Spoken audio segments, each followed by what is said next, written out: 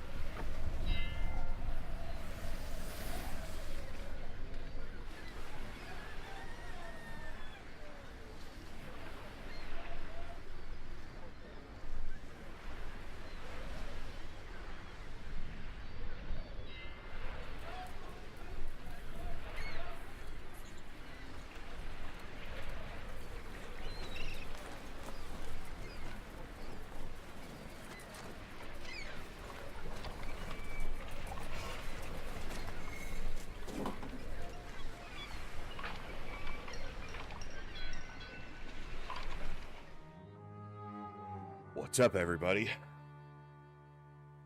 Sorry, took me a little bit longer. I had to comb my hair so I didn't look like a complete mess. I didn't shave, but I didn't want you guys waiting longer. Sorry. My schedule's just been terrible lately. I missed Friday stream yesterday because I was hoping to kind of get it a little more. I fixed it a little, but I was hoping to fix it even more before today than I did. My schedule yesterday was miserable. Sorry, I'm gonna pour myself a soda. I know it's terrible for me, but it's gonna help me wake up. But it's been more than 30 minutes since I was up, which is good because you don't want to drink caffeine usually for at least 90 minutes, but I'll go with 30 and call it a little bit better. Yesterday, and I've barely gotten any sleep the last 2 days. That's the biggest kick. But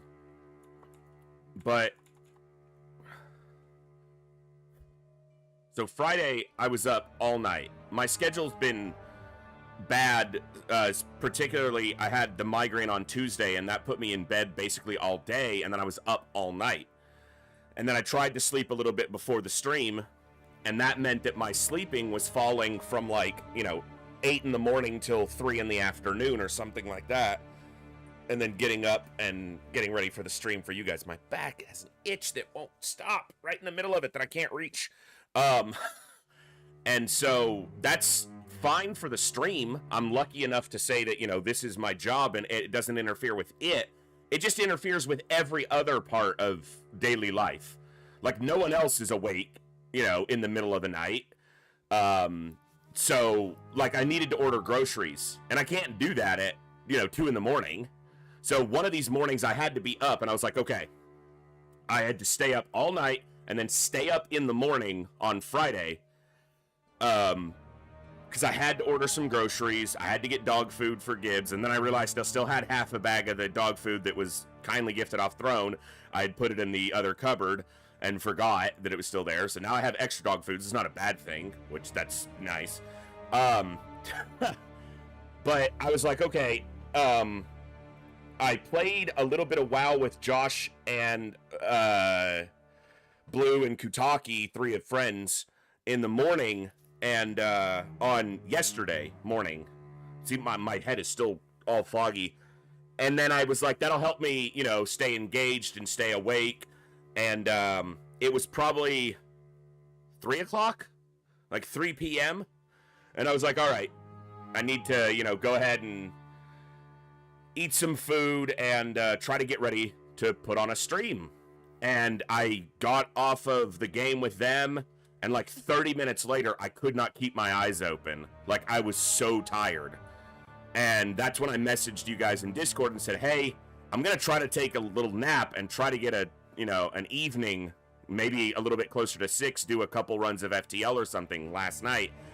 And it just never happened. I never fell asleep until probably when I was gonna try to get up and do some stream. So it was probably nearly 6 before I fell asleep. And then I woke up at 8, so I only slept a couple hours. But those 2 hours meant it was impossible for me to go back to sleep. So I was up all night again. Until 9 this morning, which was only 5 hours ago, not even. Yeah, just under 5 hours ago at this point. Well, 5 hours after I woke up.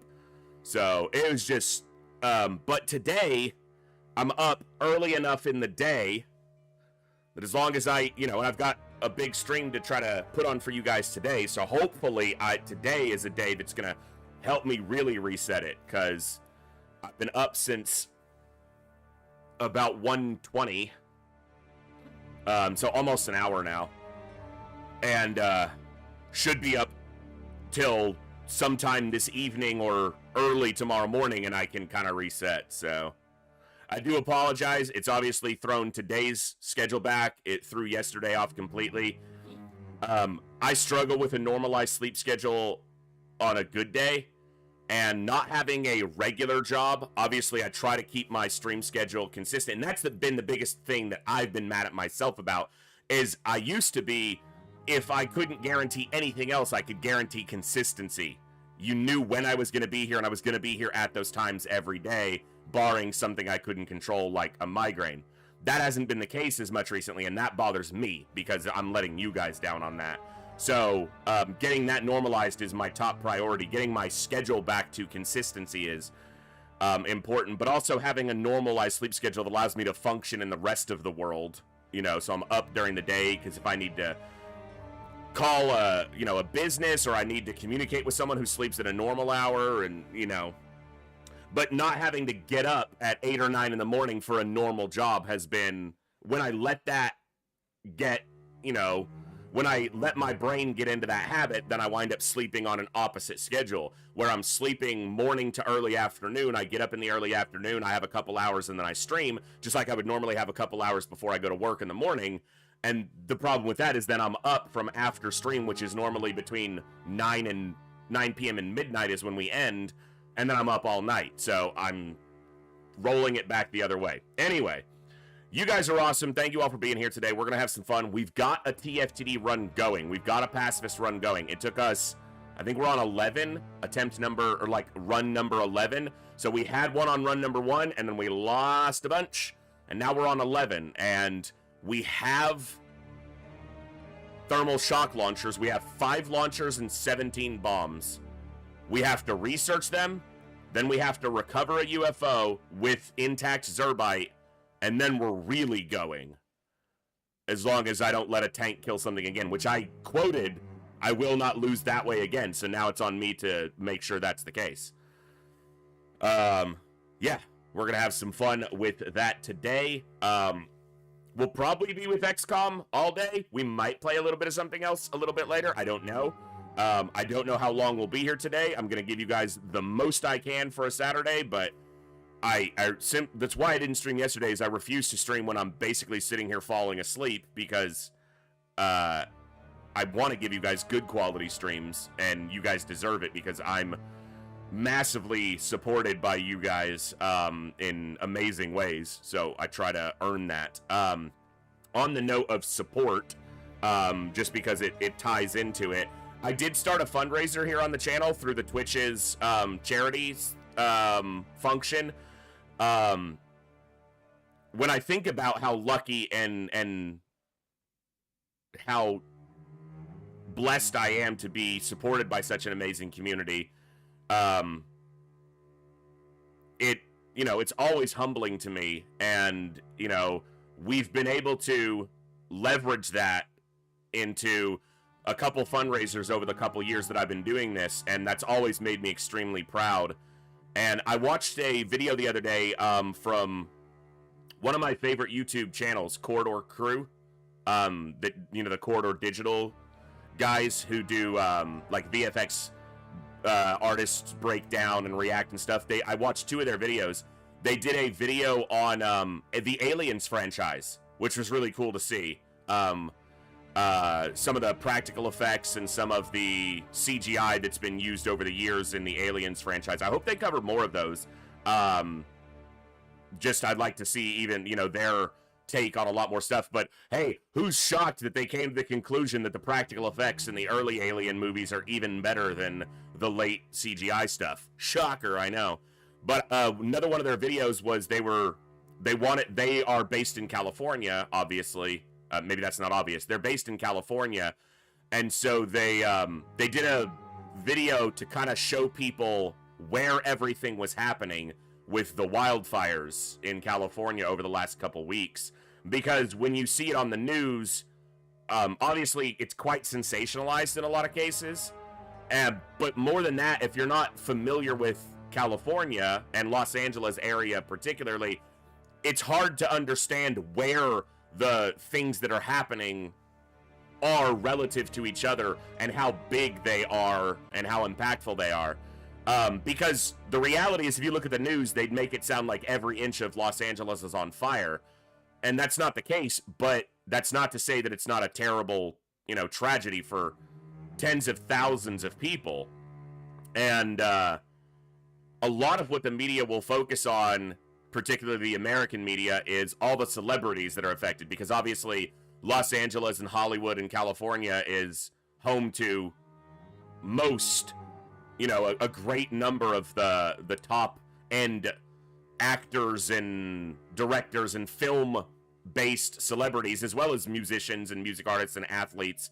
And it's easy to forget that, yeah, they might be losing their homes, and I don't care if you're rich or poor, that sucks to lose any amount of stuff to something like a fire, but there's a whole lot of regular people out there who've lost everything, and a lot of them won't get anything back because a whole lot of insurance companies have not had to, they have chosen to stop and cancel a whole lot of people's fire insurance in the wake of literally thousands of claims. So there's a lot of people who are never going to see a dime from the insurance they've paid for decades, and some of them have lost every single thing they owned because of those wildfires. So I started a fundraiser here on the Twitch channel. I just set a number of $500. That's not a goal. That's not an expectation. I just put a number there as essentially a placeholder. I don't expect anything. Obviously, it's, you know, it's there so that if we can help and benefit somebody in a small way with our tiny little corner of the internet, then we'll do that. So if you're in a position to help out, I looked at the number of charities through Twitch's fundraising or charity option that were available that would benefit people most directly affected by the fires out there, and I chose the one that I felt strongest in as far as ensuring that what we donated would go to an actual useful place and not just to somebody's greedy pocket. Anything that goes through the Twitch fundraiser, none of it goes to me. So if you donate through that, it goes straight to the charity. Twitch doesn't keep a dime. I don't keep a dime. It's all for the benefit of the fundraiser, the charity. So definitely, if you can spare even $1, it would make me extremely proud to say that we can help out at least a little bit with somebody who's lost a lot because of those terrible fires. And it's really easy, especially in the American media, for them to not only sensationalize everything, but politicize everything. And I don't give a shit about any of that. So I just want to, if we can help, I'm happy to try to leverage my tiny little corner of the internet to help. Now, I'll stop waxing on that. I know you guys are here for XCOM and good times, so TFTD, my favorite. Hey, it's one of my favorites too, so you're in the right place. We're playing TFTD in a very unique way. We're not killing any aliens. Franz, good to see you. Share, what's going on? Gamago, what's going on? Trojan, Volderis, Bob, good to see each and every one of you. Bangaron, hello, hello.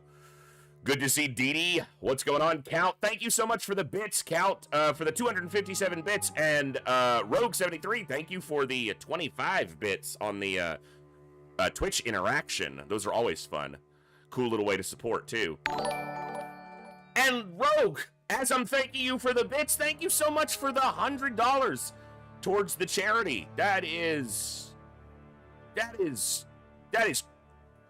all right, thank you.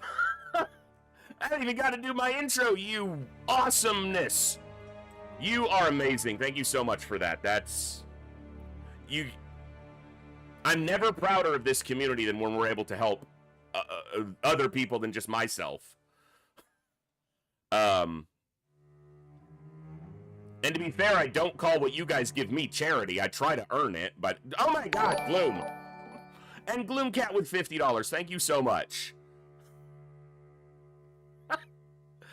Holy crap. And Volderis with 25. You guys.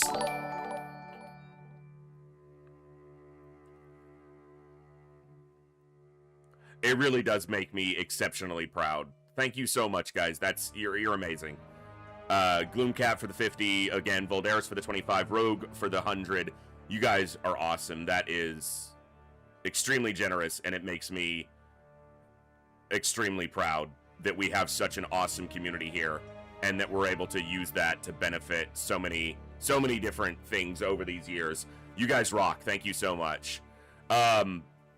Plasma Fields, Covier's, good to see you guys as well. T-Ducks, what's going on? Banelink, hello, hello. Jat, what's up, my man? Good to see each and every one of you. If I missed anybody, Ninja Zombie, there you are. Saline, what's going on? Hello to each and every one of you. If I missed you, either I didn't see your name in chat or you haven't spoken up. If you're out there lurking, enjoy your lurk. You're not called out. You don't have to speak up. I just want to let you know you're awesome for being here. Go Bears! Thank you so much for $100. Hello there. That is amazing. Not to me. $100 towards the charity, towards our fundraiser. Okay? You guys are just like, oh yeah, you want to set a number this low? Then fuck you. We'll just destroy that number. What the? Sure, we'll just casually be over half of the number that I thought was going to be asking too much before I even do my intro. Thank you guys so much. You guys rock. Holy crap. All right. Let me try to get to the XCOM. Let me try to get to some XCOM here. All right. I gotta reset my headset real quick because it's getting some static. Hold on.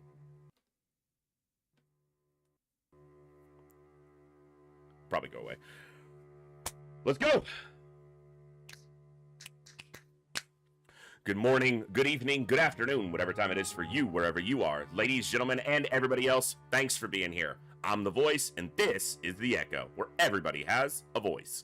That means me, you, our games, our characters, our stories, our heroes and villains, successes and failures, the ups, the downs, the good, the bad, the wins, and the losses in all things sci-fi and fantasy, particularly and especially gaming. This is a place where we come together to enjoy those things alongside challenging gameplay in a chill environment as part of an awesome community of amazing people. That's each and every one of you. Whether it's your first time here, whether you're a long-time regular, whether you're a lurker or a chatter, whether you recently returned to the stream, tuned in by accident, got here through our way one day, found us on YouTube, or are tuning in on a YouTube side. Whatever got you here today, the time you guys choose to spend here is awesome and amazing and extremely valuable to me. So thank you very much for that. And thank you for all the ways you guys choose to support the stream, the channel, the community, and me, and give me the continued opportunity to create this space, curate this experience, and share some good times, good vibes, and good games with a great group of awesome people. Today, we are continuing our Terror from the Deep, XCOM, Terror from the Deep, Superhuman, Pure Iron Man, Pacifist Challenge Run, 0 offensive molecular control allowed, no tanks allowed. We are getting from the start of the campaign to the end of the campaign, Pure Iron Man, with 0 aliens killed. That's the challenge. We've done it once before, a couple years ago. We had a run, the first run this time around, we had going. We're calling that the Unicorn Run. And then it got killed. Just like the Unicorn in Legend. And we're trying to, we spent the last couple days trying to get another run going, and we got another one. We're on attempt number 11. We've got thermal shock launchers secured. Base defense on the first day of May, I think it was. And now we have to research them and then capture a sub that's intact or a crashed cruiser, which almost always has Zerbite intact. We need to acquire 50 Zerbite, which allows us to make 50 more thermal shock bombs. Once we do that, we're truly going forward, so. But is pacifism a political ideology because this is a no politics channel? Might be an invalid run. No. I wouldn't say pacifism's particularly a political ideology either. Because I've known people of very different political ideologies who don't like unnecessary violence, is the only way I'll phrase it. I'm not a pacifist. I'm not someone who decries conflict as sometimes a necessity of the unfortunateness of the world we inhabit sometimes, but yeah, we're not going to politicize it, I'll tell you that. It's a way to have a challenge in this XCOM run, and that's the last we'll say about it from a political standpoint. I know Bjorn was mostly just joking, but I'll just make sure we don't drift into that. So, all right. Yeah, run number 11. We have... Also, I adjusted the game volume. I listened to the last VOD and realized that the game sound, the game music, was still really loud, even compared to me. I adjusted it down a little bit. You guys let me know how, if I need to adjust the game volume anymore. So we have 5 launchers and 17 bombs. So we need to get those researched. Music is still loud compared to me. That's so crazy because look how low it is.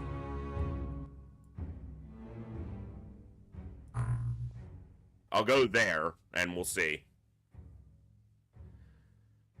We're not going to go after this because this is going to have disruptor pulse launchers. And we're also not done with we just started researching the launchers. So, even more reason to not go after it, but.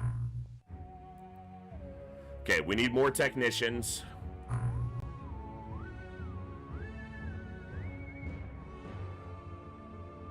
One more soldier for now. Let's build laboratory, workshop, living quarters.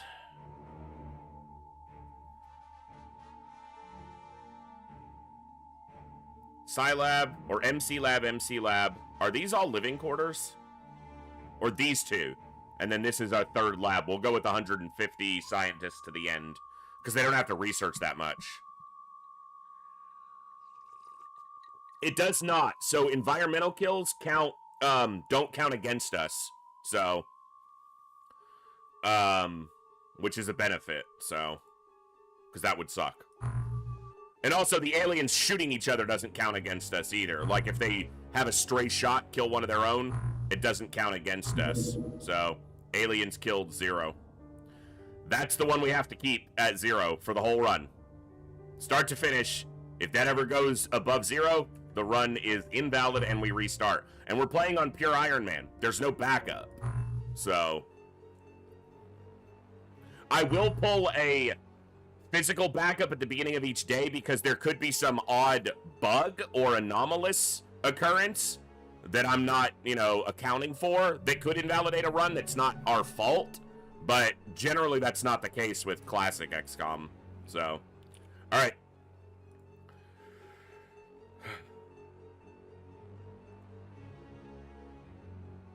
And that should put our score firmly, well, not firmly in the positive. We will need like another couple UFOs shot down or sub shot down. And then, because we're going to have to mitigate a terror site. So, during this month for score.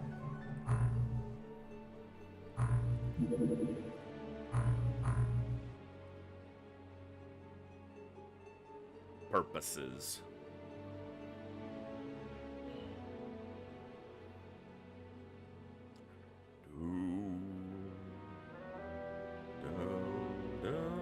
This is about to finish, right? Yeah. There we go. I was a little bit impatient. I was right ahead of it. Me impatient? Never. Okay, that's been 10 days. Are you guys done yet? Jesus, it's a little thingy that launches a little thingy. Like, it's not, thank you. It's not hard. I can figure it out.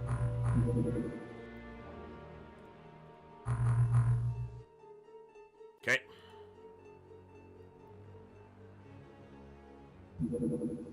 There we go.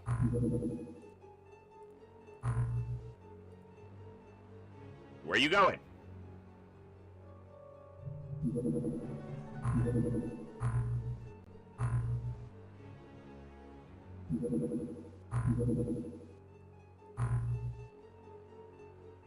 Be a cruiser. It's not a cruiser, it's an escort. If I shoot this down, the Zerbite almost always gets destroyed. So, I'm just going to blow it up, but I'm not going to be able to recover it because I can't risk losing the Zerbite. I guess I could go to it and see if it's intact, if I get the bombs done in time, which I should. Also,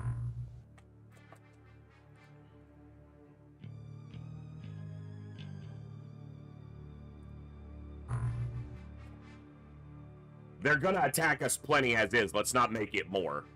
Thank you, Dee Dee.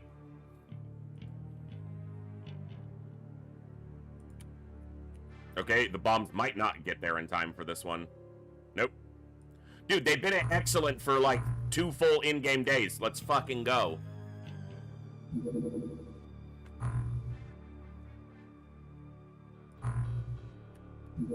Thank you. Alright. Okay.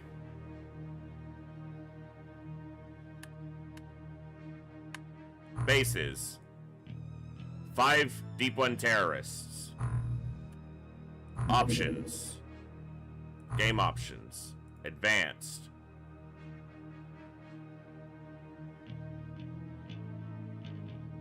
Live alien sale is off. Bases. Reject 1 Deep One.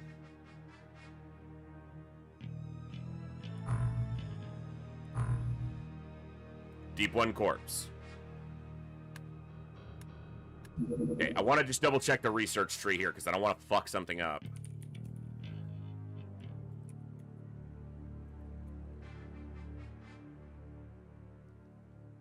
As long as I do the Deep One corpse first.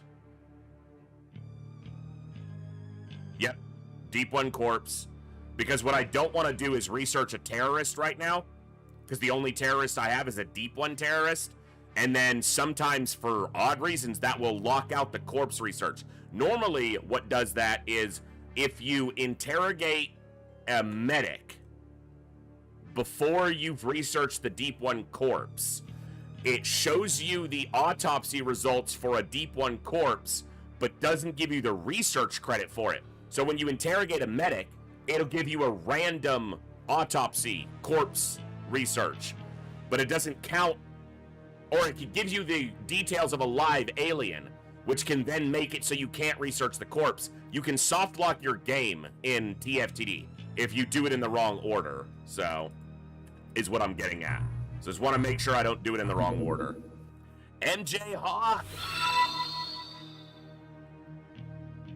Sleeping aliens lie in every corner. Sleeping? Sleeping aliens. MJ Hawk, thank you so much for 16 months. I read 18. 16 months of tier 1 support. It's so awesome to have you here. Thank you so much, sir.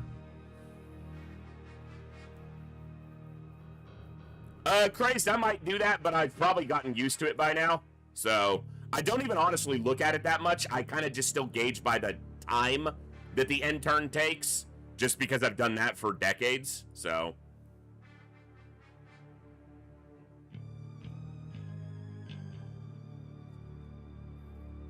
Why? My camera got moved because Gibbs bumped into my desk and moved everything around, so. Whatever. Now it's pointed too low, so. And now it's pointed too high, and now it's pointed too low. Hold on. Yeah, that was gonna happen. 1 second while I reset the camera. Donation bar is gone. It shouldn't be. I will double check.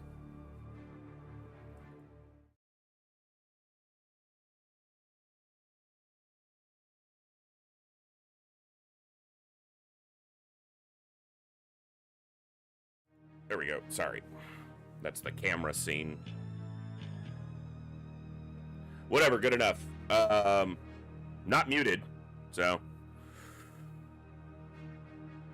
I still see the fundraiser bar on my screen. Everything should still be on for the charity fundraiser. If someone else hasn't seen it, let me know, and I'll double check everything. But like I said, I just did, I guess, actually, and it looks like it's good. Okay. So we started on the Deep One corpse before we do the live Deep One.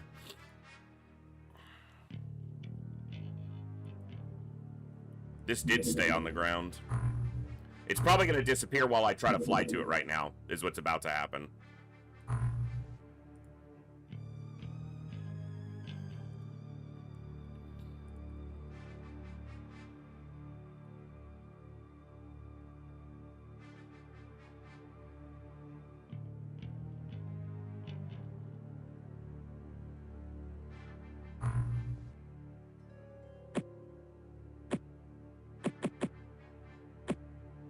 Oh, you know what? I should. Hold on.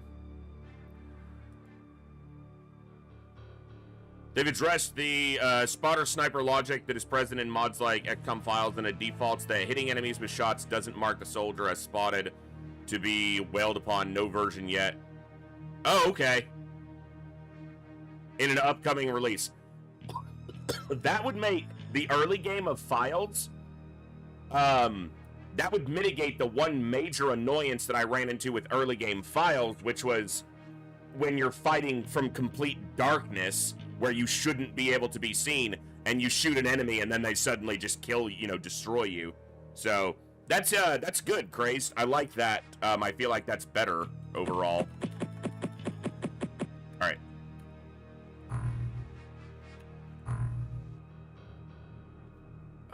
Sort by firing accuracy. Holy crap, a lot of these people can't shoot. Look at that. Okay, a lot of these people can, though.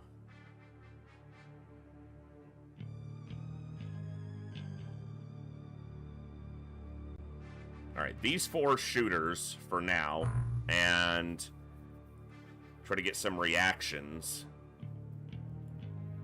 on the front. So Artur and Jeff Martin. Original order. Oh, those guys were towards the front anyway. That worked.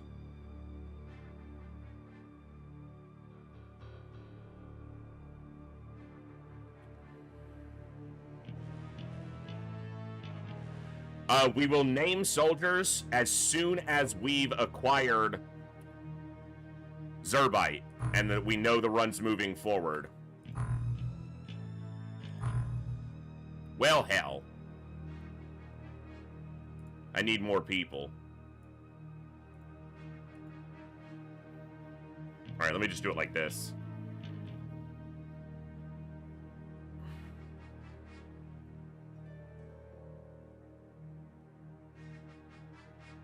Oh, they have high firing accuracy too, and high reactions.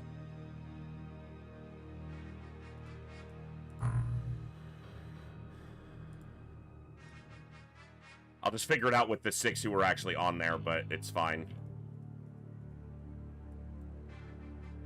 Okay. Oh, my camera froze again. Sorry. Give me a second. I don't look over there that often, so I'm not going to notice it until I look over there, so give me a second. Gonna be one of those camera days. All right.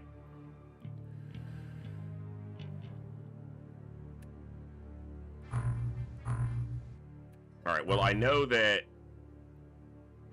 you're kind of good on both, but let's go reactions there. Reactions. You're a shooter. I like that a lot of them have both. You're definitely a shooter and nothing else. Everyone here's got firing accuracy and reactions that are pretty good. That's in a good initial crew. Let's grab 2 more. A lot of these other people suck.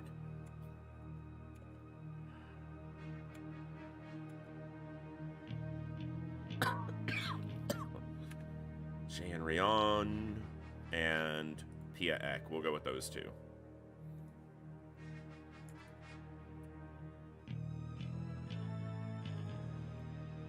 Okay.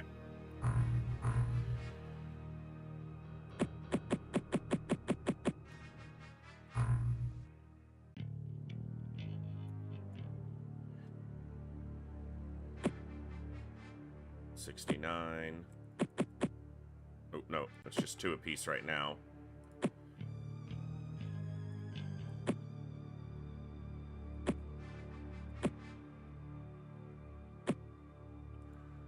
Okay, the camera just froze again immediately, didn't it? Son of a bitch.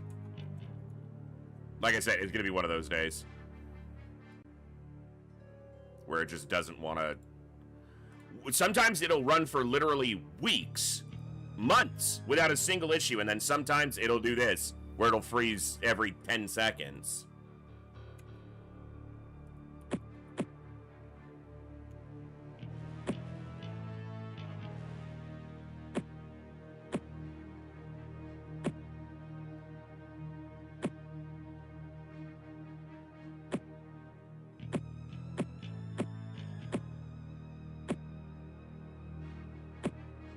All right.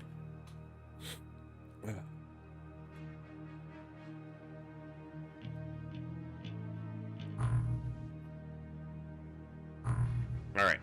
We're gonna fly down to this. We're gonna check to see if the Zerbite is intact, if we can, before we fire any shots. If we even get there before it, hold on, can I...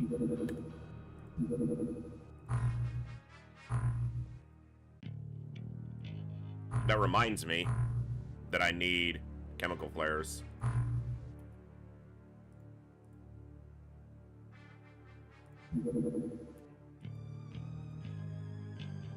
I don't want this in the dark, so... Which might give it time to despawn, but... And we got there. Alright. We're not going to waste any shots until we verify that the Zerbite is intact. It's about the worst map.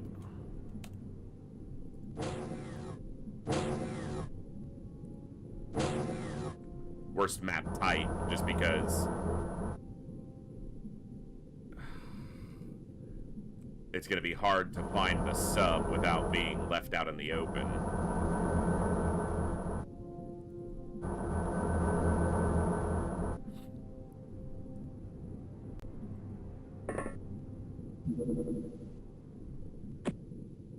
Okay, camera. Hold on, guys. Fucking annoying.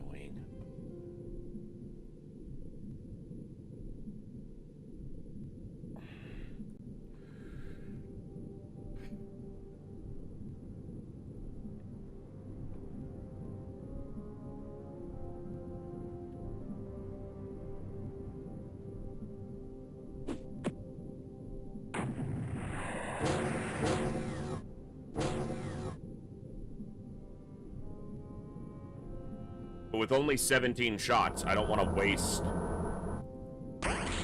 any until I know that we can get some Zerbite. Okay, it looks intact. It looks fully intact.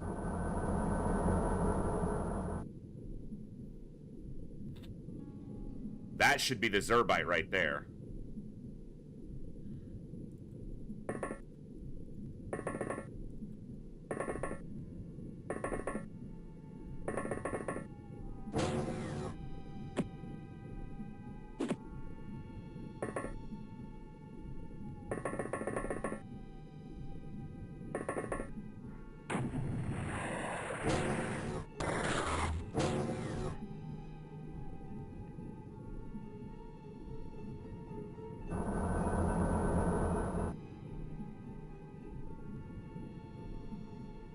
It's fully intact. See if this works. I can't waste too many shots, but...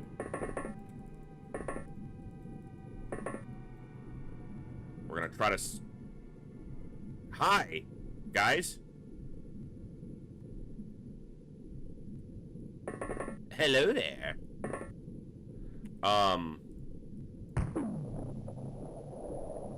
Start like that. And then... Hello there. We're gonna try to bank one shot.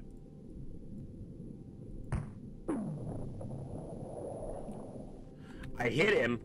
That hit is on this guy, but it didn't take him down. Tank's probably gonna get borked, but...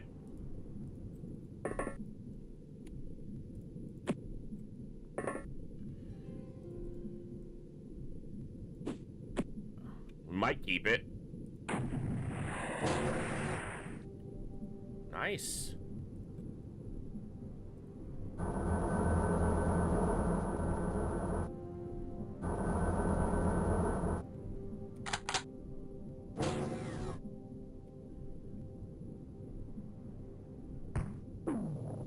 Get them both. Oh, it hit them both. Because these 4 hits are on the tank, and those 2 hits are on that guy, and probably that guy, because I don't think there's another one over here.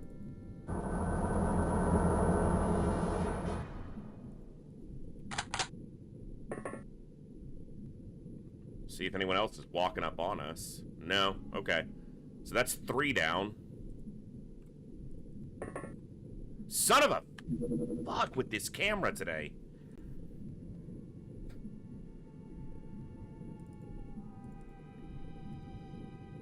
And it doesn't make any sense because I don't think it's the camera physically, it's OBS.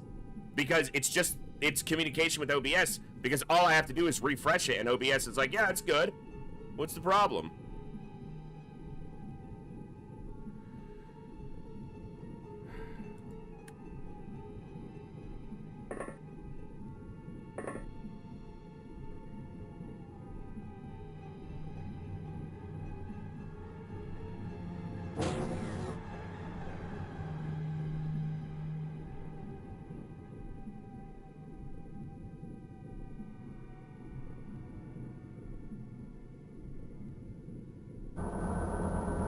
Well, that's what I've done every time I've physically rebooted it. DD is messed with the connector on it, but I'm not going to sit here doing that all day if I don't have to.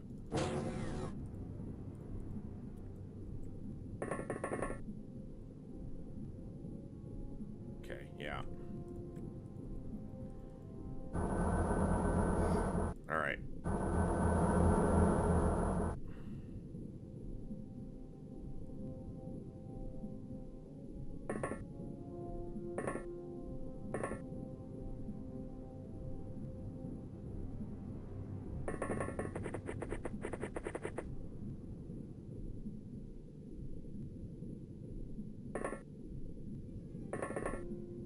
What I'm not going to do is let it get me mad. It's not that big of a deal. Even if it takes a couple seconds to reboot it a couple times an hour, fine. Not a big deal. We're lucky enough to be here on a Saturday, hanging out with each other, putting an awesome fundraiser together. You guys are amazing for doing over half of that fundraiser goal right out of the gate. That's extremely awesome of all of you. Thank you for everybody just tuning in, but definitely to those awesome donators towards an awesome charity that I hope is going to benefit some people who really need it right now. So yeah, we call this the don't shoot me. We call this the tank bank, where we need to hit a guy who we can't take a direct shot on, so we do that. Very nice. Exactly, Coviers, exactly. See, it's all about perspective, right? So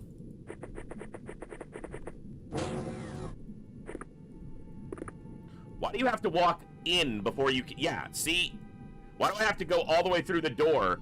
Because now this guy's gonna die. Why do I have to step into that tile to see? Like, you can't see any of the room until there? Ay, ay, ay.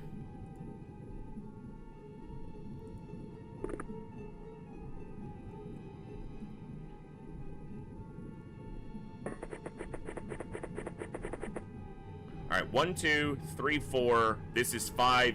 This is 6. Total count on scumbags right now.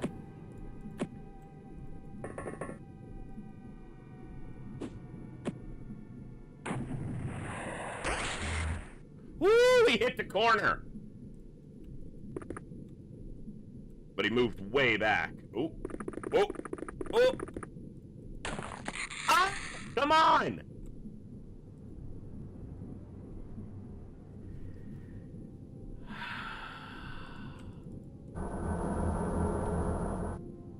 It didn't even connect, apparently.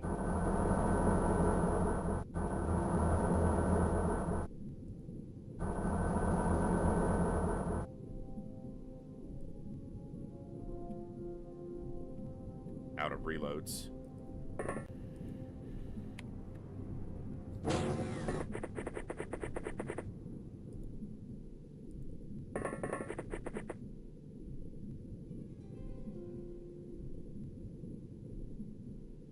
Let me see here. Hold on. Let him cook.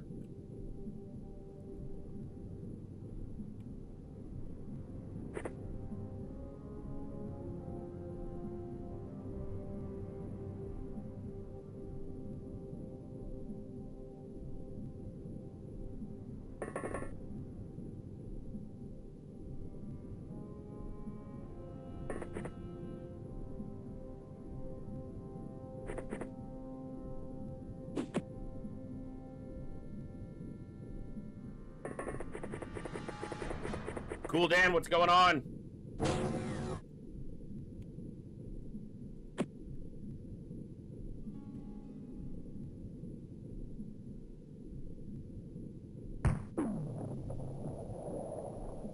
Wow, it sailed through the window and hit back here. Didn't hit either of them.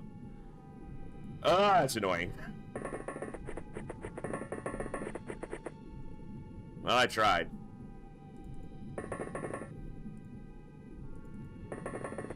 We gotta secure this craft. This is our Zerbite. Expected. Unfortunate, but expected.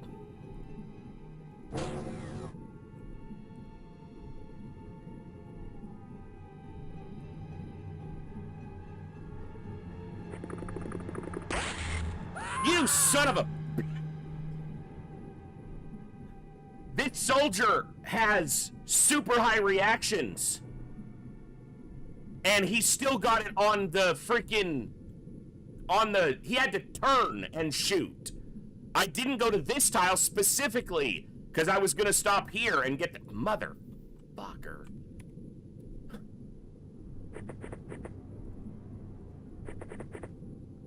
You're not going to have enough. Son of a bitch. Ah, that's frustrating.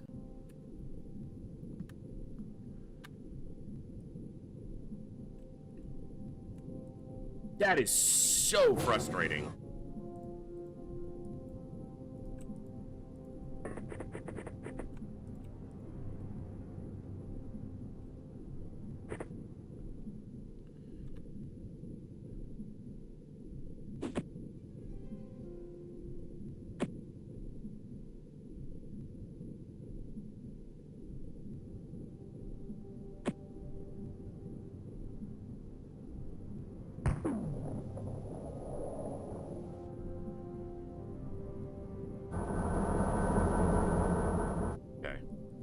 That might be the last one. 1, 2, 3, 4, 5. It might be. Might not be, but...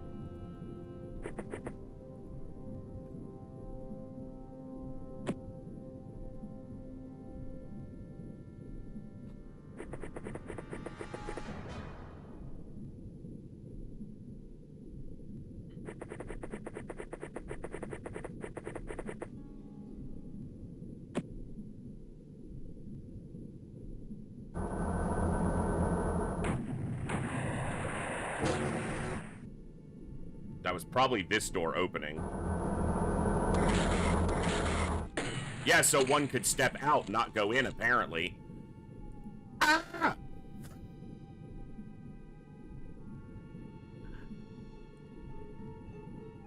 It is still very possible to lose these missions on panic chains, so...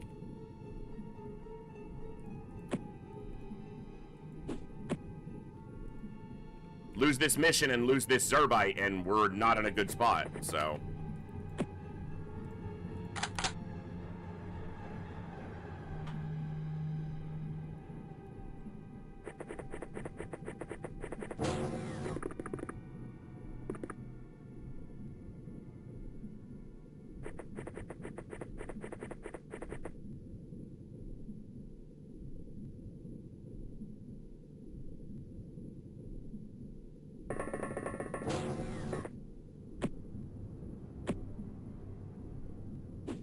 There are, at most, 2 aliens left, I believe. I think it's just the one, but it might be 2 over there by at the sub.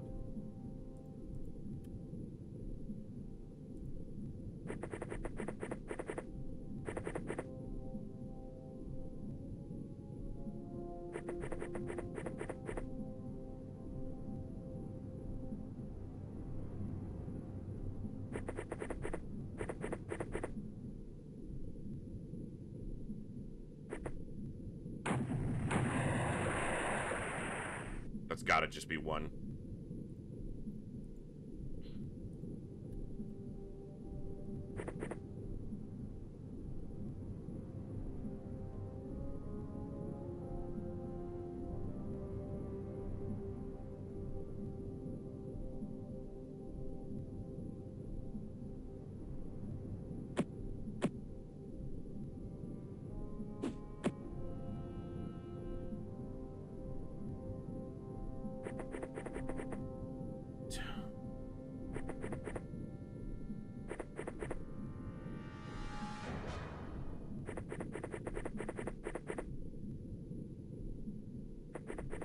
He's in the perfect place.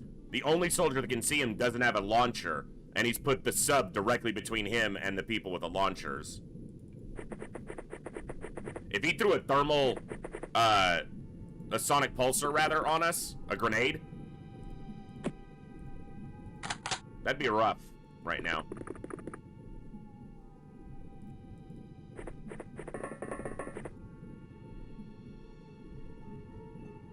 Or if someone came out this door and did it. That was him going into the sub, probably.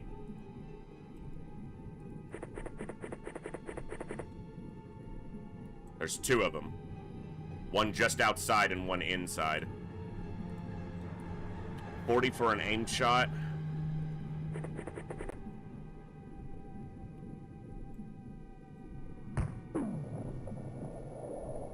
Son of a bitch. It must have impacted on this angle, which stopped it from propagating around the corner. I guess I got fancy trying to take that shot, but trying not to die. I don't wanna die.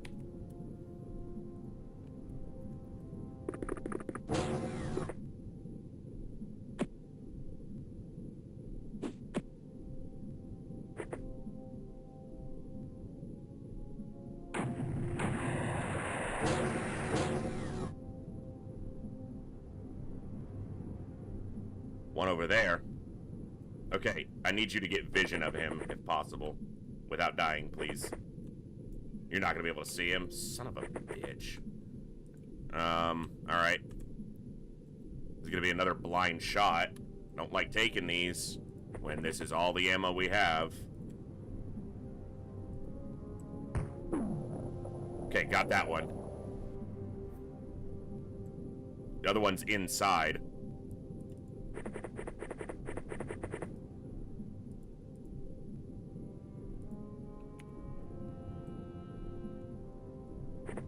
And this guy apparently is really low on energy.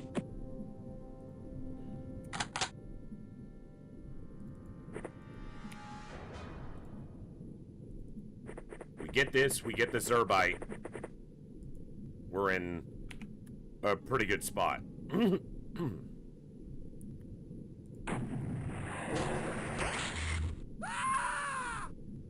panic chain. Okay. It was one, but could have been worse. Fuck. Irritating. And now, where is he? He's on the side where our launchers can't fucking see him. The one person who has a launcher that can see him is currently berserking.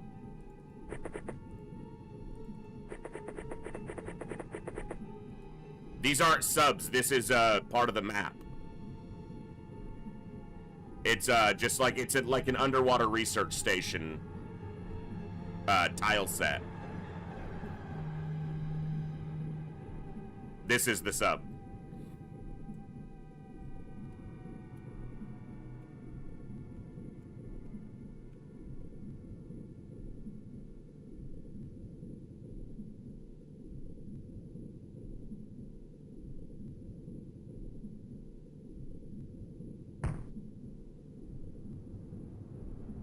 Couldn't impact the ground. That would have been helpful.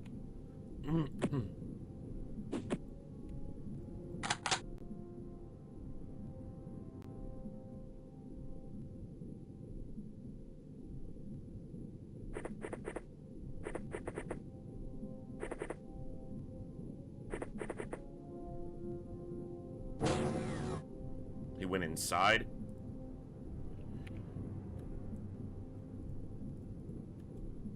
No, he didn't.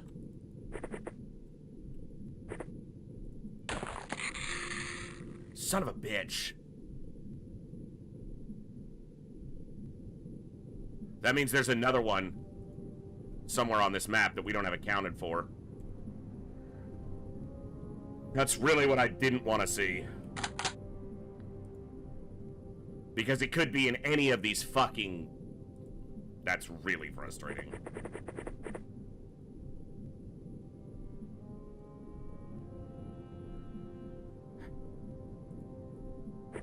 I don't have a lot of shots left. I got one here.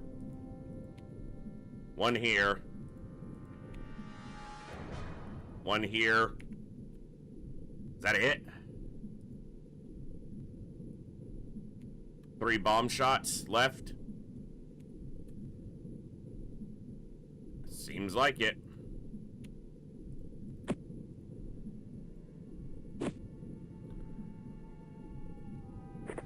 Yeah, how about you don't waste that?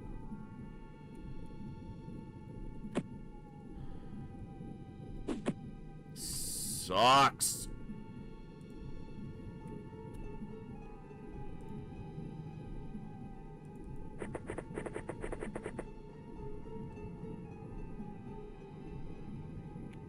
Yeah, but we're not playing XCOM for realism, so...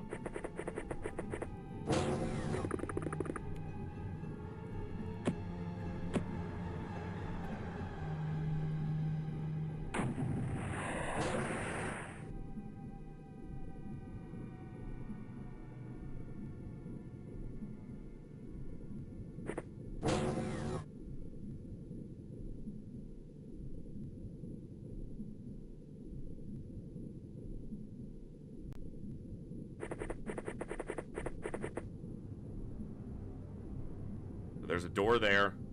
Door there. Interior door's here, but he's not in here. So it's either here, here, or here. Only places it can be.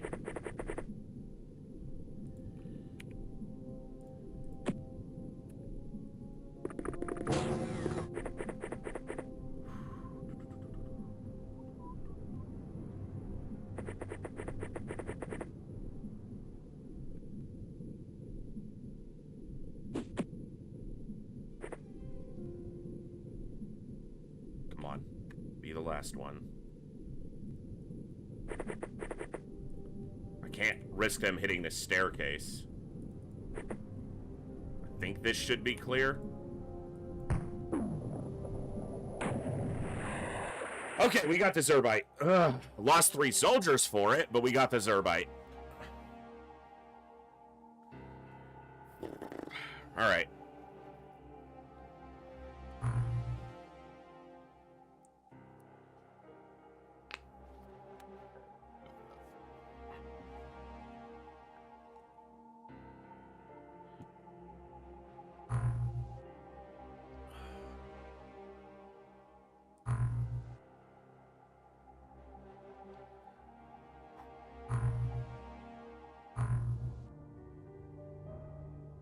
Well, there's 2 of the guys with the most highest reactions, too.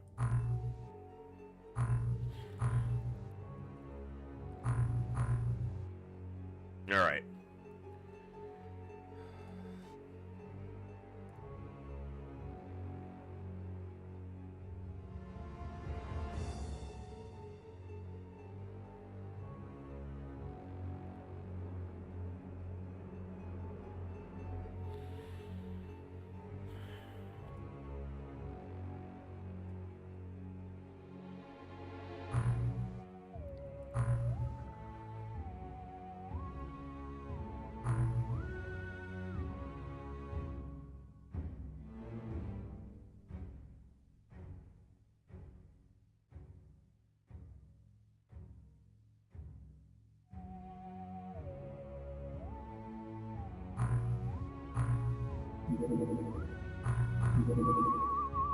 Okay. Da-da-da-dum.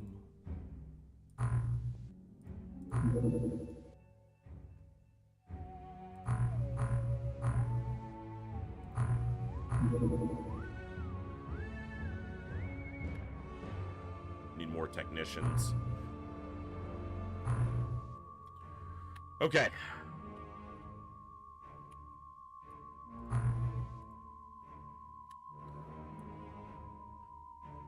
As long as we can get some bombs out before we need them, then we're good. Like, if we got attacked right now, that'd be pretty unfortunate.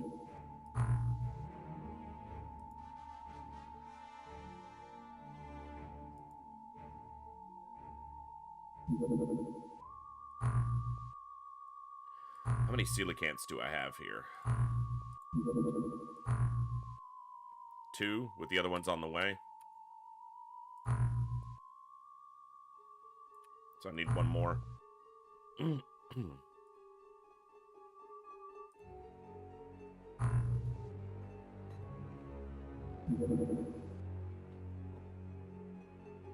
Hold, I gotta turn on this heater, sorry. Okay, general stores there is done.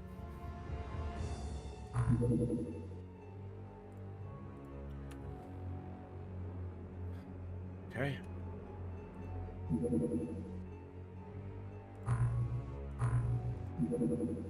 Eight more techs. We're having the other workshop coming along. Okay, almost done with the corpse.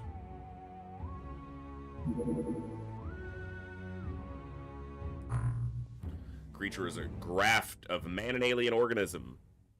The human brain is massively altered to accommodate control electronics in the alien cortex. All vestiges of the human body seem lost save one, the eyes. The surgical graft appears to allow the alien fetus to consume the human host as it grows. The tough skin of the creature appears to be a non-organic metallic mesh, extremely strong and flexible. The resulting crossbreed is strong, fast, and utterly under the control of the aliens. Ew.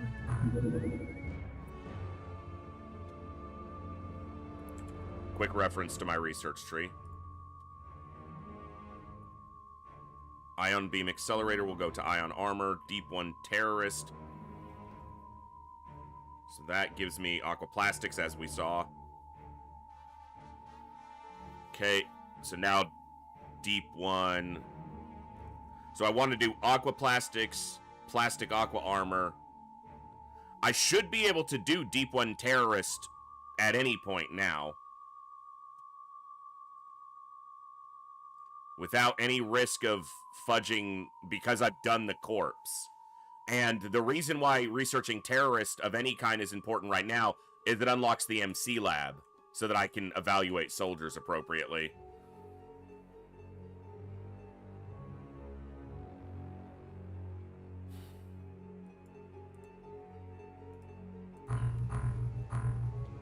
Okay.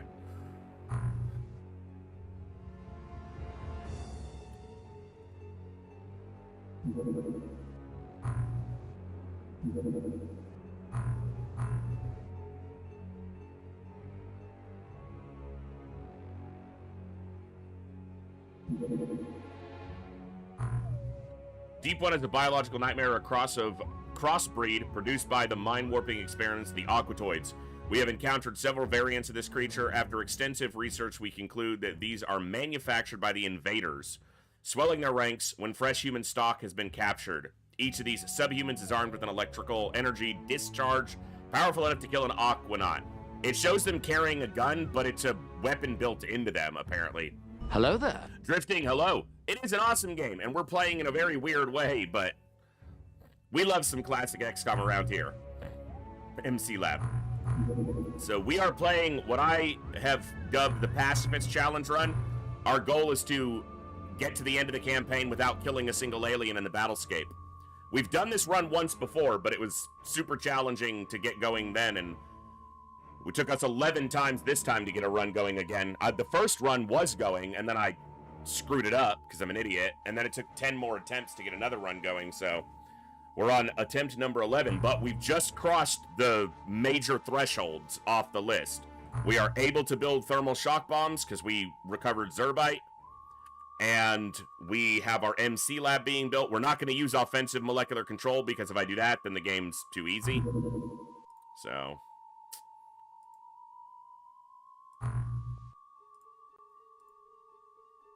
all right, and then double MC lab, laboratory, and our primary base is done. So, all right.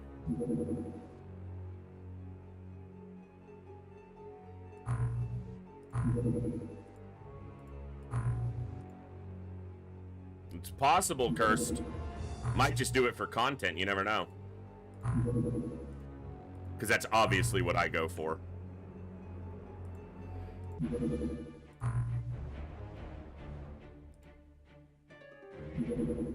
Okay, are we building another base? Or doing another infiltration? Really, guys?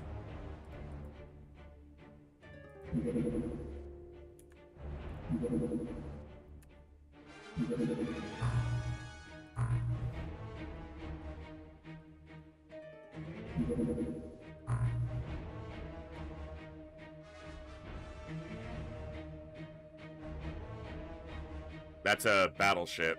Can't engage that in the air.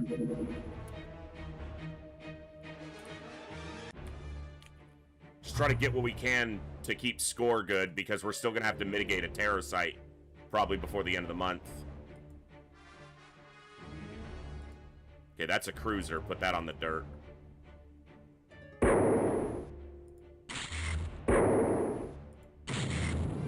I don't have to play anything. We will be returning to Long War at some point. Whether that's at the conclusion of this run, during this run, I don't know. I need to find some time to work on Long War more and try to figure out more of the bugs that we're having. I cannot deploy to this until I determine if they've attacked or going to attack the base or not. Drifting, thank you so much for the follow. Welcome to the Echo. Glad to have you here. Hope you're doing awesome today. Always glad to see new faces popping up. I'm almost certain that these are either infiltration or colony build, but until I know, I don't want to deploy to that. But I do want to get this recovery, because it's going to push us high enough that no matter what the score is on the terror mission, we will stay healthily positive in the score.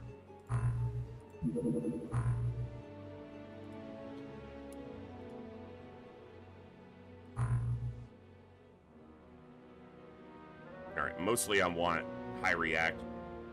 I want high reactions. Liam Douglas, go to the front. He was trying to hide in the back, but wow, those are some stats. Damn. For starting soldier stat, I mean, they've been on some missions, but as a lieutenant still, those are some stats. I hope they've got good MC strength.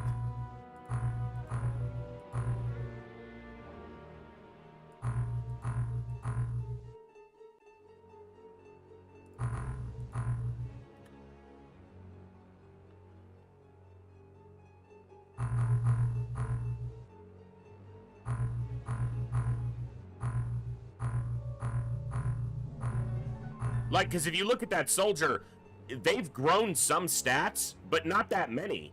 Like, their firing accuracy has grown.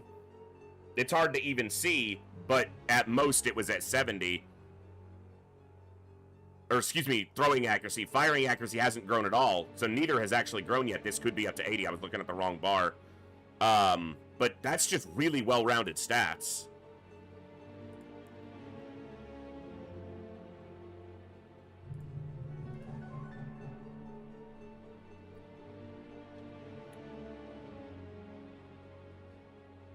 I have no idea what they're...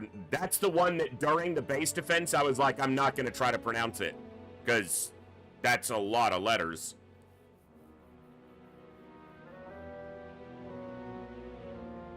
Exenosar? Exenosar? No, I'm not going to try. It's that. It's that right there. It's long.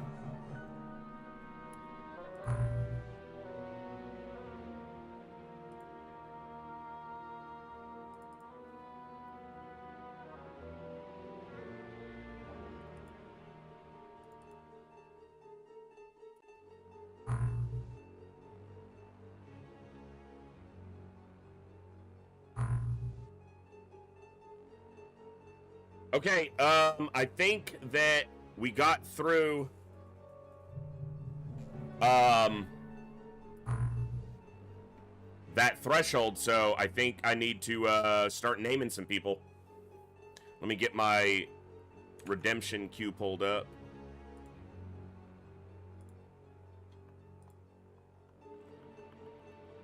Review queue.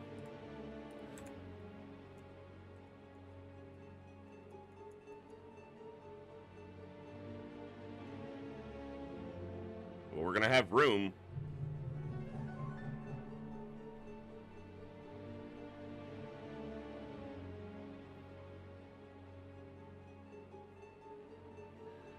Okay. Let's go down the list in order.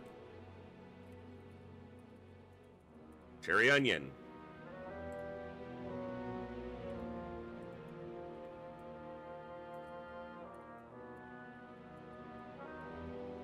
Jenny.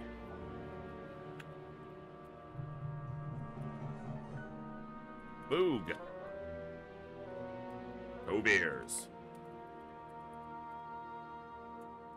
Pinwriter.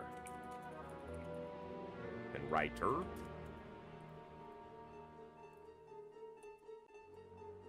Bob of Buffalo. First orange. Oh, I missed one.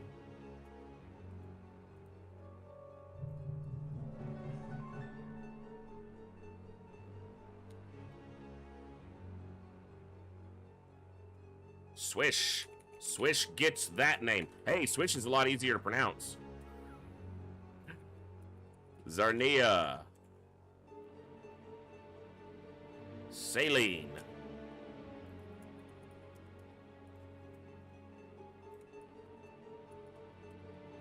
Bizarre. I got cherry again. Rejected. You're already in. Ragged Edge. Holiday. Jet again. Covier's again. Bluegrass.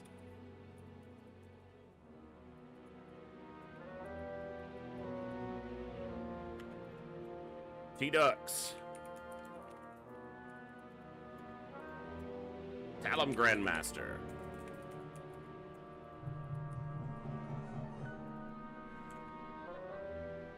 Gul'dan and Count coming up.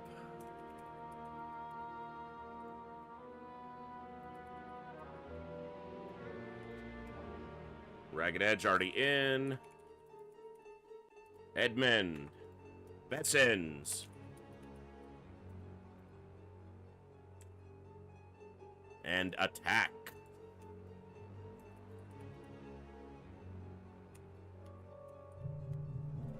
All right. Complete all. All right. There will be more soldiers, but that's the start. There's probably a few more now if you've got channel points you want to get into the fight. We've got 1, 2, 3, 4, 5, 6, 7 still waiting on names right now. Some of these soldiers may get filtered and swapped over to new ones if we get an MC lab up and their MC strength is absolute garbage and their other stats are also bad. If they have other good stats, you're in, T-Ducks. You're in, you dork. You're right there. Judge.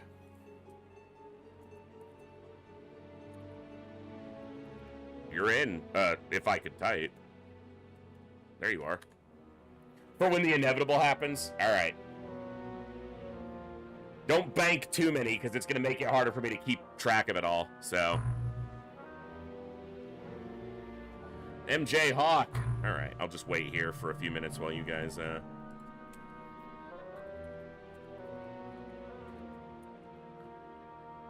Plasma Fields.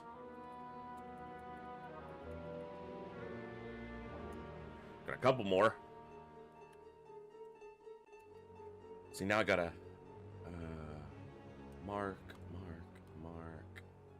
All right. Dee Dee. Did I not have you in already? Nope. All right. Dee Dee is up.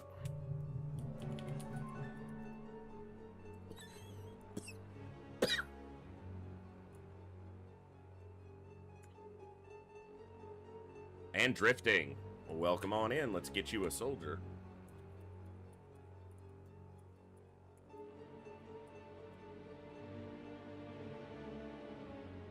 I think I got it right.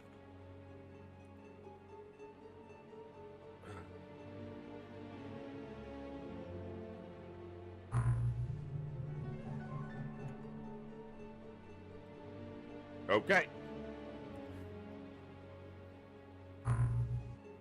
Now, we'll have a couple crews, and I'll try to filter people, you know, cycle people in and out, but we're going to use the best soldiers we have available most of the time, so not everyone's going to see the same amount of field time. I'll do what I can.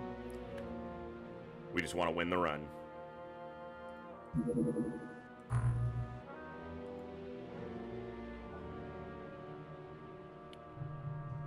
I'm gonna wait till the next in-game day, because I don't want to hit this at night.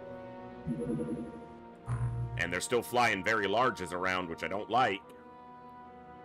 I'm feeling they either did another infiltration or are building another colony right there.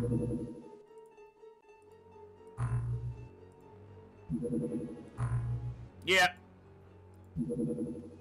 A third colony, so there's a second one around somewhere too.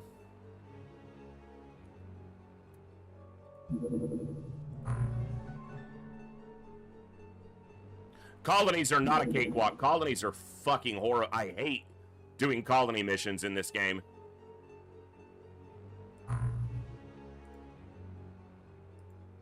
I will not do a colony unless it is absolutely a necessity. Dude, what is all this activity over Europe? Like, there are other parts of the world, fellas.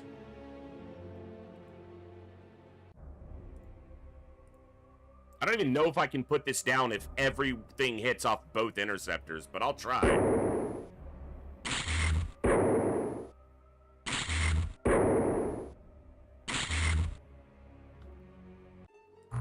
Colonies are just so poorly designed in this, honestly. They're the worst part of this other than the shipping lane attacks, which are really frustrating.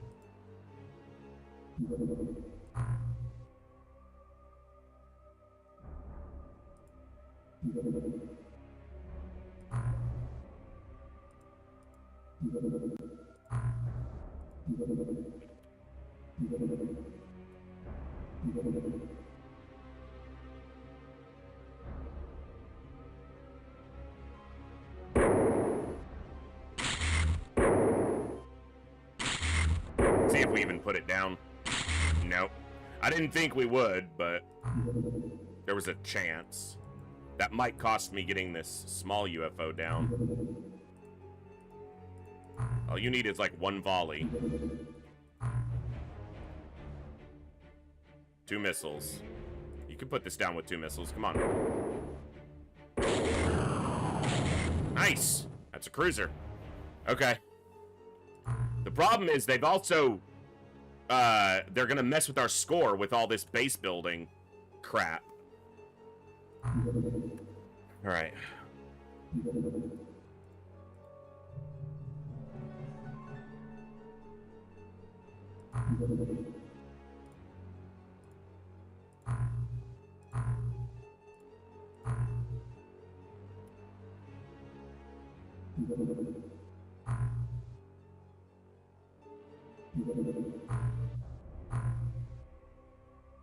Alright, Cherry.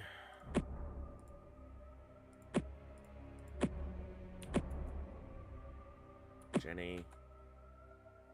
Boog looks good. Covier's good for now. They're actually not inaccurate. So I might come around and give you a launcher, but...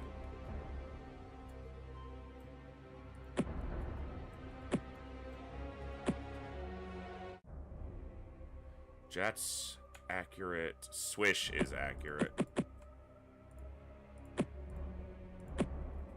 And strong. Okay.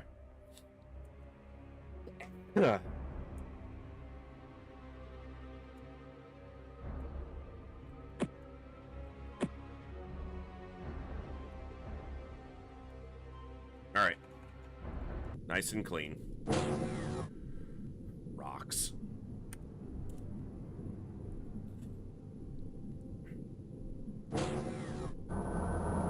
Where's our corner? So we're kind of midway on one side, which is about the most annoying. Well, there's our Zerbite.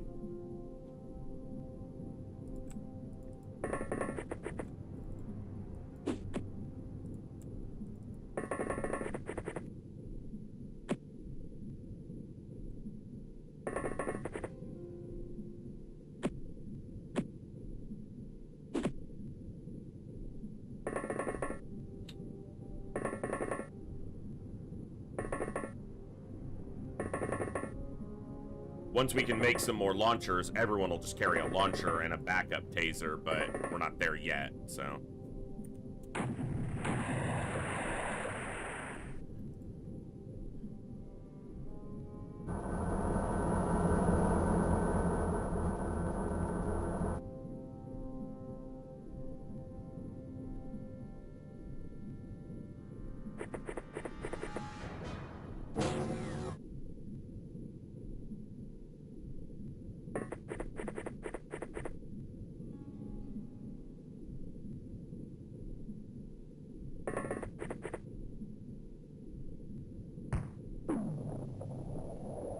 Nice. Good shot. One down.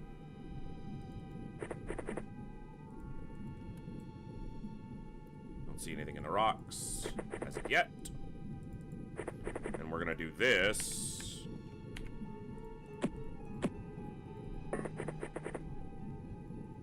Right here.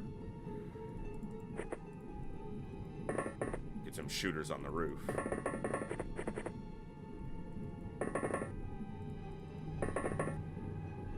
Pull back.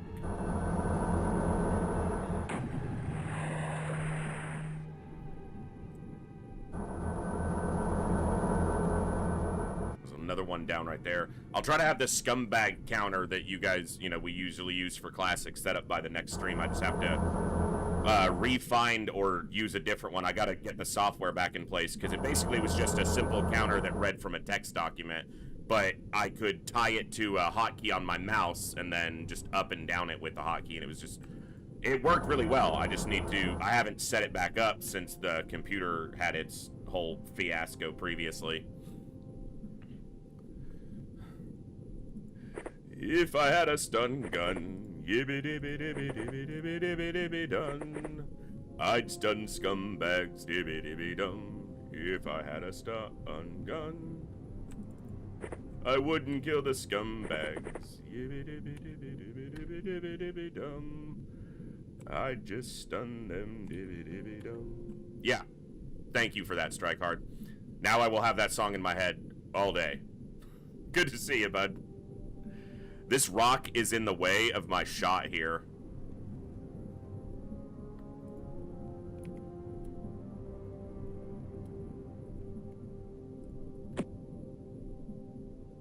Oh, I've had the Fiddler on the Roof soundtrack stuck in my head for like a week. I was playing like, yeah, there you go.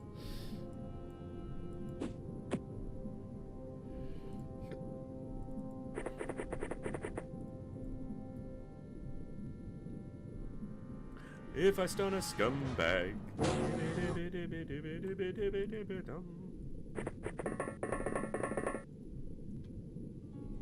all day long I'd biddy biddy bum. If I stunned a scumbag. Ooh. I think there's a shot here. If I hit this rock, it's gonna propagate down. So we do play with settings that are slightly off vanilla. One of them is explosion height, because explosions, particularly in a fluid like water, would not simply propagate horizontally only. And while I know explosions in like media are often overblown in the scope, like grenades always make a fireball, which is so incorrect, but they affect a broad area, and that area is not simply lateral. It's, it's vertical as well. So I keep explosion height set to at least 2 and usually 3.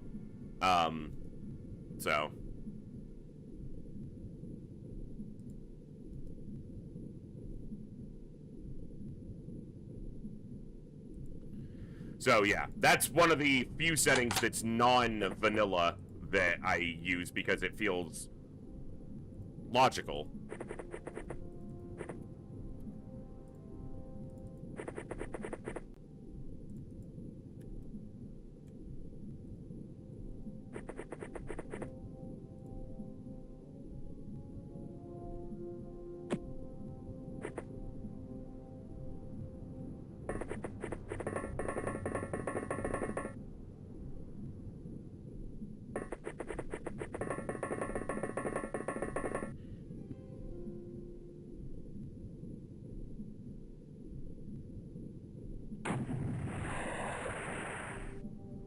Alright, so we've got 3 scumbags on the dirt.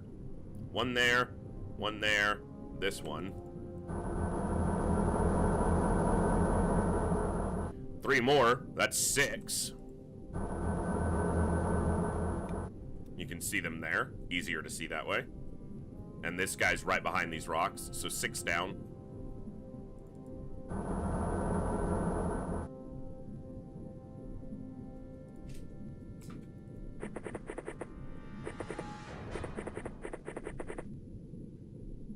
I hate these maps, though. Rock and coral formations and all this. So annoying to scout through.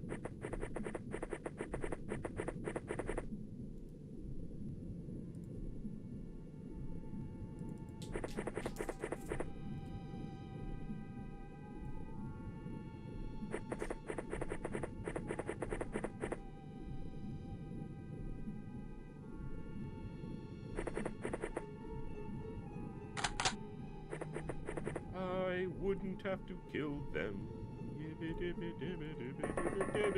Dum. If I had a dibby gun. If I had a stun gun. So 6, what's the count here? 9 to 13 on a crash? Cruiser?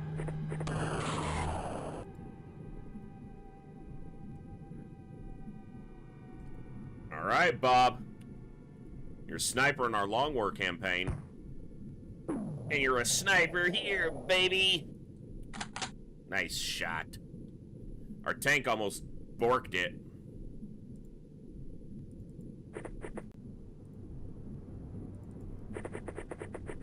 You ain't got no health, coelacanth. Alright, there's a scumbag right behind this wall right here, but I don't know if I hit here if it propagates enough to hurt him. But you know what? We're gonna find out. Oh! He is down! Fuck yeah, 6 to 13. Thank you, Jat. So, we are looking at 8 down right now, because we had 6. So, 4, 5, there's one here, 6, 7, 8. It is quite a range. I like it.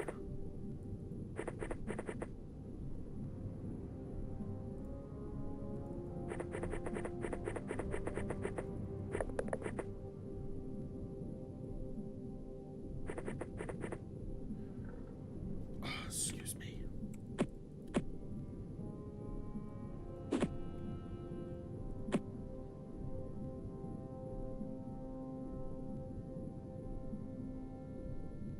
That was a great shot. Both those shots were excellent. Right where we needed them.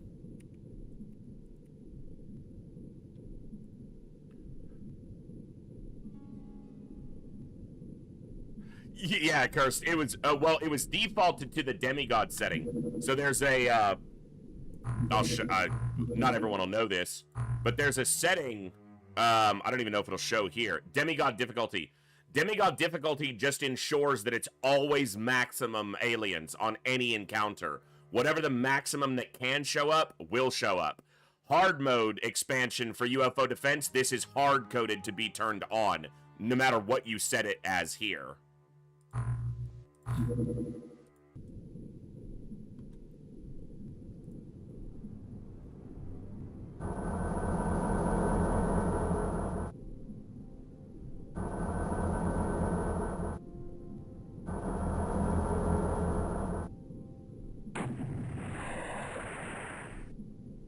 Hello, sir.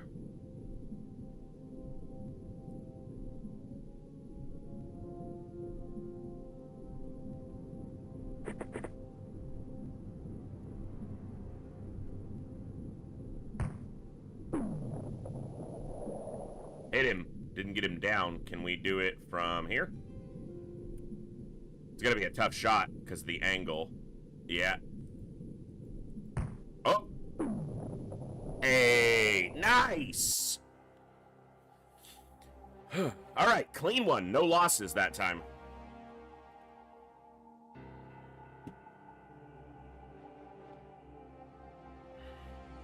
And 24 aquaplastics. That's big.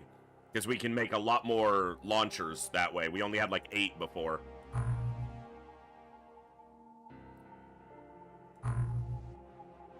This game is easy. That's right, Count. You know it.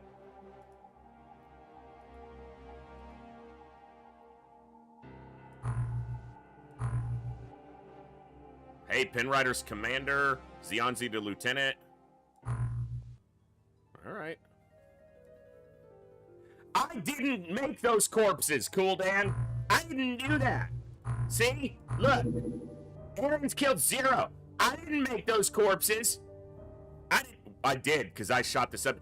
I didn't do it on the battlescape, okay? There's no way to do a purely... Theoretically, it's mathematically possible to do a purely pacifist run other than the Deep One corpse that you need. It would be possible if the game was very generous in the RNG that you could only ever go after landed subs instead of shooting subs down, but you would have to have the game, that would be like a 1 in a billion RNG, because they would have to land, there'd be no way to mitigate score in the early months. It'd be almost no way to do it. So, like, literally like a 1 in a billion to be able to do a truly pacifist run where you never kill an alien. And you'd also have to rely on the aliens to kill a Deep One via environmental damage so that you could say you never killed anything. So...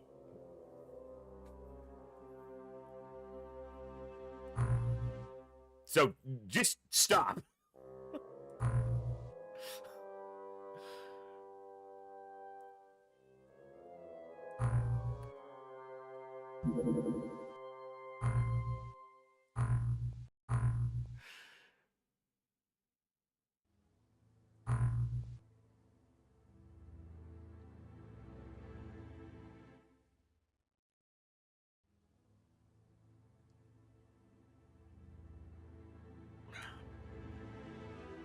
All right.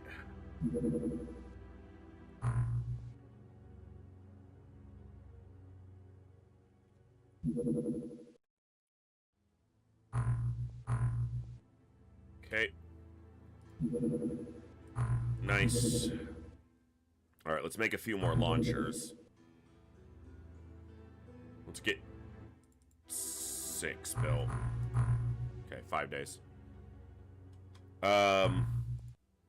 Okay, score's back up enough that we should be able to mitigate a terror site. We can also try to go after a terror site right now, but...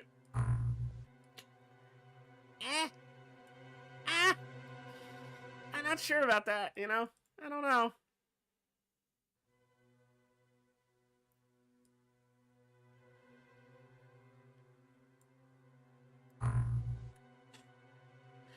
Armor cosplay at 2,000 followers? Yeah, maybe.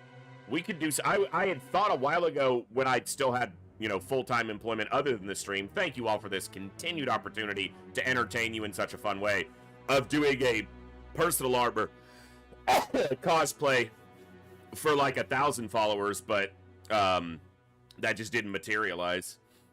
But we might try to do something fun for 2,000, which is a ways off.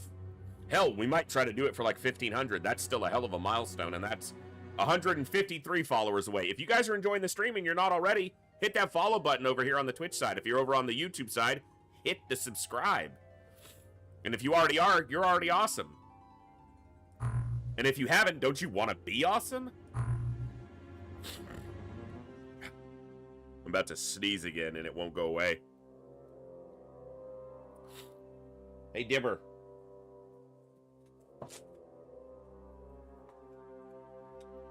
You come say hi? Well, Darius wanted some Gibbs time. Well, Darius wanted some Gibbs time. You gonna give him some Gibbs time? Oh my goodness, ow. You headbutted my chin. You headbutted my chin. Here. Say hello to the people. You guys hear him sniffing around. Say hello to the people. Oh, thank you. What are you doing? Were you napping in the hallway? Yeah, it's comfy in the hallway. It's comfy because I can feel the heat from the heater, but got the cool from the tile. Oh, thank you for burping. That smells so wonderful.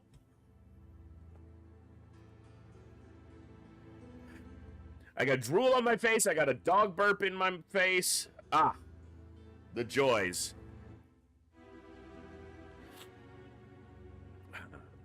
He doesn't stick around too often, but he likes to... Yeah, it carried through the mic. That's how loud it was. Oh, smells like cheese and fish.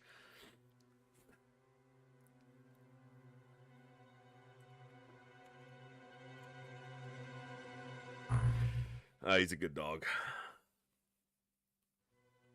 He's the best dog. He's the best around.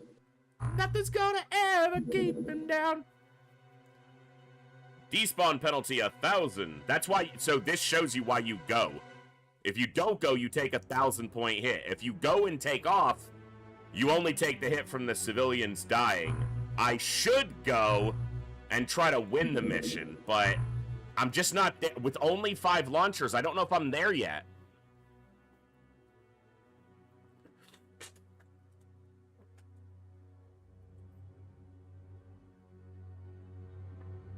Because I can ignore it.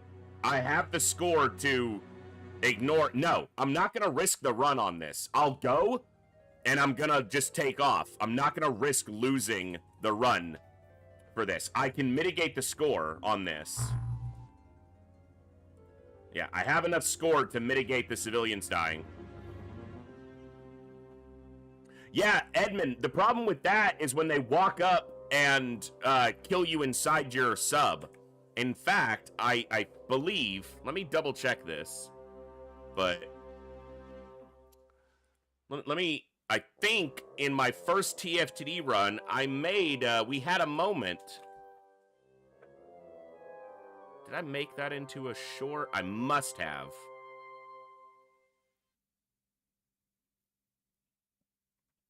I was certain I did.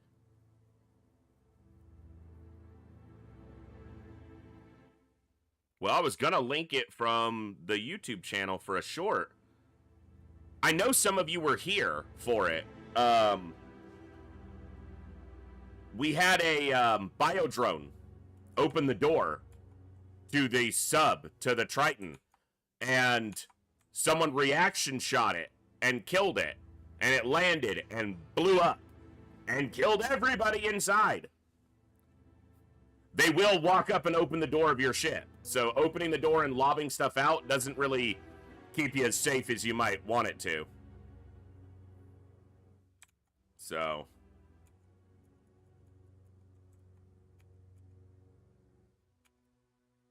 One second.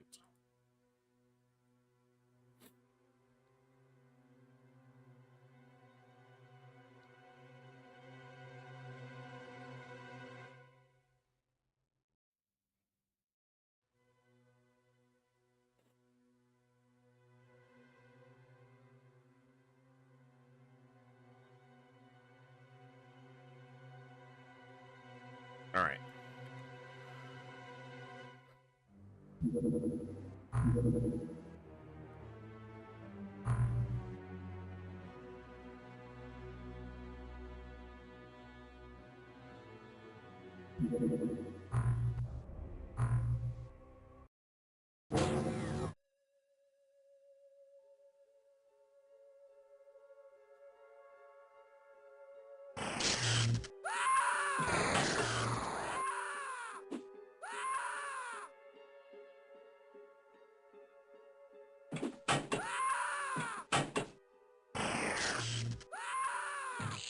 Biodrones and lobsters, I think.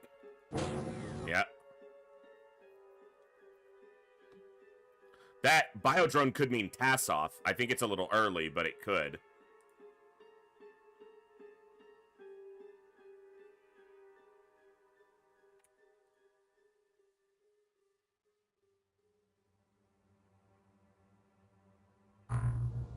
Okay, we're just gonna let that one go.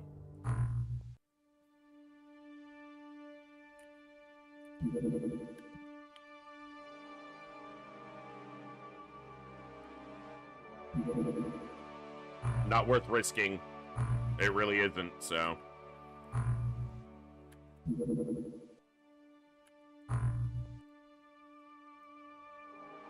Alright. Build standard sonar this time. Ooh, we're broke. Hey, that's score mitigation right there, baby.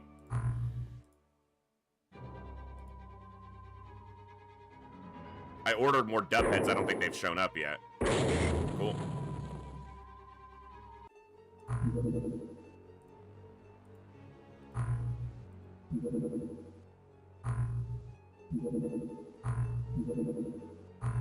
Alright, this we can recover. I need to put more dye grenades on.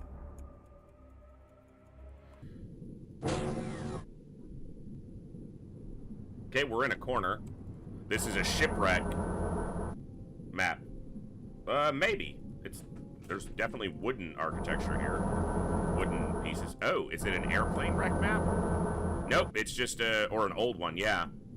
It's oh, no, it's an old cruise liner wreck. Okay. Intact cruiser. Well, might be intact, actually. It might not be. No, it is not. I'm just looking at the back end of it, which is less common.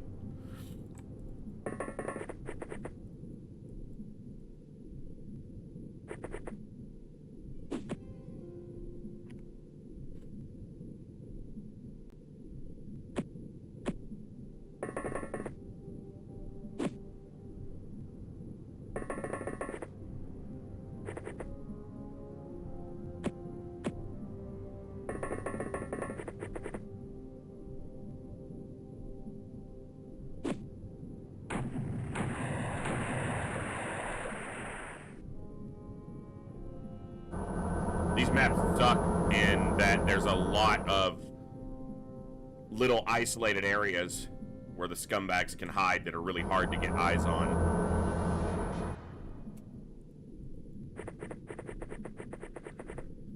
Excuse me. Hey, Thorstore, what's up, bud?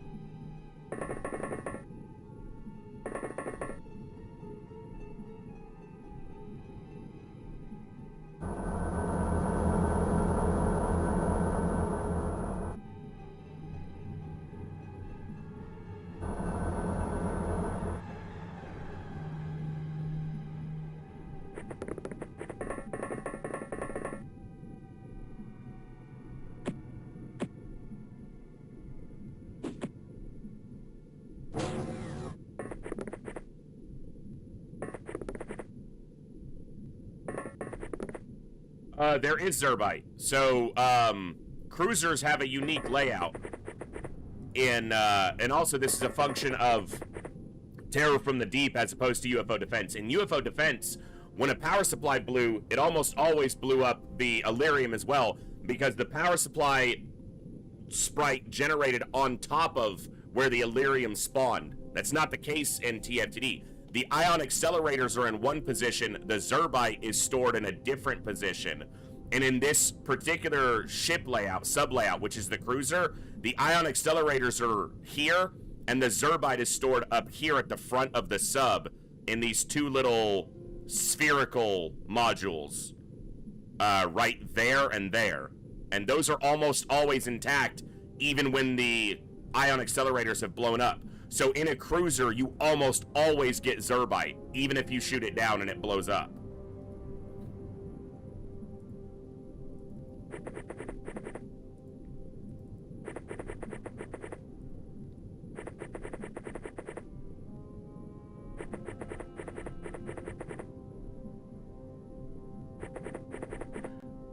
That means other layouts, though, there are some ship layouts where the ion accelerator and the Zerbite are right next to each other and you almost always lose it. Yeah, Zerbite is essentially Illyrium in TFTD.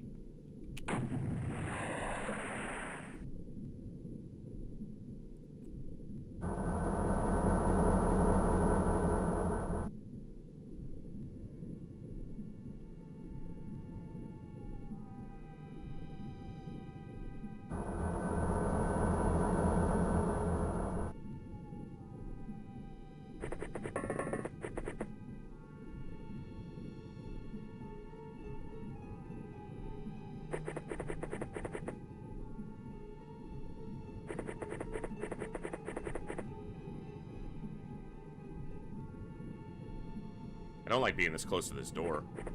Voldaris, we will get you a soldier. Who the fuck are you seeing? Oh, hi. Hello.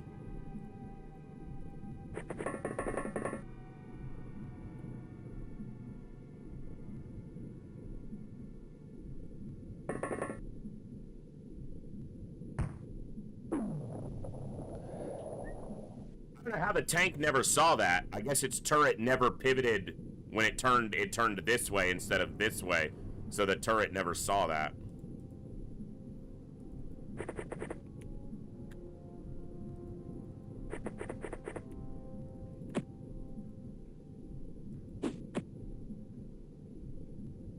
All right.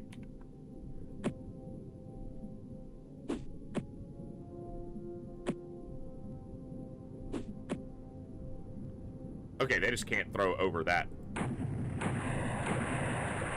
It's taller than I was giving it credit for.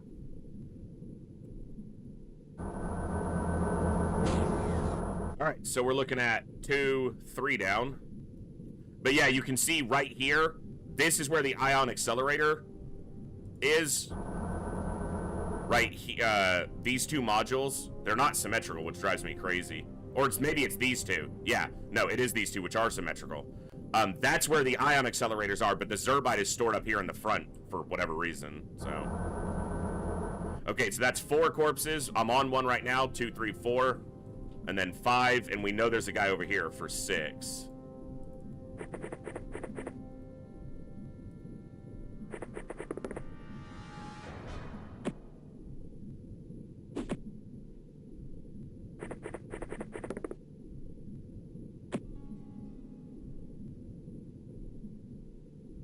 One right there.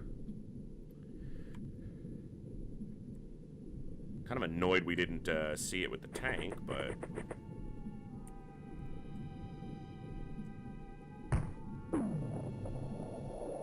I hit him, but he stayed up.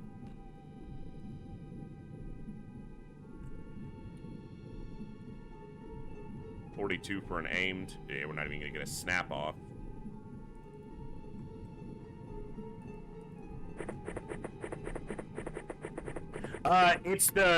It's essentially the night vision like you would see in OpenX or XCOM files. It's just spacebar, and it can allow a cleaner filter to see. So it's actually a little bit less, you know, oppressive on the eyes, but it's not as bad as Dimension X in files, which is god awful to look at.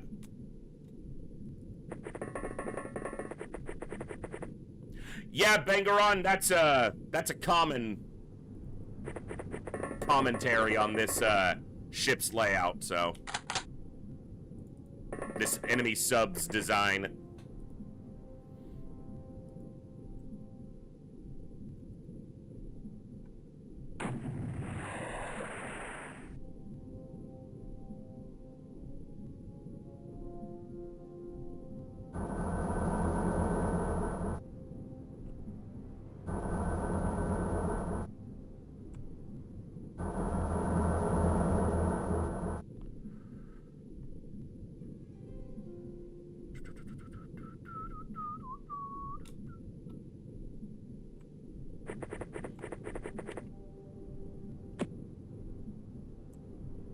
See, there's one right there.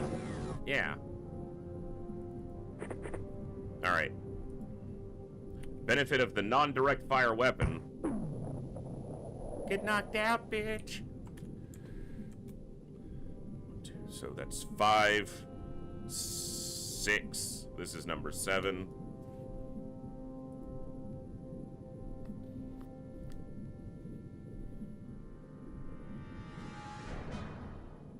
I'm guessing you can't fire over the top of it, but... yeah. Oh! Oh! Look at that! Hell yeah!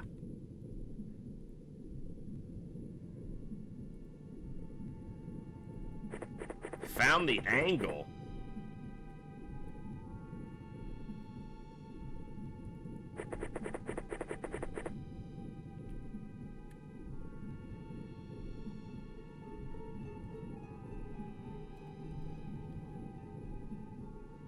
Seems like probably only one left.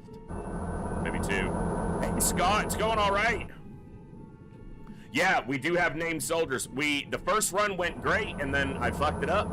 And then runs 2 through 10 were losses. We're on run number 11, and it's got some legs. We're just gonna hope it can keep going.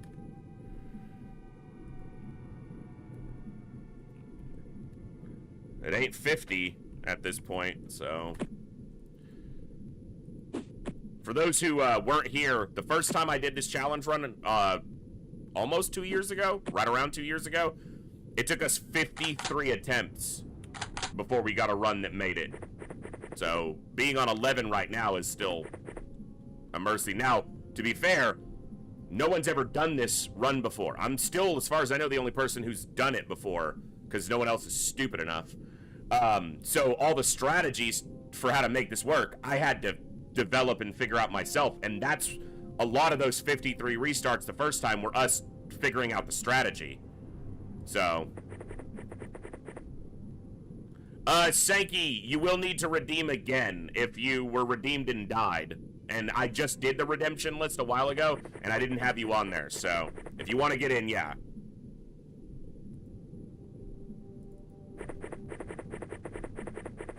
And that's one of the reasons I kept the channel point redeem low, is because we were going to be restarting. Even if I got a run going, it wasn't always going to make it all the way, so... Franz, I will try to remember, and we'll get you in there as well. And Ska will add you to the list. I should have a couple soldiers, and we'll hire some more soon. So I should be able to get some more of you named now, and if not, we will have some more very shortly.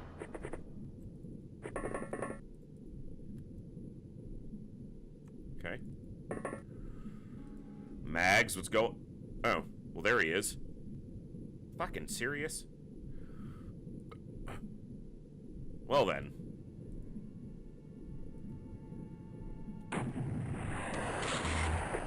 That sonic cannon sucks!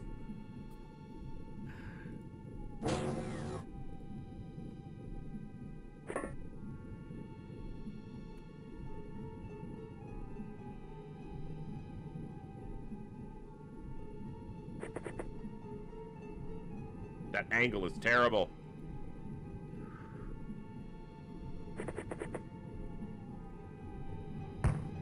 Got him. Nice. Okay, sweet.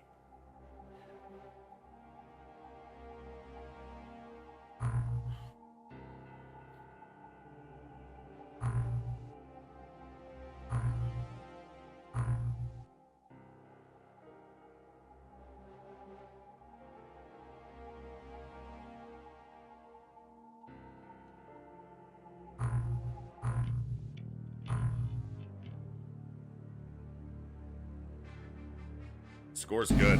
Score's good. This come backyard said we should come down here once a week and clean house. Yes. I agree. Duphead's coming. Scientists coming. Okay.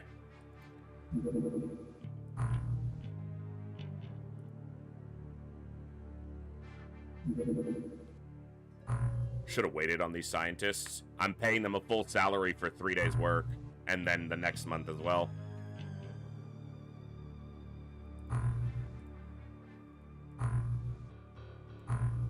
That's also why I don't need to buy a sub here, because I don't want to pay for it for 3 days and then the next month as well.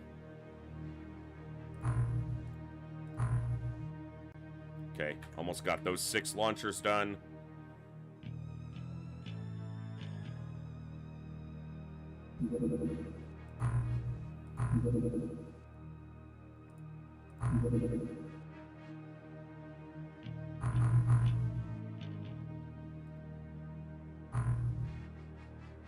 Okay.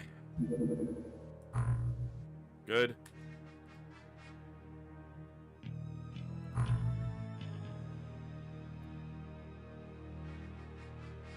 Excellent. Good.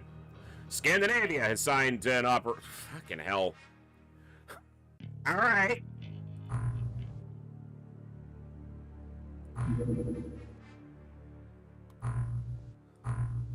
Okay.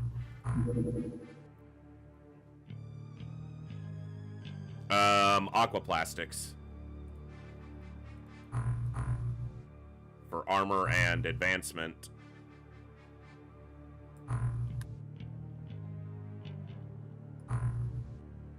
Dude.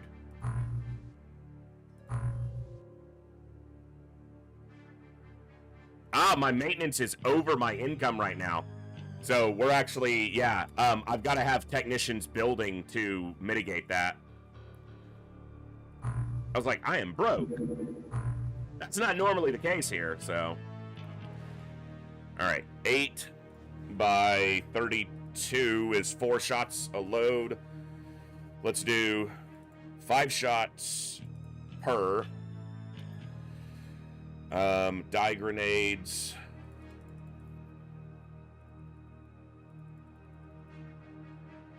Okay.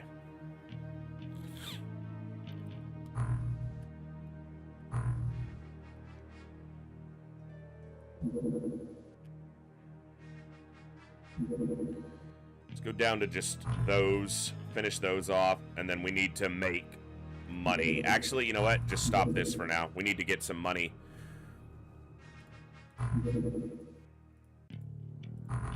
Alright.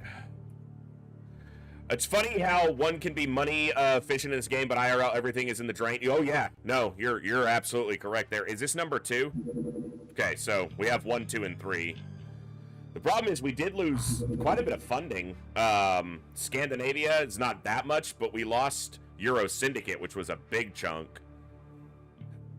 But oddly, as odd as it seems, just because of the way the map is, this location is actually covering a ton of the USA's waters, because the map is very odd in TFTD with where the zones actually are. We've talked about it a lot, but I know not everyone's here every time we've talked about it, so.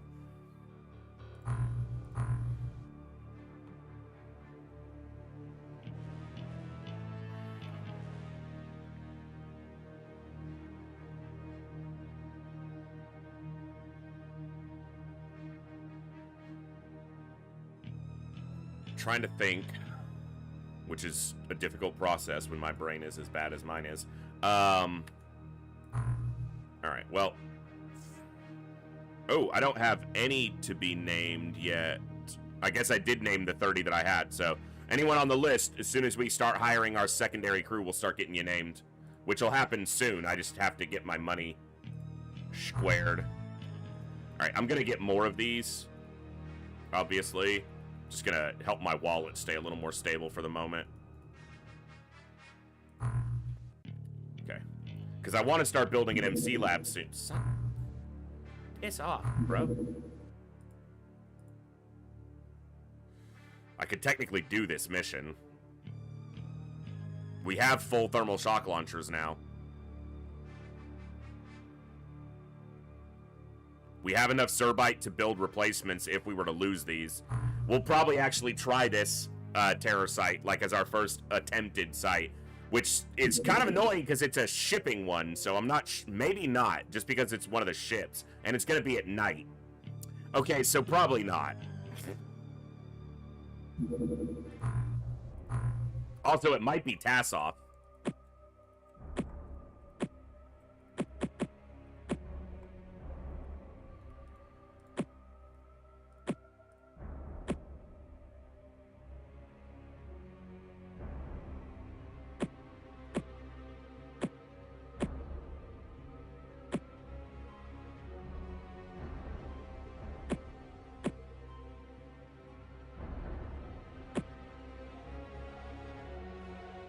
Guess I didn't put those other launchers on board. Which is fine, because I don't think I'm doing this mission, but...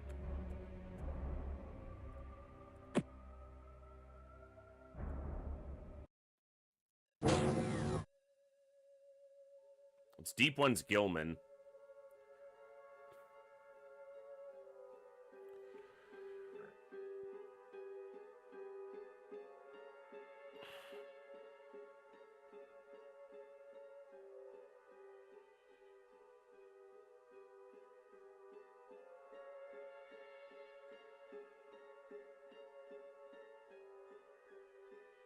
No, just like in UFO defense, the first killing blow to the alien, no matter what it is, just drops their equipment on the ground. The equipment can then be destroyed by an explosive, depending on the proximity of the explosive, the strength of the explosive, and the damage rating of the item. But the initial kill, even if you hit an alien directly with a disruptor pulse launcher, its corpse and equipment will be on the ground.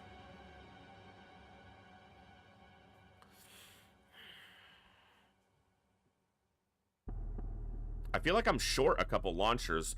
I only put 8 on, and it's 10 soldiers on board.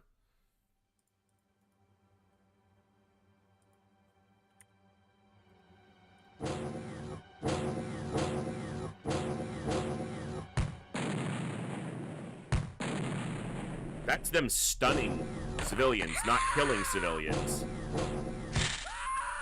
Those are dying. But... they stunned a couple cities, which won't kill them. That's also thermal shock launchers I might be able to, like, pick up. Also, my tank is basically useless on this mission because it can't leave the starting area until I deploy to the secondary area.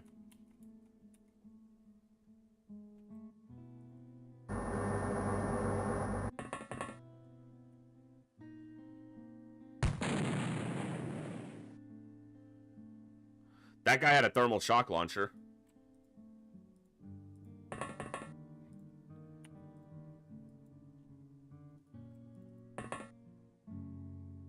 So you could see him before, but you couldn't shoot at him before, and now you can't see him.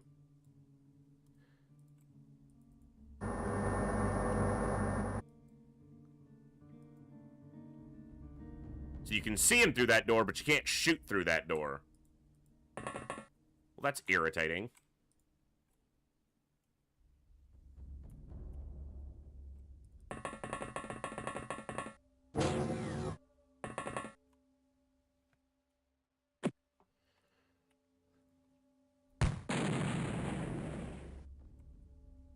Didn't get a secondary. We saw a deep one. Oh, we saw a deep one up here. It's probably that one. Okay.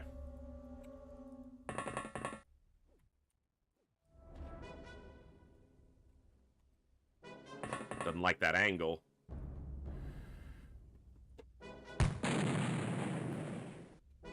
Damn! Okay.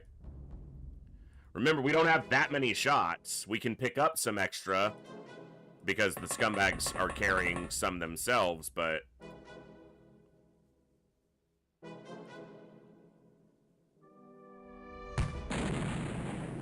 that'll work.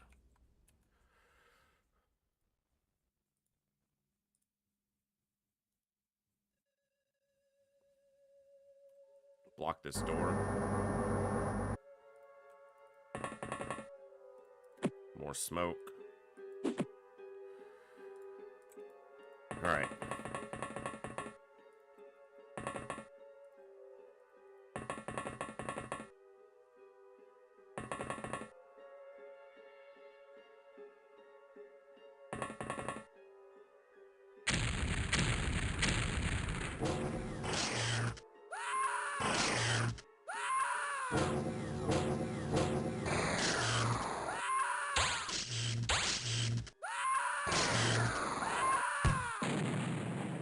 God, that's a lot of dead cities.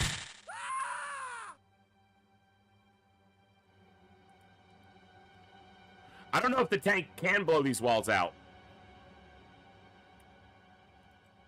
I don't think it can, so no. Probably not.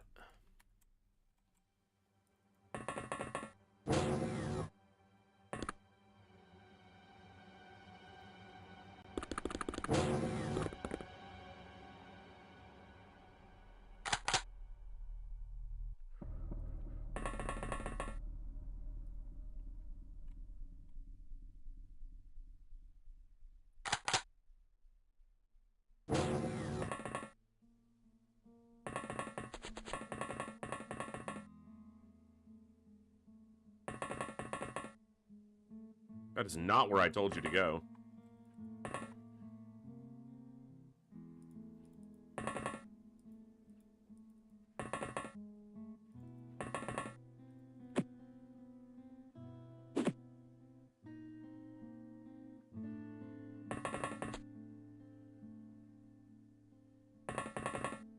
Ships frightened me as a kid. Oh, yeah, they frightened me today.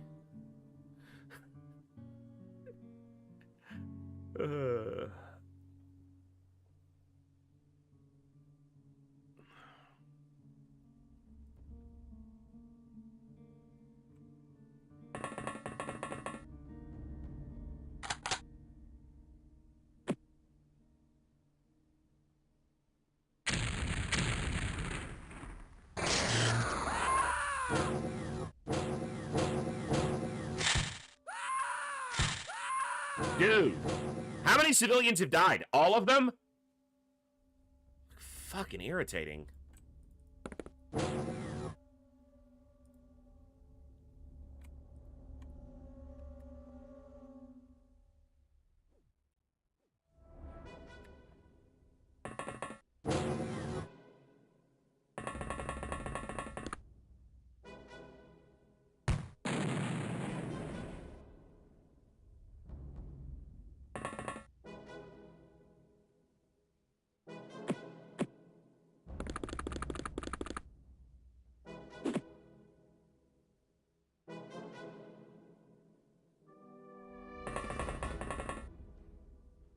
What is the pathfinding here?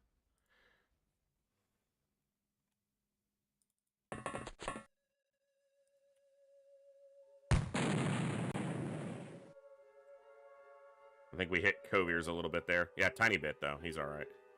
And it's stun damage, not death damage, so...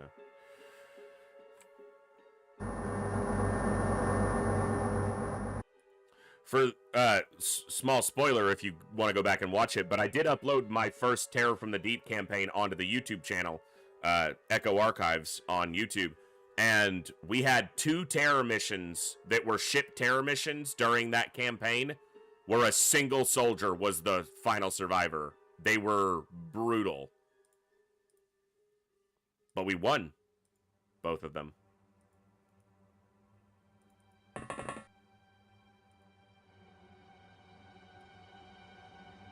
How many scumbags have I put down? 1, 2, 3, 4.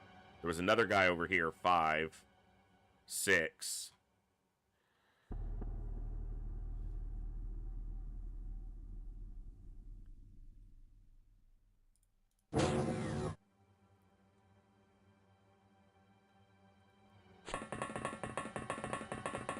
You said clear. I said it looks clear. What's it look like now?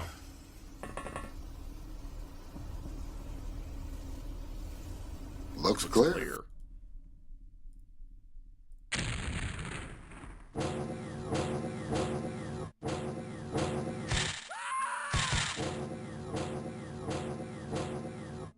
There can't be that many civilians on the surface still, like on the first level, still alive, so let's go.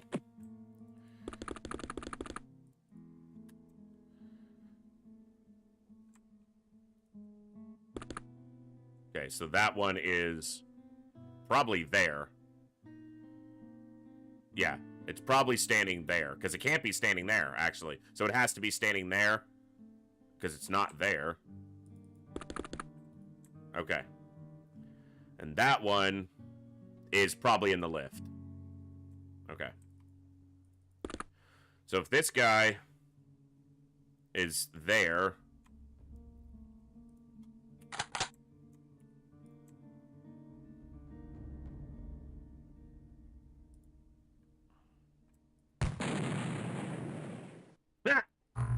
Wow, seriously? Look at the range on that. He hit, like, this railing up here, and it knocked out Kovier's way down here. Alright.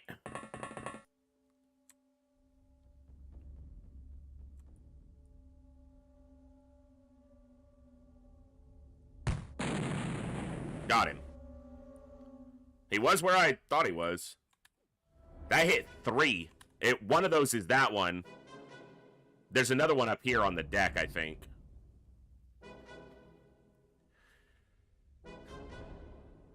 Well, he'll live through it unless everyone else dies. And then he might wake up in a much worse situation. Actually, he'd probably wake up, pick up a lethal weapon, and start killing things. He'd be like, yeah, I'm done with this pathetic pacifist crap.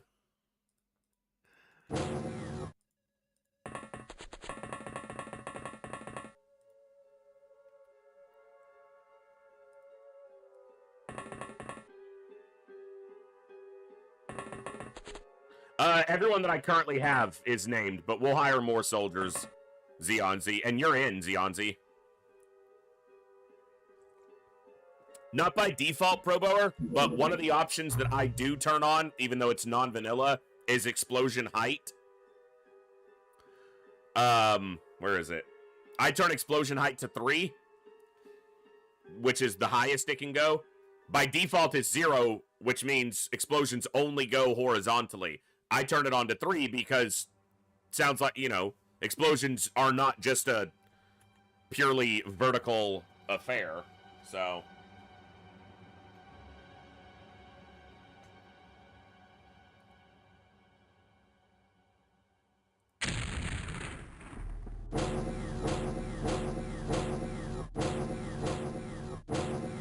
The only benefit here is there may be some civilians still alive because some of the aliens were firing thermal shock launchers.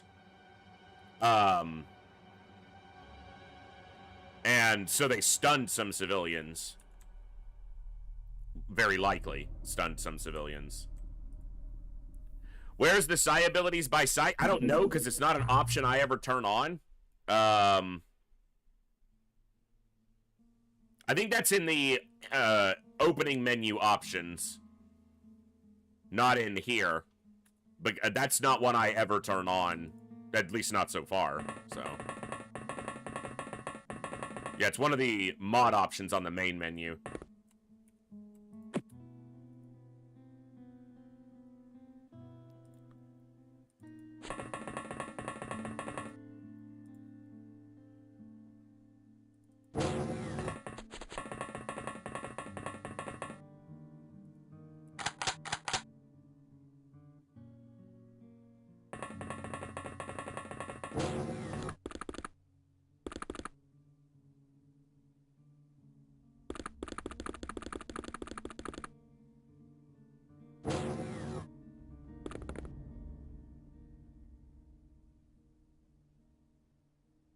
What's my favorite sport to watch on TV? Finally cleaned up my keyboard today, made some more mods and replaced all switches. Very nice. Favorite sport to watch on TV? I don't watch too much anymore, but usually baseball. I follow baseball during the season. And I used to watch boxing and mixed martial arts quite frequently, but I guess I've just become less enamored with it recently just because of... it's just so much more spectacle and less actual competition than it used to be. Boxing has been that way for a while, but MMA has started to become that much more heavily, I feel. So...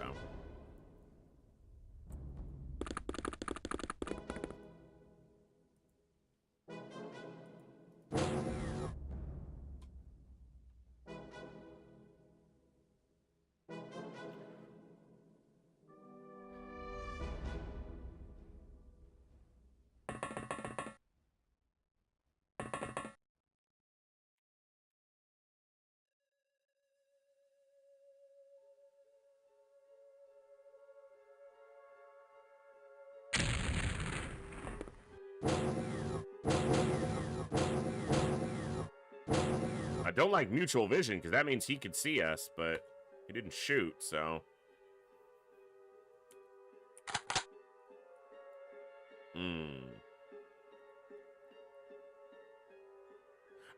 Yeah, including the base defenses. How did you just quick reload the thermal shock launcher without entering the soldier equipment screen? Hotkey R, Blake. I don't know if it's that way for all current versions, but in OpenXCom or OpenXCom Extended, you can set your hotkeys, and then Battlescape, reload. And so, just R. And that's a default. I haven't changed that, but I've gotten used to using it now. Because in the vanilla games, mods make different equations out of this, different time unit usage. But in vanilla UFO and vanilla TFTD, it doesn't matter where the ammo is. It's always the exact same time unit cost to reload. It's always 15 time units, whether you pull it from your backpack, your belt. So technically, the most efficient place to store your ammo is in your backpack, because that's the hardest place, time unit-wise, to retrieve any other equipment. But it's always 15 time units to reload your weapon wherever the ammo is, including on the ground. But a soldier won't reload with the hotkey if the ammo's on the ground. It has to be in their personal inventory. The more you know. Can we stop stunning our own people, please? Yeah, that'd be kind of nice. Thank you. All right. I do need a scumbag counter because it's going to help me keep track of this stuff a lot better. They could be on any of these levels. This is annoying. Excuse me.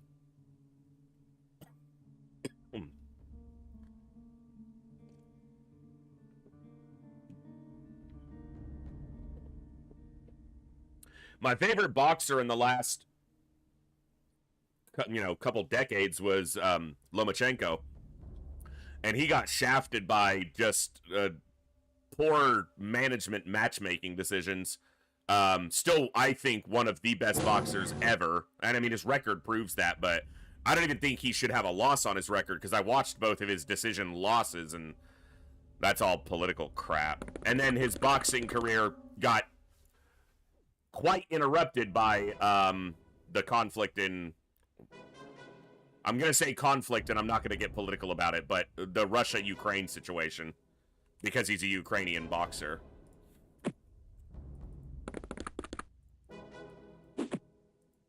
So he stopped boxing to go home and help. When I had night shift some years ago, came home at 2 a.m., watched some baseball games. When I was... one other sport I watch is actually sumo, the Grand Sumo tournaments in Japan. I was catching up on the highlights for the tournament early this month. Or the tournament this month. I don't get to watch live very often because of the time difference, but yeah. That's an odd one that I follow. Oh yeah, everybody ducked Lomachenko for years, because why the hell would you step into the ring with that guy? Because he's fucking amazing. I've still never enjoyed watching boxing more than Lomachenko in the last couple years. And my favorite two boxers ever are probably Lomachenko and Golovkin. Gennady Golovkin is so damn amazing. To this day. Hi. Go to sleep. Thank you. Triple G is probably my favorite. Lomachenko's right there, so it's tough between the two of them. They're two of my favorites ever. But not just because of their boxing prowess, but their personalities, the way they carry themselves, their professionalism, their dedication to being, clean, consistent, capable athletes. No controversy, no out-of-the-ring bullshit, just doing their job, being excellent boxers. So, fan of those two, for sure.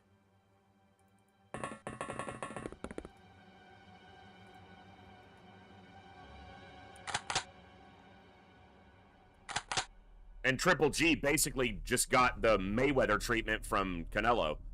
Canelo dodged him until he could eke out a decision, and then didn't fight him again until he could win a decision on a guy who was nearing the end of his career. And it still was super close. The judging on that was still terrible, because I think Golovkin won the first fight, and I'm pretty sure it was a lot closer in the second fight than they wanted to say it was. But it's been a while since I've watched it, so I'm just biased, I'm sure. Alright, quick count. So, 1, 2, 3, 4. There's one against the wall, I think. Yeah, right there. 5, 6, 7, 8. And there's another one, 9. I think we've got 9 down.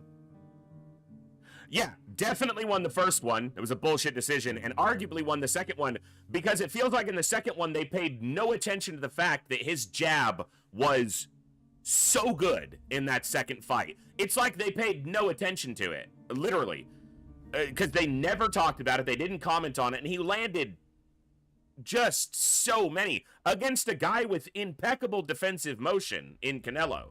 Like, I'm not necessarily getting on Canelo. You know, he did what his management told him to do, and he did the smart thing, but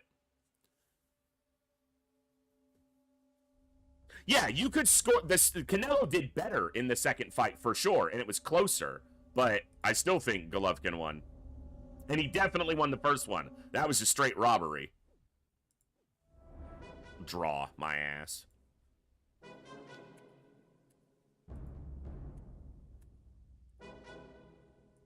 I didn't get smoke down right here, but we'll be fine. Oh, I did. I got smoke down there. We're fine. So yeah, I used to enjoy boxing a lot more, but I haven't watched much boxing recently. Hasn't been much that I've been interested in. I'd like to, I'm sure there's some new boxers that I would enjoy watching. I just haven't had the time to kind of, you know, explore that.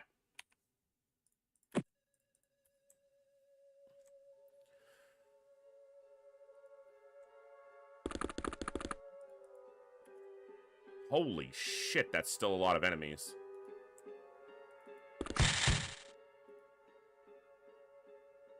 I jumped.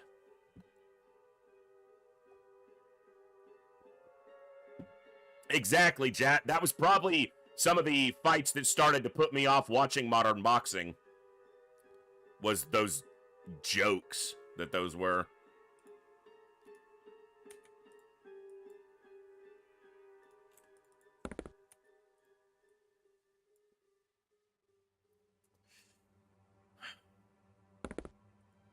You got a line here? Bro, I just cannot find the line. It might be right there. Ooh, okay. You.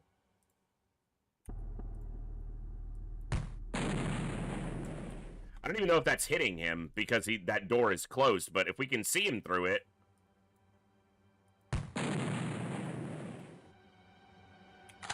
I don't have enough shots for you guys to be fucking wasting those, okay?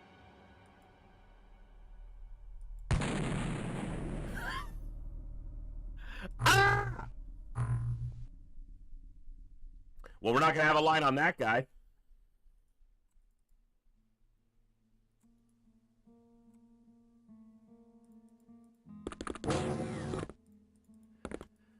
Oh, man. You gotta love it.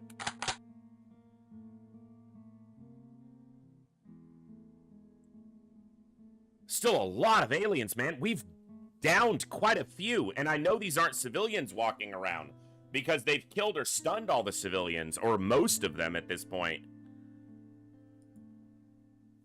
Like, how is it we're trying to hit here and they're hitting this, like... I don't know how we weren't able to get a shot towards this guy. That's frustrating.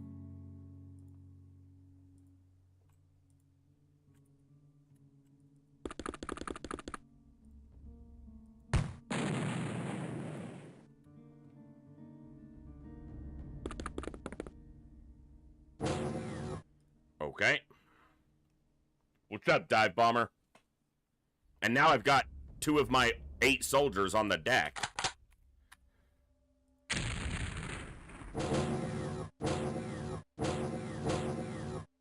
And my tank is essentially non-use, you know, doesn't do anything in this mission right now.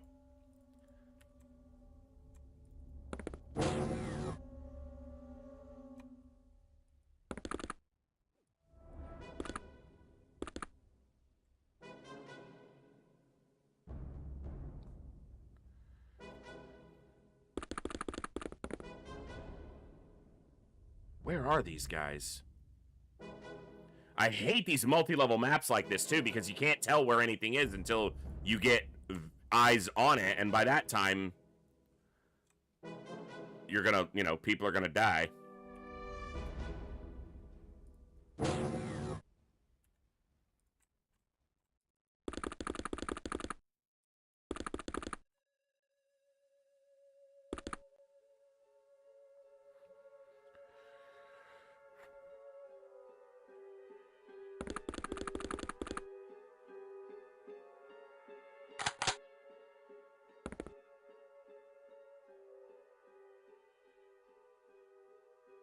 Zionzi's almost passing out.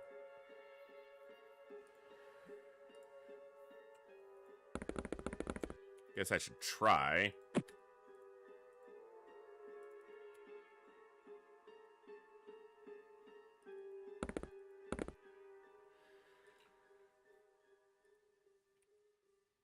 Are you out of ammo? Fucking hell.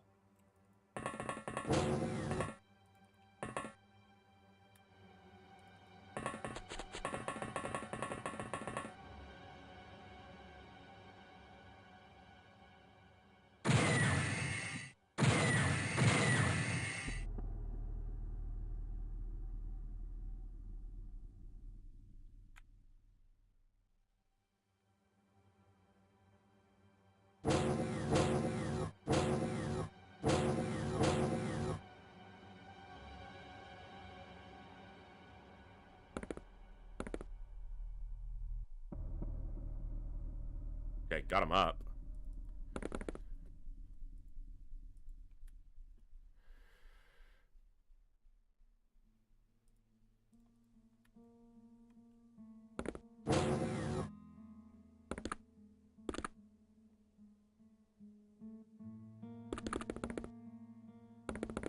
Don't miss again. Okay, got one. Hit multiple, but can't see. So those have to be up a level, because they're not here, and they're not here. So they have to be on this level or this level. Okay. That one could be down here. There's a door right there.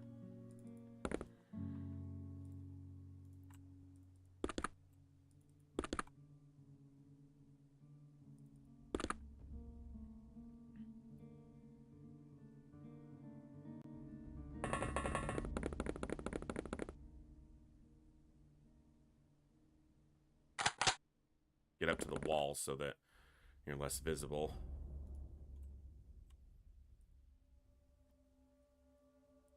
Do you have... yeah. Can you shoot the ceiling to get the guys? No, because it won't propagate through the floor. As far as I know. No, it won't. So, no. Not really an option, unfortunately. You've got 2 shots left on you. You've got 4. Okay.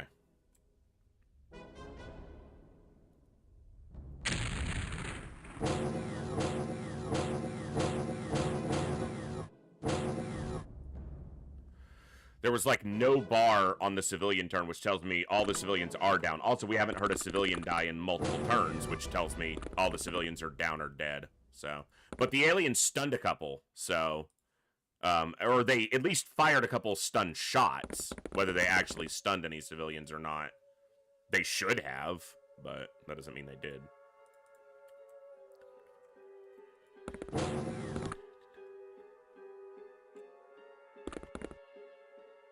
Getting the deep ones dealt with is nice, but... got 2 there. So there was a delay before this deep one went down. It means it stunned something else that was within that proximity that I didn't have vision of. So that's 2 down right there.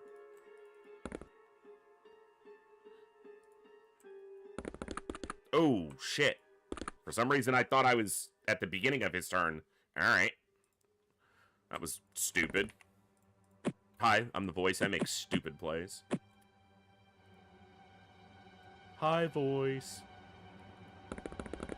We make stupid plays too. It's okay.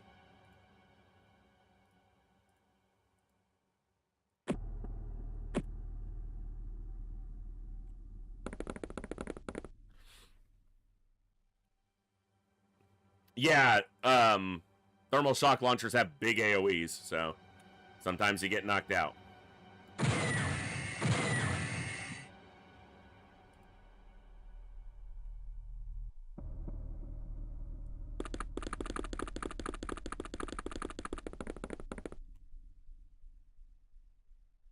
Don't die, Bobo!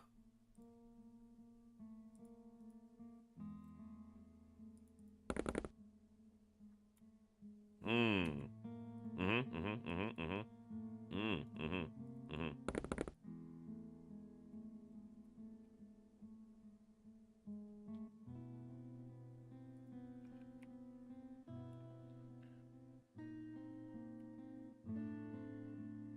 didn't think he'd have a shot. I just figured it out. Let's take a look.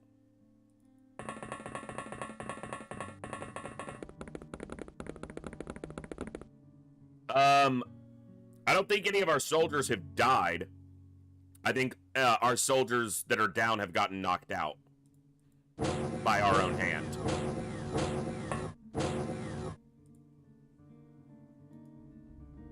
Hi, bud. You ain't got no weapon, Gil man.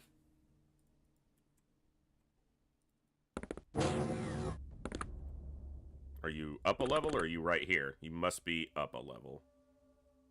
Or two. But you're not right here. You don't have a taser in your bag. He can't do anything. I just need him down, and I don't want to losing track of him. It's like when Jonesy ran off when they're trying to find the alien. Yeah, it's not going to cause a problem, but it'll fool the trackers going forward, so...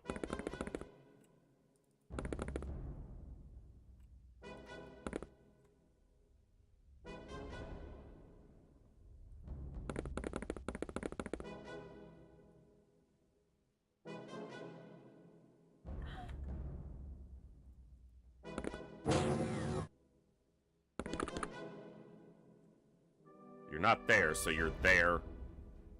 That means, yeah, there's nothing to stand on there, so that alien is on that tile.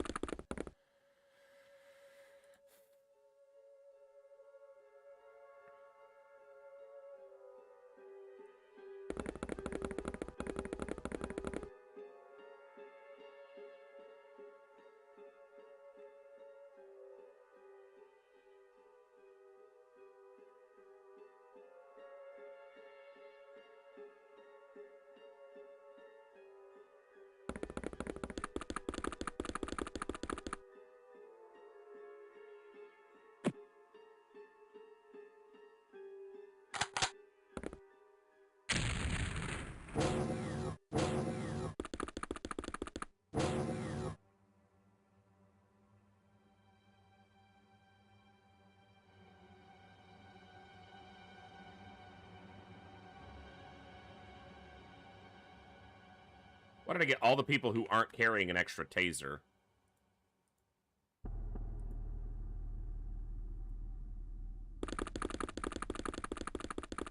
Yes, indeed, Trojan. That's how we roll. We roll like this.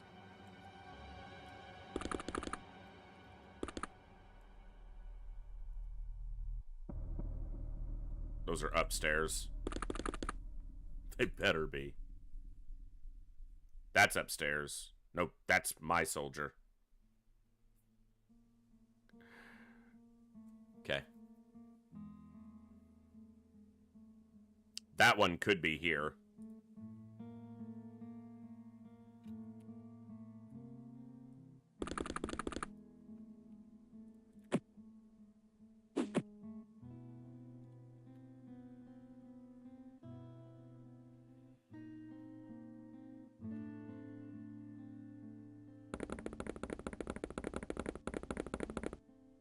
Oh, it's possible.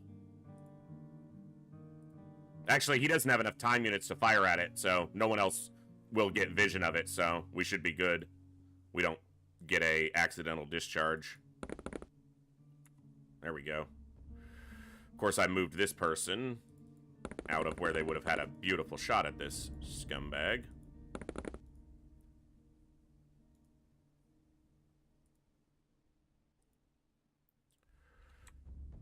All right. I hate these maps. Fuck.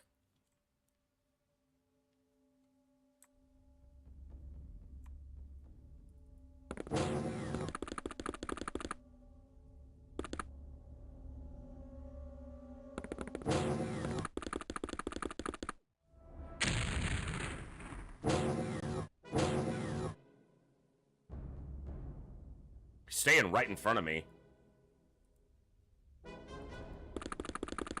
walking Jet over here because Jack can hit him with the taser. Hit him with a 2-piece and a biscuit.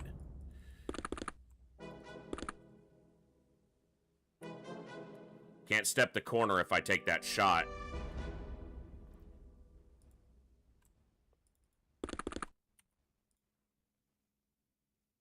That might be too far. No line of... Why do you not have a line of fire? It hit him, but didn't drop him. Don't miss. Beautiful. Alright. Gotta keep track of these deep ones. They stand up, they'll start causing issues. There's a deep one there. 2 deep ones there. That's number 4. Alright. We'll stun him next turn.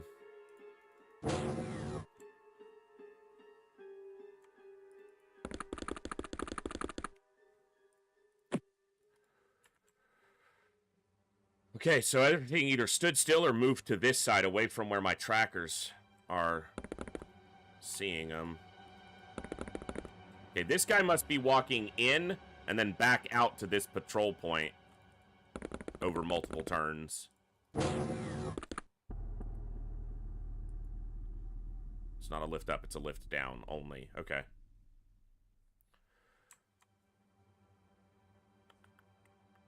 That's the only staircase up, then.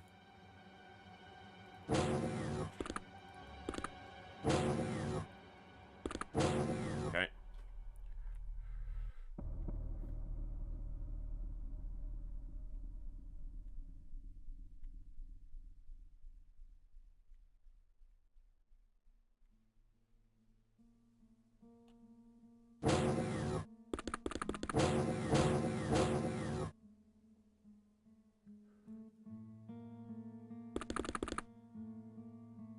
Sir? Sir?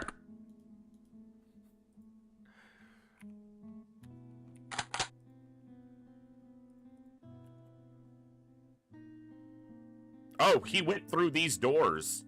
Okay. Should have scanned before I tried to find him, but I'm not smart.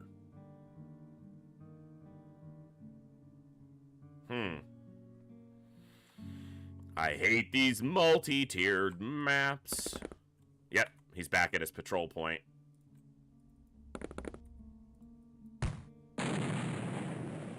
Got him. Okay, good. Pinrider needs more ammo. Try to pick it up from here.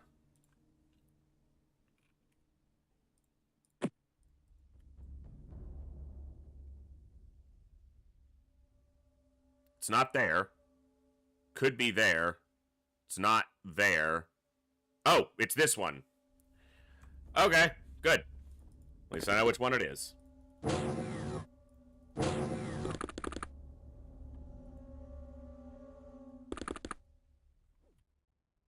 Hello. Knocked myself out. Did I hit him at least?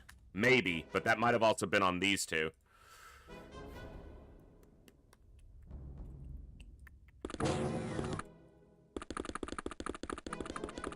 Okay.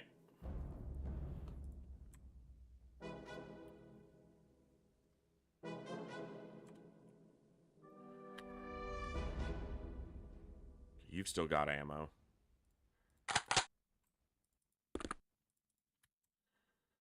I already scanned those.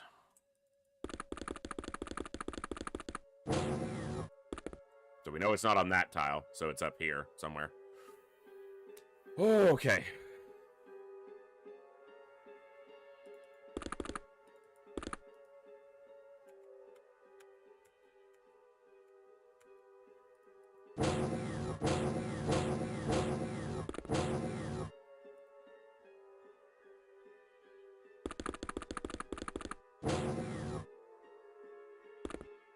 He can't get out of there now.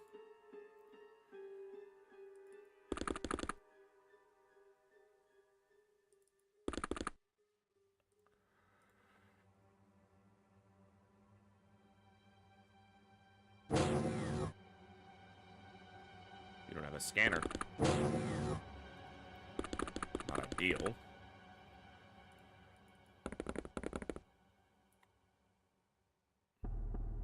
You don't have ammo, do you?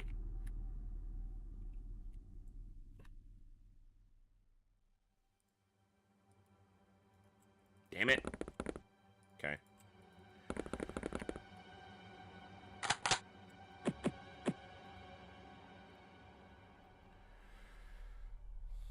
Cannon.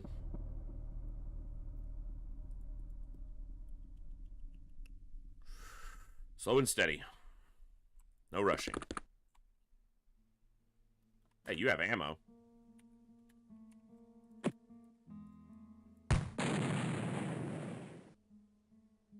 There's some ammo we can pick up.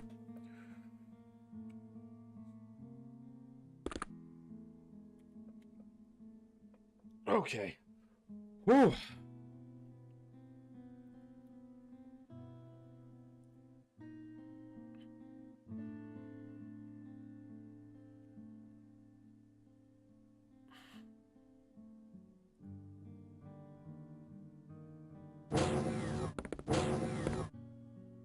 There's not many left that are up currently, and that guy's one of them. Nothing on his scanner, which is not surprising given he's towards the front.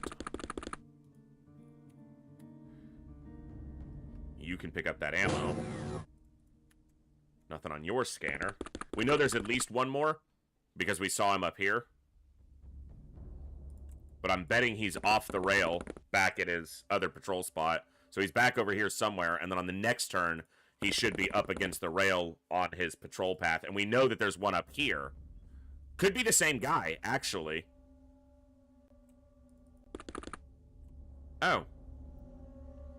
Oh, hello. I'm gonna step back, because you don't know me like that. Nice. Good job, Zionzi. Alright.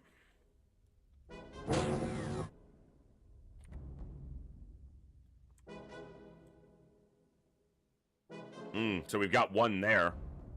Still. On the upper level.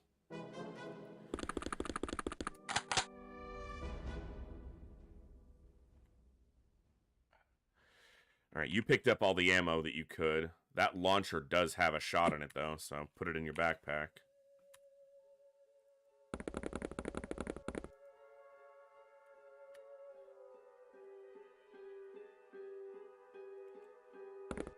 Two more? That's one.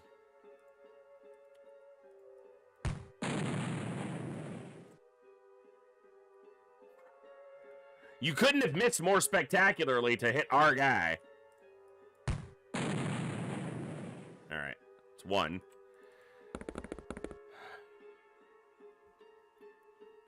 Oh yeah. The whole way. We restarted because the tank got a kill, which technically doesn't go on the kill count, but it was still against my own rules, so I restarted. That's the last one, I think. I just gotta get to it without it getting me. Gotta get it before I get got.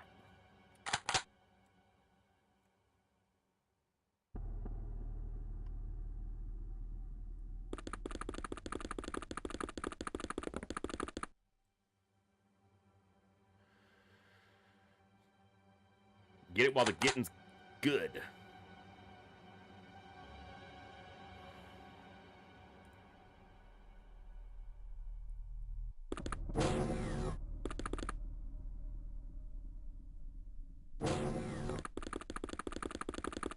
Alien bleeding is disabled, and the primary reason is they can do environmental damage to each other, and if we then stun one, and then it bleeds out, it counts as us killing it.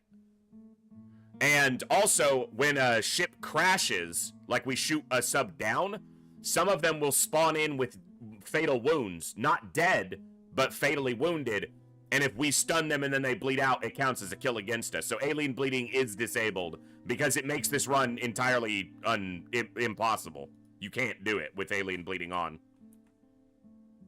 Alien bleeding is also not a function of the vanilla game, and I want to make this as playable in vanilla as possible. The only non-vanilla setting I'm using is explosion height being set to 3. Everything else, well, and interceptor accuracy, but honestly that makes the game harder Because by default, you have the same accuracy at every tile, no matter the distance from you. So technically, it's harder with interceptor accuracy on.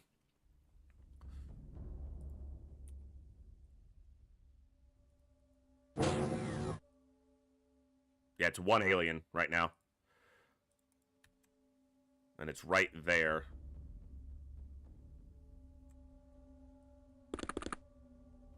That means it's standing up here. Yeah. It has to be in that tile specifically. Okay. It's basically the equivalent of these guys on this side, patrolling to the rail.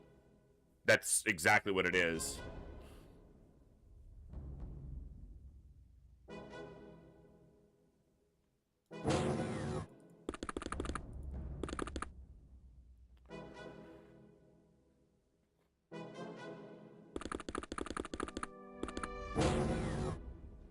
Still down.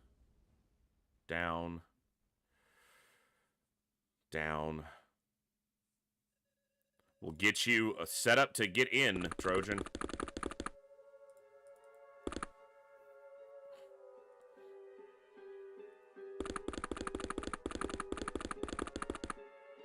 And the real kicker with restarting when I did was the tank was the one who got the kill, and the tank's kills don't go on the kill count, so technically it didn't put a kill on the board.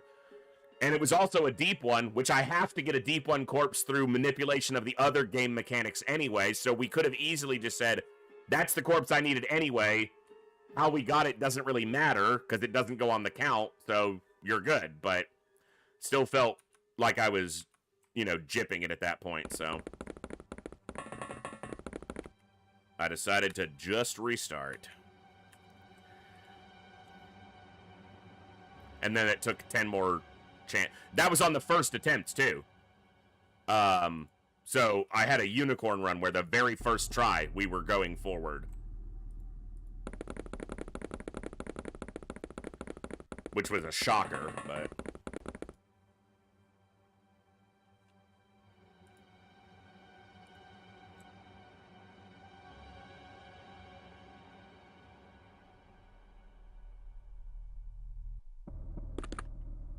Wherever you go, whatever you do, I'm gonna find you and stun you.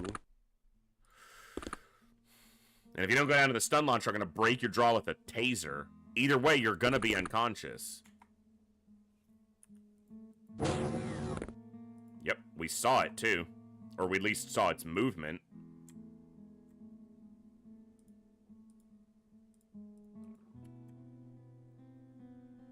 Ah, we got 2.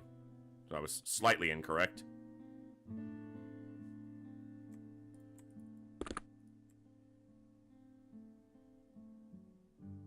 He's right there.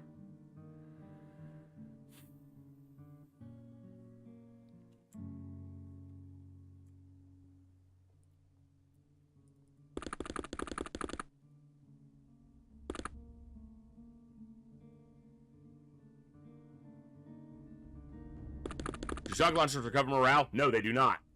It is actually one of the hardest things in the base defense that you have to do in my, in my testing of this. The only way to consistently get thermal shock launchers and to not lose the campaign early is to force the aliens to attack your base and recover shock launchers on a base defense that you have to defend with nothing but tasers. The problem is, if the aliens get a kill, it's morale that you do not recover from stunning.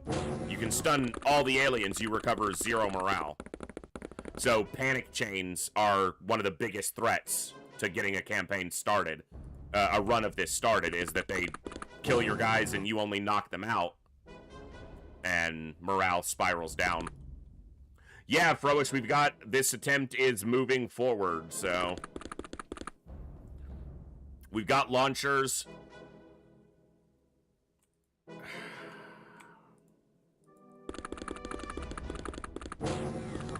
And we've got Zerbite. This is the first terror mission that I've attempted to do, as opposed to just skip. And I probably could have skipped it, because it's very early in the month. And I would have been able to likely recover enough subs to make up the score loss, but I figured, you know what? Let's try to actually do it. And of course, it's a shipping lane one, so I never like it easy. So far, we haven't lost a soldier here, but we've got a lot of our people are knocked out, mostly by our own shots.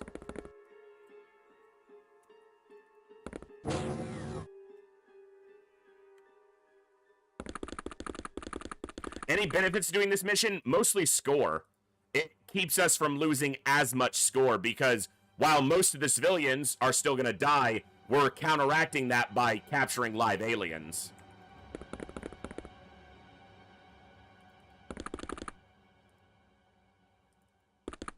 Which means because if I have another month that goes too low in score, we lose the campaign. I cannot have a bad month for the rest of the campaign or we lose. It's over.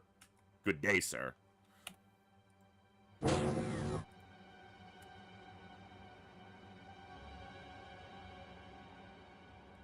Yeah, and that's definitely a possibility, Pro.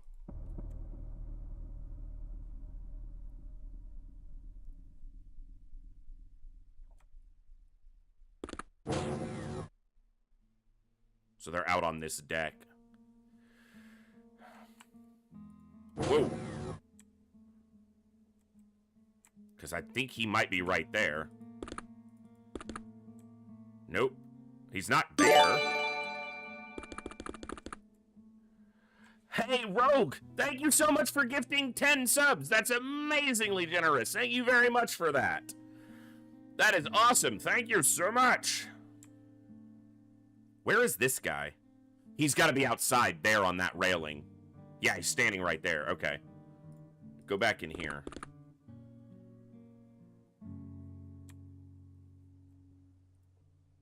Thank you very much for that generous 10 gift sub package. And to anybody who received one of those gifted subs, please enjoy always ad-free viewing for subscribers.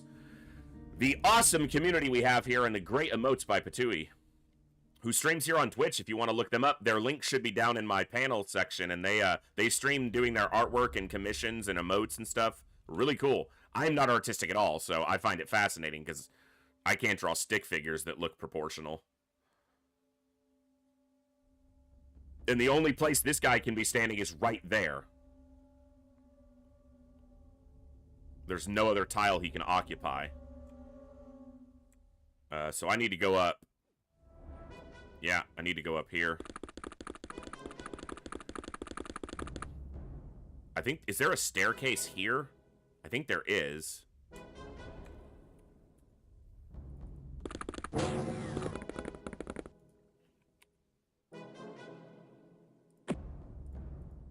Not enough time units. All right.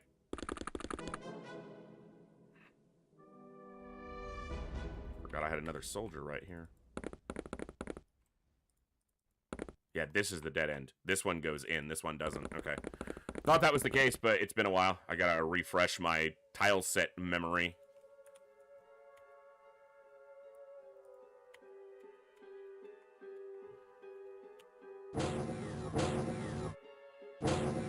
And I gotta do this before others start standing up.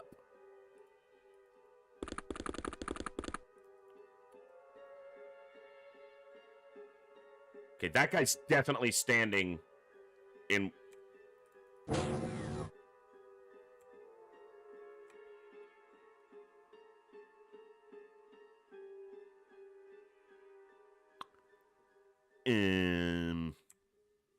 Okay. Yeah. So we got that one.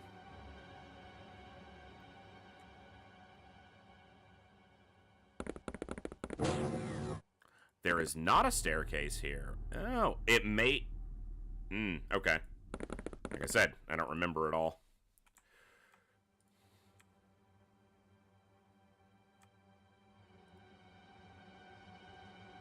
Do you have... Yes, you do.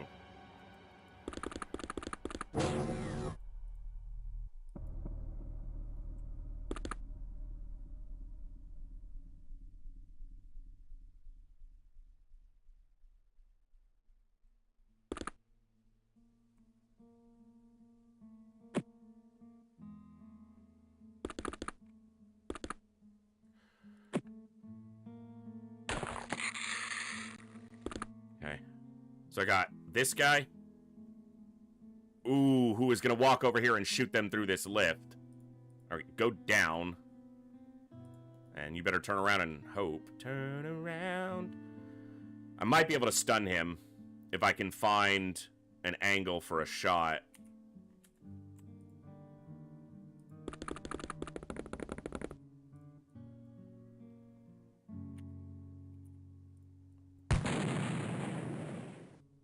Son of a bitch.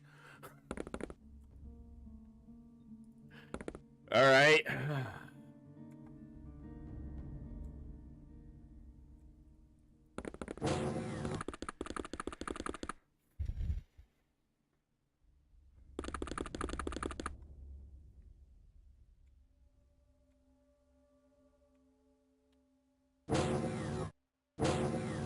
Good. No one died.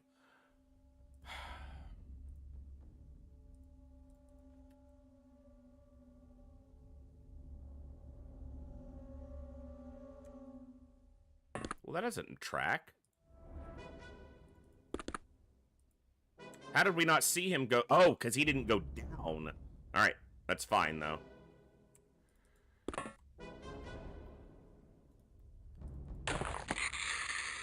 Son of a bitch.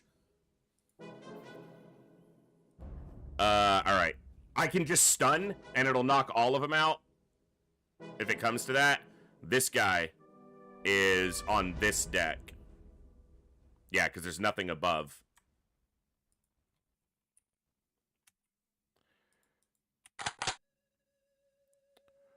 Dude, this pacifist challenge is bonkers. I thought trying to take the original 8 soldiers to Sidonia was tough, but this is insane.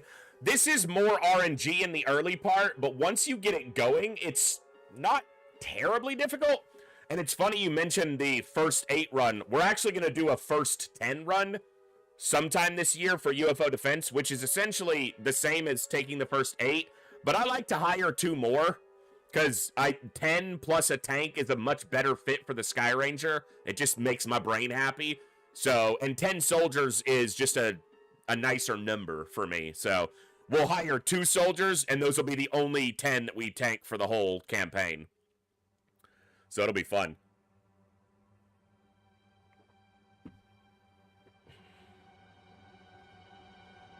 And that'll be on pure superhuman Iron Man as well. There's also another challenge run I want to do for UFO defense, which is not particularly challenging as much as it'll probably be a little bit boring because it's a mono weapon run. But I've contested for a very long time, and I know that it's true, that I can beat UFO defense superhuman Iron Man with literally nothing but the laser rifle ever used in the field. No armor, no tanks, no smoke grenades, no med kits, no motion trackers, just laser rifles. Because they're that good. That'll be an interesting run. It'll take some time. Because I'll have to play far more carefully in some situations, especially without motion trackers. You could do it like no weapons, but laser rifles, and then use medkits, motion trackers, and armor. But come on, let's go the whole way with it. And that will mean not doing any missions until we get laser rifles. So... or just walking into the, mission and just be like, hi, and then leaving. How do you do that in the early game? You dodge the first terror mission, and you have laser rifles by the second one, essentially. Kind of like starting this run. You shoot down UFOs to keep your score from plummeting. You go to the first terror mission, and then you take off to mitigate score loss, and that's it, so...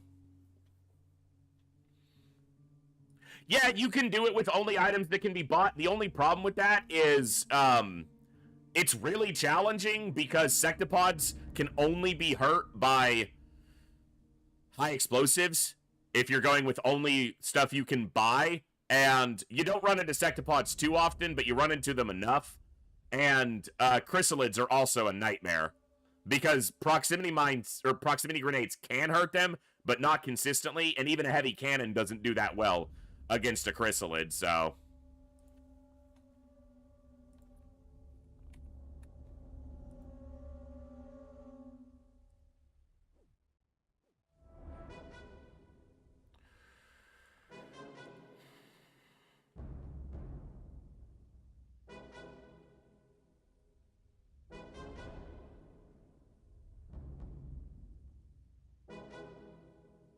All right.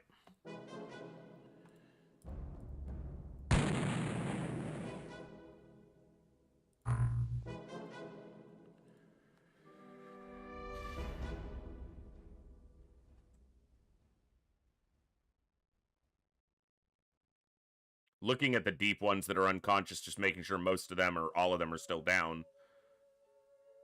Okay. So it should just be this one.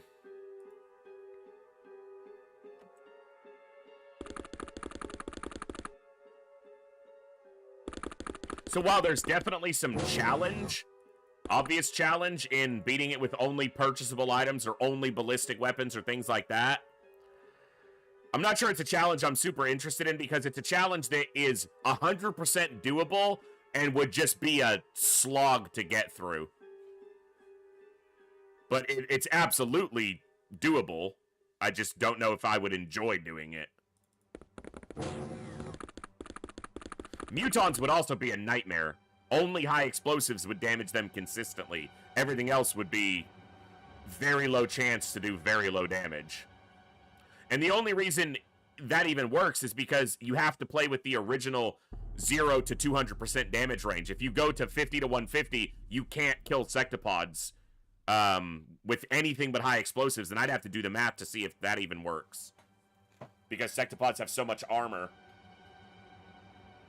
Well, it has to work because high explosives only do up to 150 anyway. They don't do the 200% calculation. Explosives are always 50 to 150. It's firearms in vanilla are 0 to 200, so.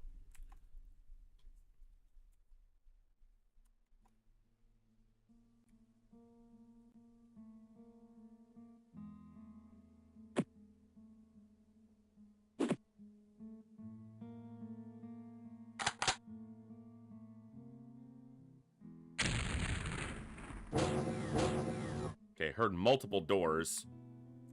He was out here.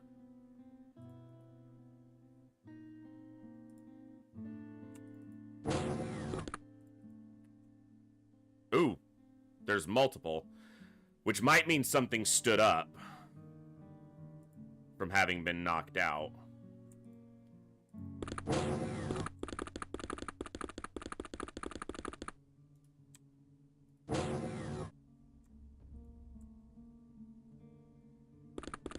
Which doesn't matter if it's not a deep one. If it's a deep one, it's a problem. If it's a Gillman, it's a civvy. Okay, that's fine.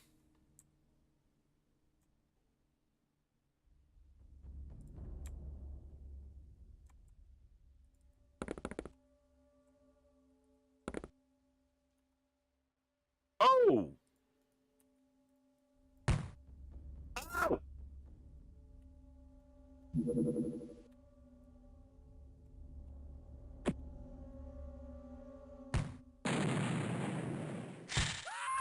Motherfucker!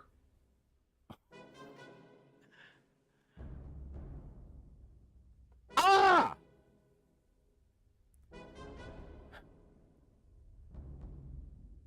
So we know this is a deep one.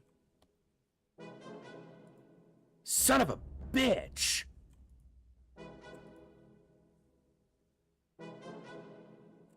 It's gonna walk up here and kill Pinrider.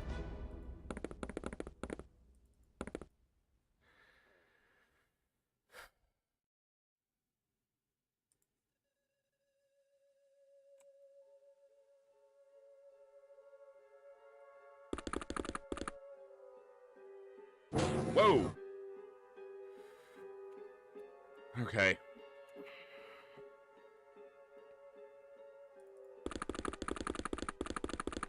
So what happened, this one, even though he couldn't see it, it apparently can see him. So they shot to take this guy down because he missed his far more accurate shot, and then it reaction fired and killed him.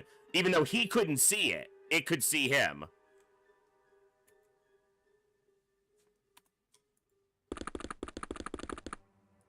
Okay.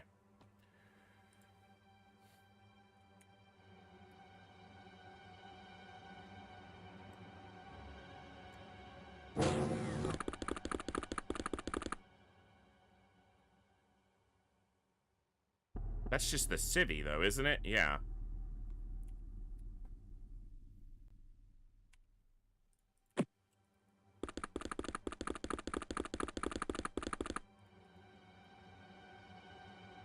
Where the fuck did this thing go?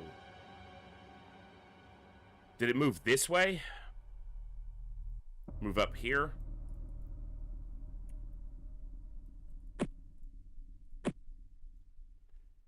Shit.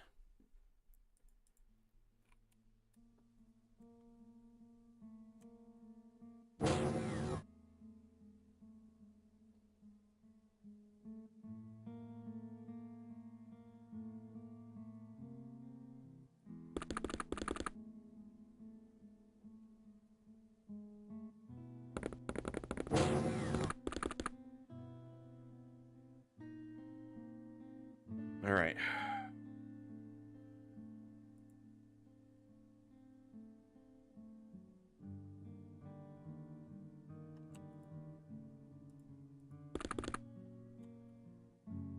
Yep, that's where it went.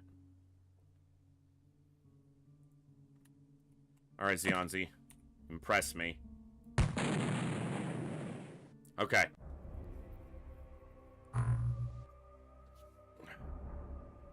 Four people down. We might just bail at this part now that we've mitigated a lot of the score.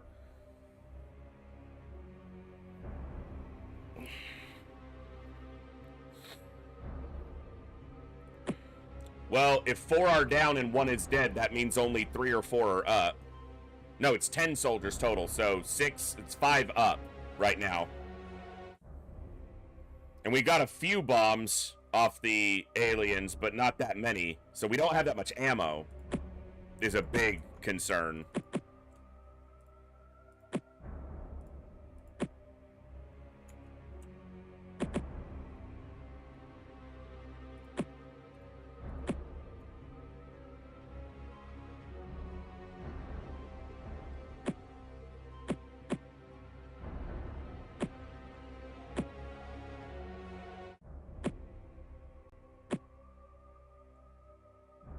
Mm.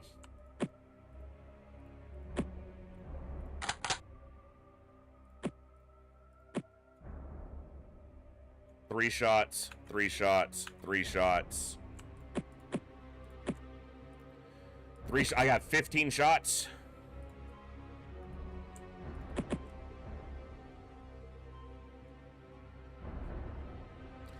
The thing is that waking them up doesn't give them ammo. Like, I still only have 15 shots.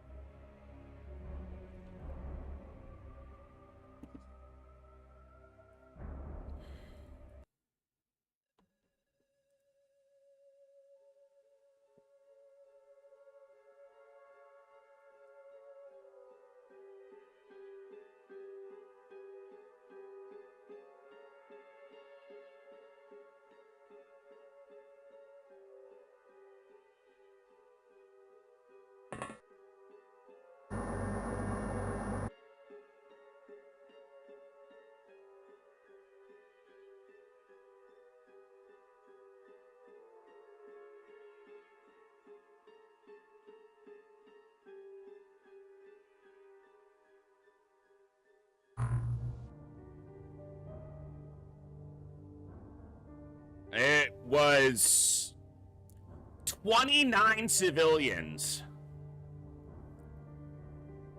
Yeah. Still better than losing 870 and not mitigating at all. We mitigated it by over 500, so...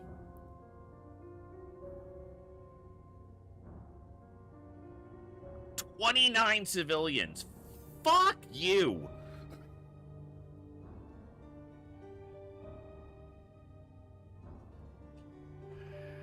Ugh.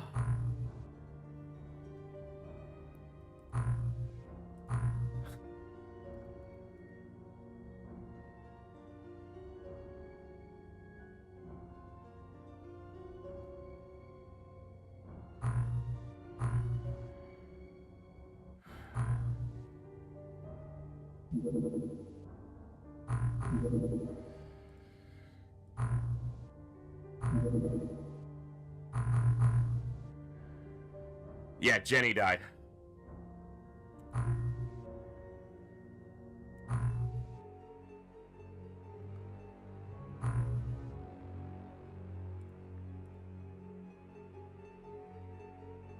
Thankfully, we have literally the whole month to recover the score. But there will probably be another terror site later in the month. But if it's a normal ground terror, it's a lot easier. And normally on a ground terror, the number of aliens outweighs the number of civilians, so that when you capture the live aliens, you mitigate the score entirely. If that had a normal number of civilians, like a dozen, positive score. God, that hurts. Hey, good job. Ow. I don't feel like it was a good job, you fucker.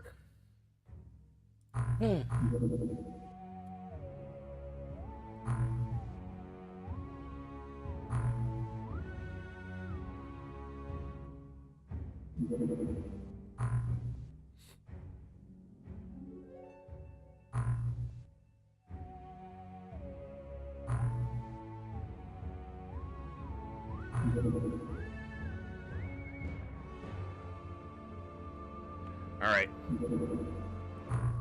Supply carrier. I don't have enough ammo right now.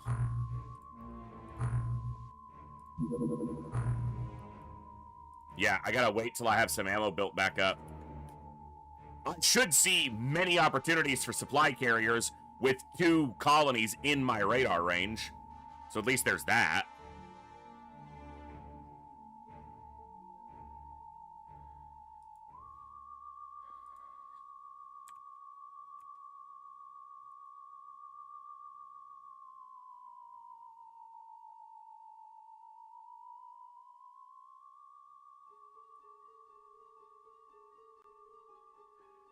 All right.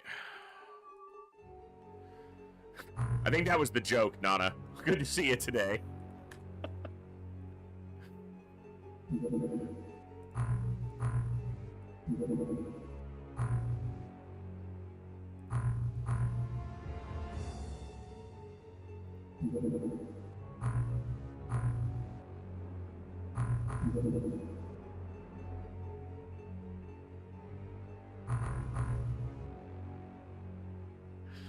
Okay, fair enough.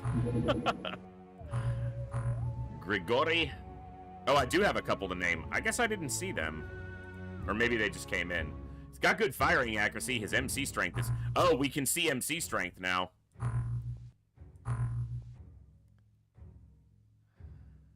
$10 bravery and 13 MC strength? We're gonna tag you for replacement.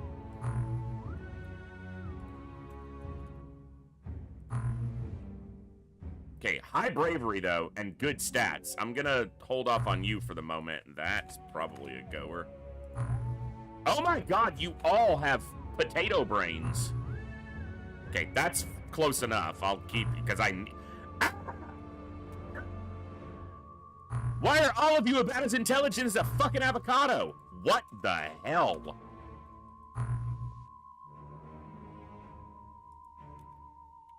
What did I do to deserve this?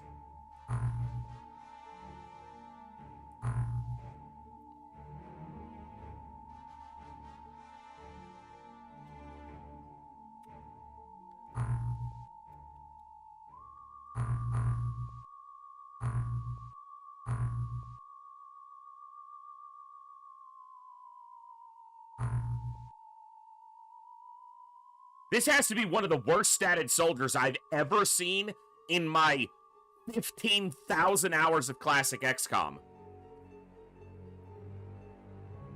Minimum firing accuracy is 40. Minimum reactions is 30. Minimum throwing accuracy, I think, is 50.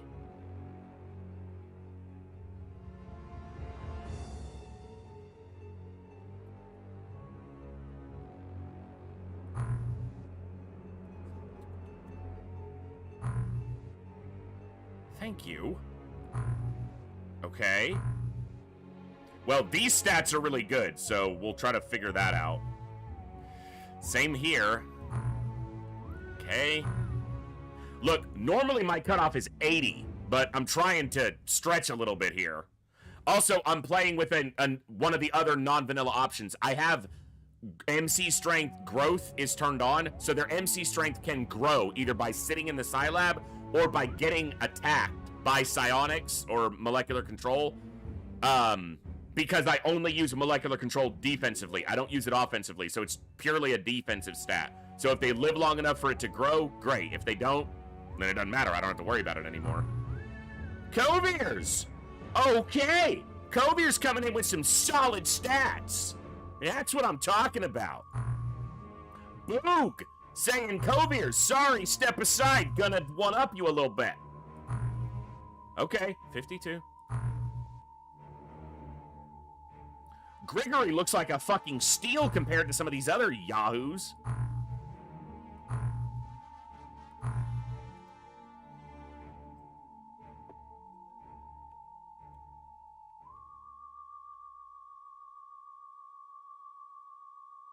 Alright, T-Dux is in. I'm gonna reject that. Voldaris. And Pepe. I'm probably not going to name this guy. We're just going to replace him. Sankey's up next, so. I got to get my money stable before I start recruiting a bunch more soldiers. I need more, but my economy is absolute dog shit right now. That is a whole lot of people who aren't good.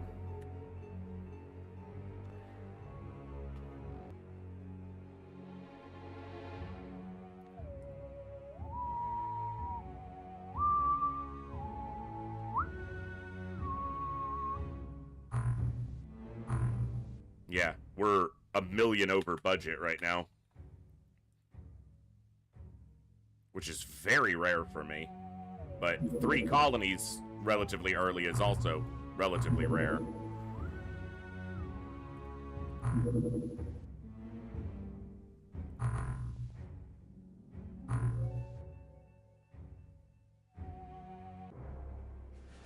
Ah!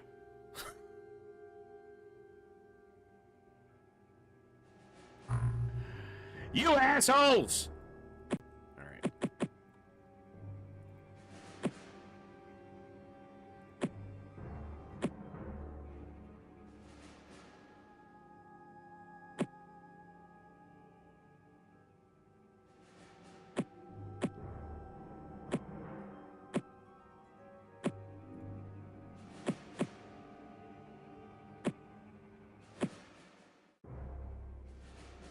Coviers has to carry a whooping stick. He can't not have something he could beat something with.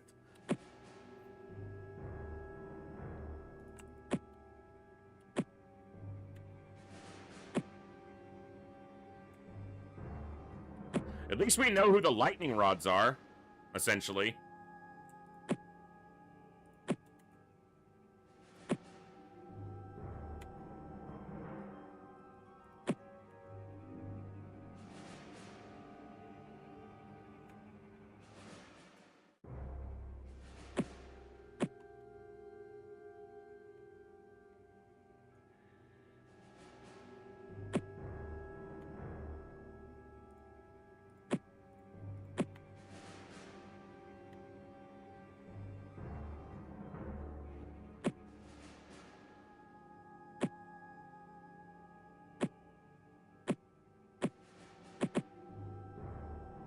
Oh, wait, no, that's actually kind of low.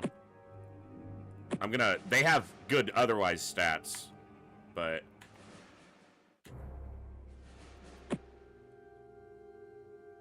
Good stats otherwise would be the correct way to say that.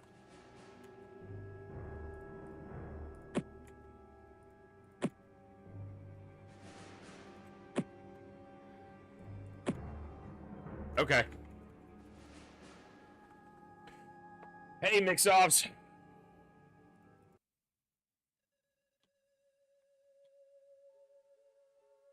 Five tanks. Okay.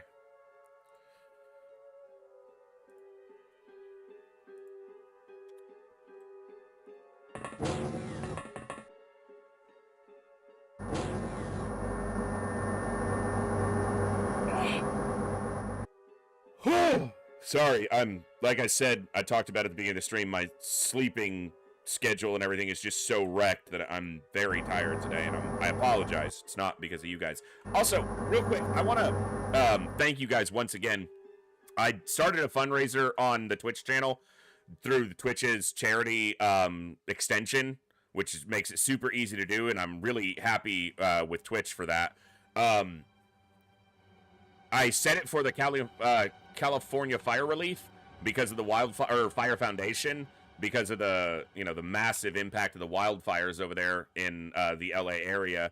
And you guys, I set the goal at 500 more just to put a number there, and you guys did more than half of that, like, before I even did my intro today. So to everybody who contributed to that, thank you very much. We'll keep that running for probably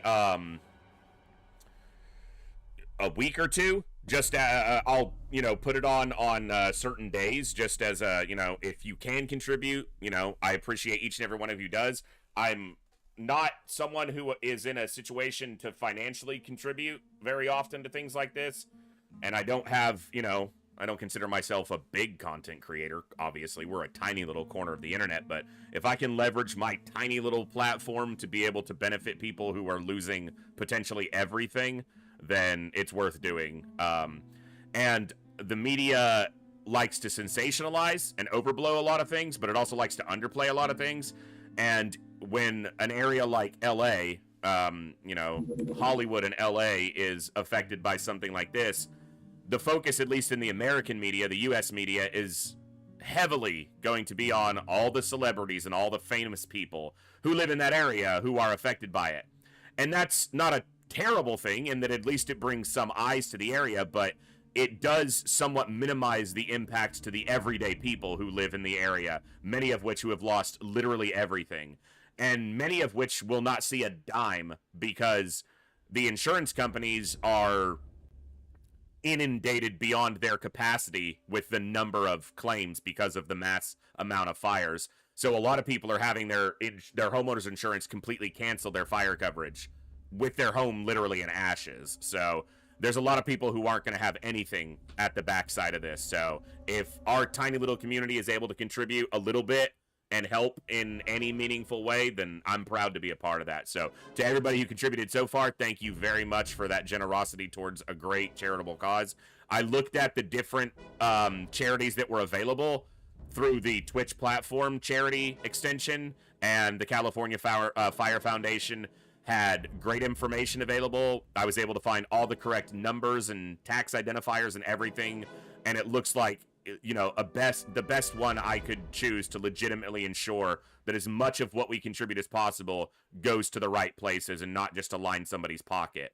If you donate through that fundraiser, none of it goes to me, none of it goes to Twitch. 100% of it goes straight to the charity, so you can feel good about the fact that knowing it's going where it needs to go. And anybody who is able to contribute to that over the next couple weeks as we run that fundraiser, it's massively appreciated, and I'm extremely proud that we're able to do that. So I just wanted to talk about it briefly because it bears talking about.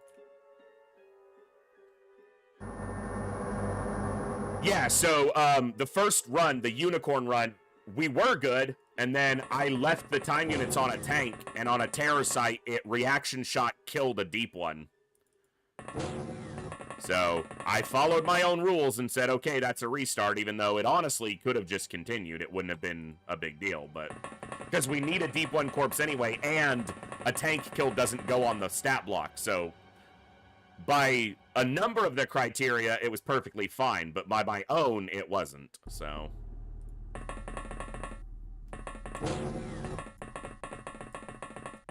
And to anybody, no one obviously ever needs feel obligated to contribute when we do a fundraiser or anything like that. Just tuning in is doing something, because it allows me to speak about it to you, and maybe that spreads the awareness of it to even more people who are able to contribute and help out. So each and every one of you just tuning in is a contribution, so thank you.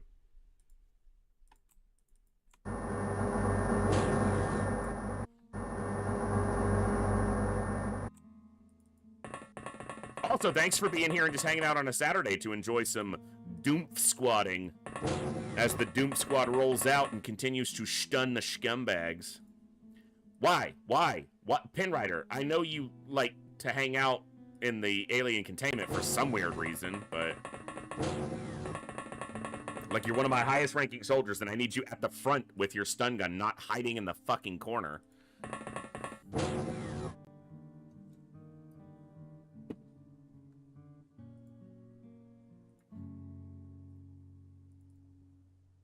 Stop clicking on the same people.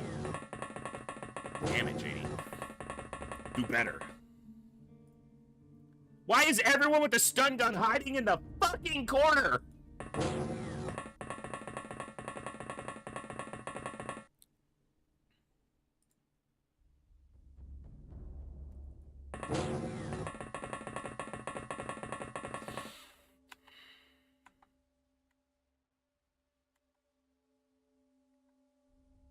Aliens are scary. You signed up for the wrong job. There's no wrong directions. There's one entrance to the base. They're only coming from one place. They have to come through this door.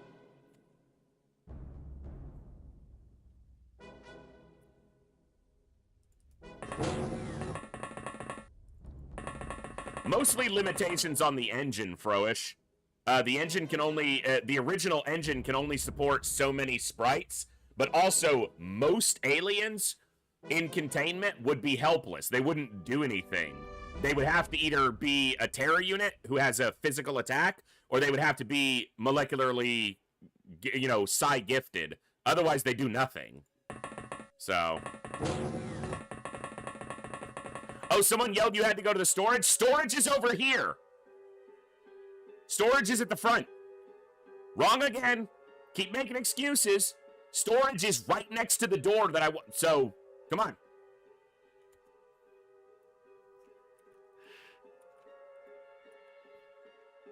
That's why I put the storage next to the door. Because I know the excuses you're going to try to use. Fine, we were playing D&D when we got attacked. Okay, see, that's acceptable. I'll accept that. Don't lie to me, just tell me the truth. I'm not mad, I'm just disappointed. Because why wasn't I involved in the game? Fuck.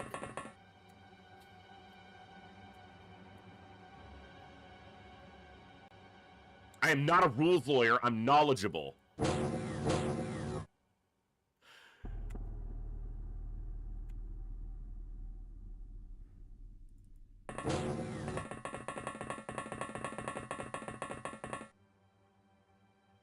Yeah, Bizarre, I worked for a company doing fire and water damage mitigation I worked for 3 different companies. I worked in that industry for a decade, and that's one of the reasons I got disillusioned with that industry, was the bullshit that insurance companies would use to get out of paying claims. It's unfortunately, there are good insurance companies, very good ones, that take care of their customers almost every time, even when a claim might not be entirely legitimate. Like, even when they could reasonably and legally, without malice, get out of paying a claim, there are companies that will still handle it because they actually care about their customers. The problem is there's about 4 of those companies, and the other 96 don't give a shit. They're just out for money. And most people can't afford the 4 companies that'll actually take care of you, or don't qualify because some of them are only for certain groups, you know, certain subsets of the people, so.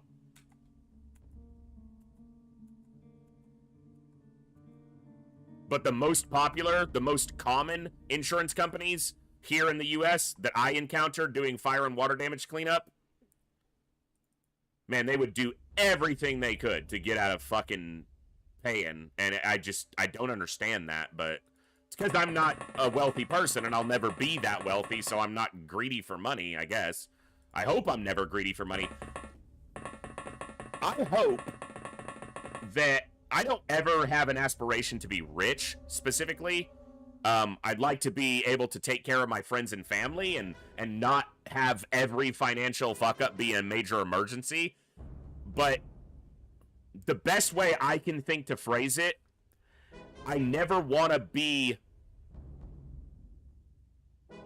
so poor that the only thing I have is money. If that makes sense. Because there's a lot more to life than money. And rich and poor has a lot less to do with money than it does with the rest of your life. I am financially below the poverty line for a U.S. citizen. Far below it. But I don't consider myself poor because the things that I do have in my life are way more valuable than money. Way more valuable. Like that dog, you couldn't pay me any amount of money for that dog. I don't care. You want to come say hi? You want to come say hi? I don't care if the richest person in the world offered me $1 trillion for this dog. I wouldn't take it. And I'm serious when I say that. Because he's worth more to me. He's worth more to me every day than that. So, rich and poor, money is not what I'm talking. So, I will repeat again. I hope I'm never so poor to only have money in my life. Because that would mean I didn't have things like this cheesemonger. This little monster. This little cheese hound. Hey, Froish, thank you so much for donating towards the charity. That's very awesome and very much appreciated. Puts us right up to $300. You guys rock. Oh, my goodness. Oh. Oh. Oh, that's the spot. Oh, yeah. Oh, look at... Oh. Oh, so good. Oh. That's the spot right there on the chest. Got that nice scritch spot. Oh, look how happy. I think it's one of the benefits of never growing up with money is I don't know what it's like to have it, so I don't need to have it. Every time I've ever had money that was expendable, like more money than I needed for like my bills, I spent it on people around me, and I mean that legitimately, and I'm not saying that to try to be braggish. The last time I remember I got a big holiday bonus at one of my jobs, the first thing I did was spend like $2,000 on Christmas presents because I hadn't been able to buy Christmas presents for years. And I was like, holy shit, I can buy presents for everybody. It was so awesome. I bought a computer, this computer with that. I only spent $750 on this machine. I could have spent $3 grand on it. And instead I was like, let me just get something that'll work. I'll piecemeal upgrade it. And I've done that. Upgraded the RAM, upgraded the GPU a little bit at a time. It's not a great machine. I need, a new one. But it gets, it gets the job done. So, hey, Breakable, thank you so much for 15 towards charity. That's very awesome and very much appreciated. Thank you.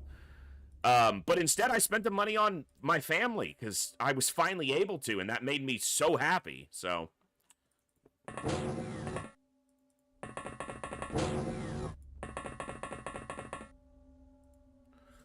I'm no saint. I'm not trying to claim that I am or sound like I am. It's just... That's just always been, the way I've seen it. Would it be cool? Like, would it be fun to have a lot of money at some point to do something stupid with? Yeah, maybe, but...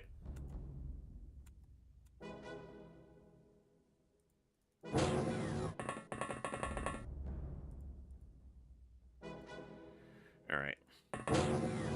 We don't even know what we're up against. Like, we haven't seen any aliens yet, because I still haven't finished the first turn. I know, I'm trying. Alright, let's see.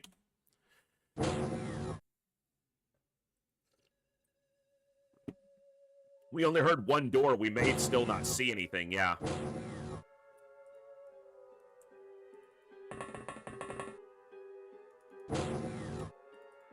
By RTX 4090 Ti in the first... Yeah, probably would be.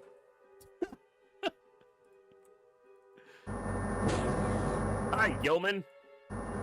Gilman, and Gilman. It's a law firm. Gilman, and Stunned. Bitch. My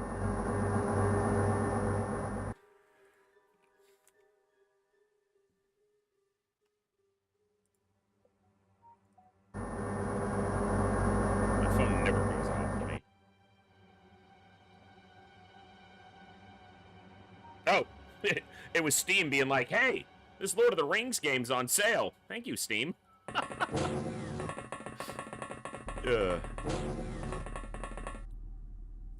know, I was thinking of another possible multiplayer game that we might get on the stream sometime this year, because I was talking with Blue and Kutaki the other day. It's a game we used to play together, and there's a version of it for Steam. But Sea of Thieves, that was a game that I really enjoyed just goofing around on with Blue, Kutaki, and one of our other friends, Matt, years ago. And that's one that we might pick up, and maybe that might be one that could be fun for multiplaying, you know, getting some multiplayer on stream. It's something I'm going to try to do a little bit this year, try to get some multiplayer stuff in where we can play with some members of the community occasionally.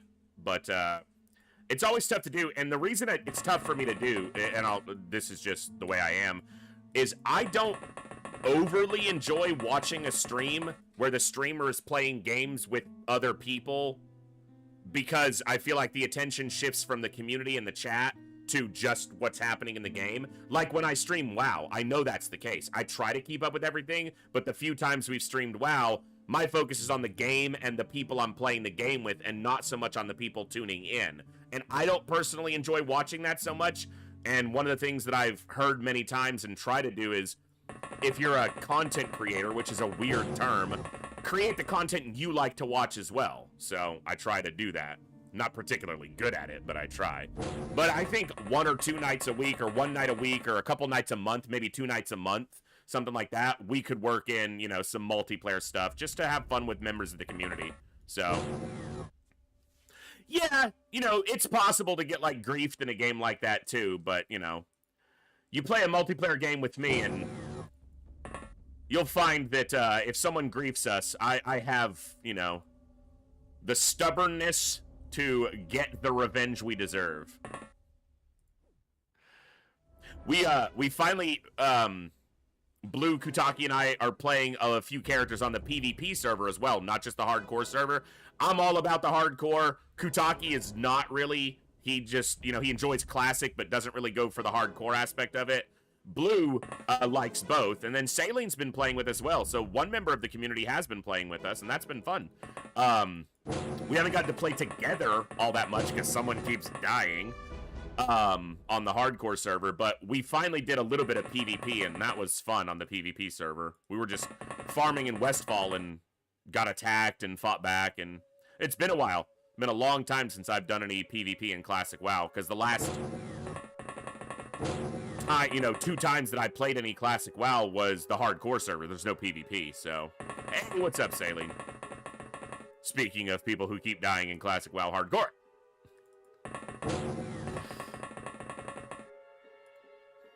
It's not easy. It's a hell of a fun challenge. Saline, your character is... Your soldier has some of the worst stats I've ever seen, so... We're gonna get you a new one, but...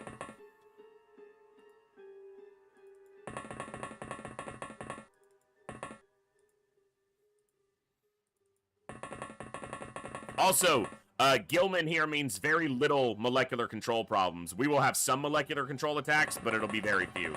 So this is actually pretty decent, so...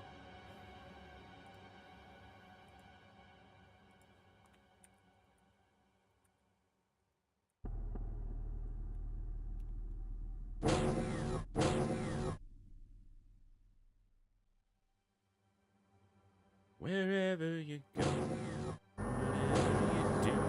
You've got a Doom launcher, sir. I'm gonna let you keep it.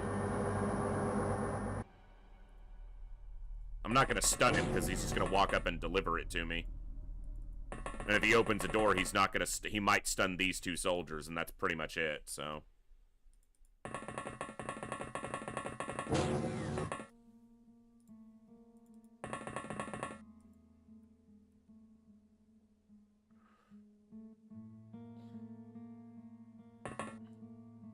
More or less, everybody's where they need to be.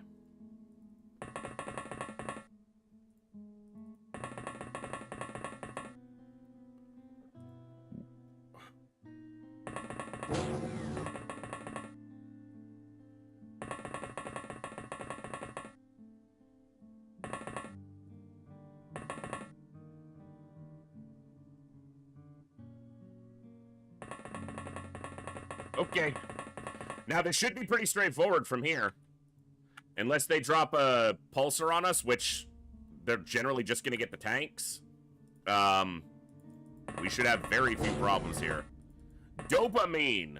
Hello, hello. How you doing, voice? You once again under siege by... Yes, we are once again under siege by the gillest of men. What's up, hill homie? Hey, very nice sailing. Congo rats, man. Huge ones.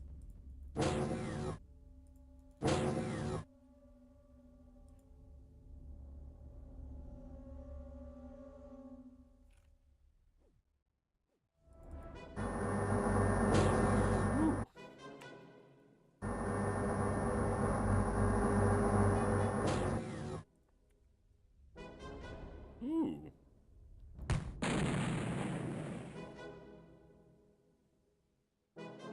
Triple stud. Get totally wrecked. Oh. There's another guy back there I will shoot. Double. Not kill.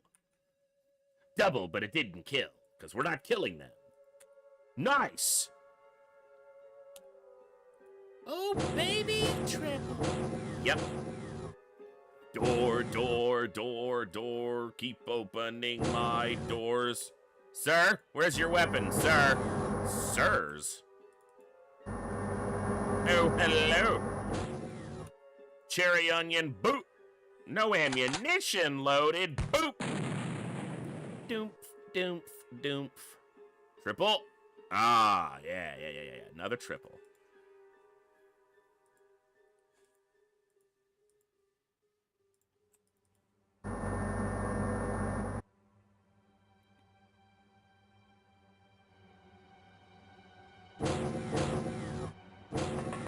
What are you gonna do? What are you doing, sir? You ain't got no weapon, Gill man.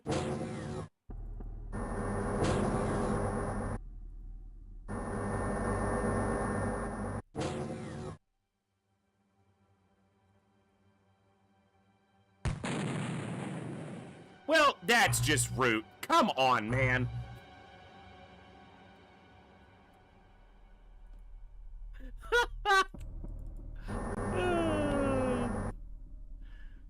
The biggest danger to an XCOM agent, the guy behind him with a fucking Doom launcher.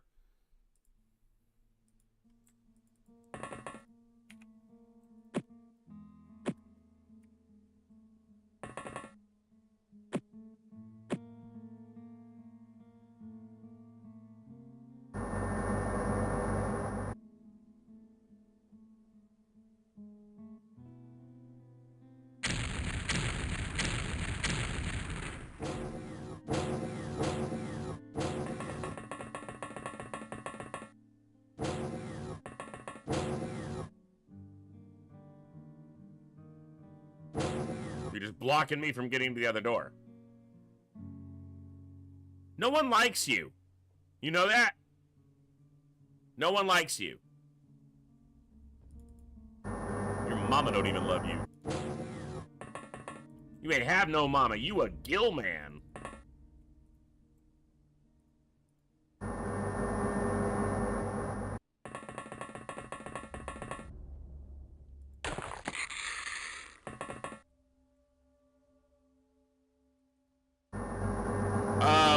Two soldiers have died, not on this mission. We've had 2 deaths this campaign so far. I expect many more. Not many more. It ain't a hard mode run, but... smoke grenades, Froish. In the vanilla game, they have the exact same animation as... all explosions use the exact same animation, so it was just the dye grenades. The smoke grenades. See... If you go look on the wiki, it says that DPL launchers on ground assaults are supposed to be replaced, and so that they don't have a useless weapon, but that's not the case. I don't know why, but...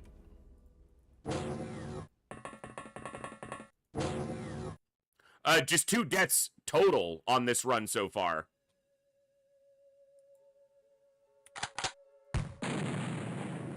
Not just named deaths, but that was 3.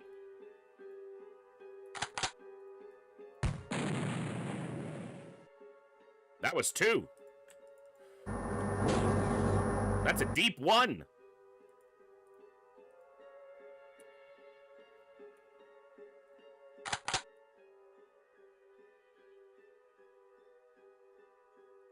Ooh, there's another deep one right there. Oh. Bitch.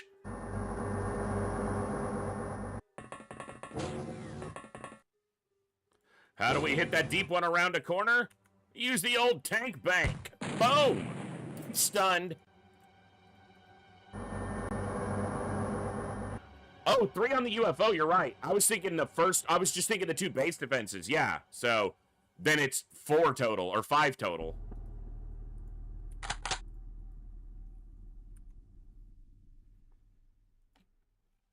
The civilians don't count.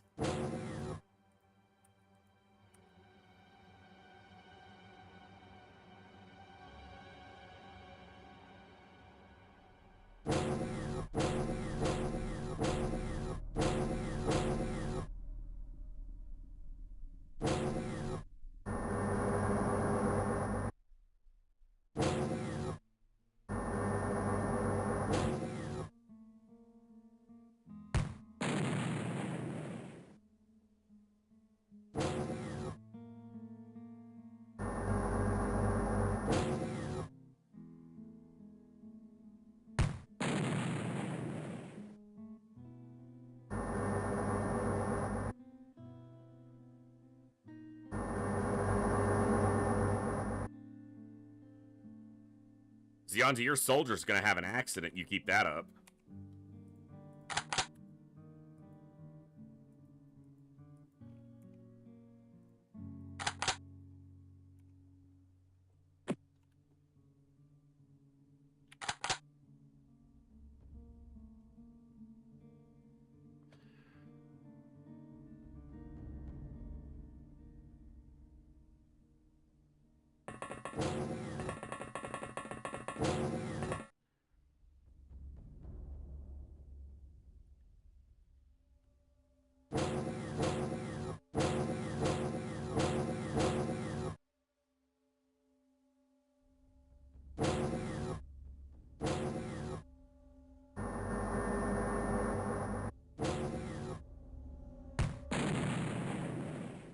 Beautiful.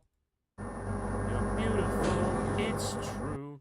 Now, the downside to base defenses, they use up Zerbite, and they don't give any Zerbite back.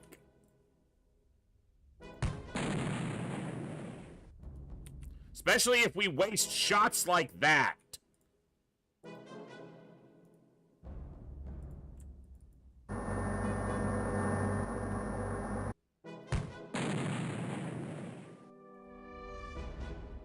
But I have a little bit of a stockpile, so. Singaya, thank you so much for the follow. Welcome to the Echo. Glad to have you here. Hope you're doing awesome today. And if you're not, stick around. You'll be awesomer by the moment.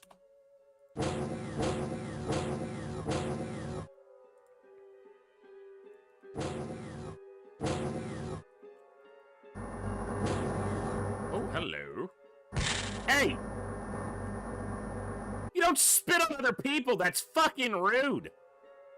God, your mama teach you any manners? Oh wait, you ain't got a mama, cause you a fucking deep one. Get wrecked!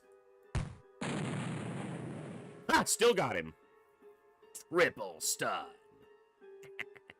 We're almost out of ammo over here, though.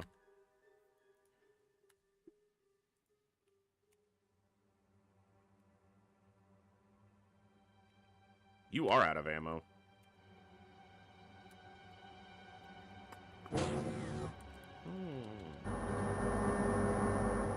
Swish. Mega dash for it, swish.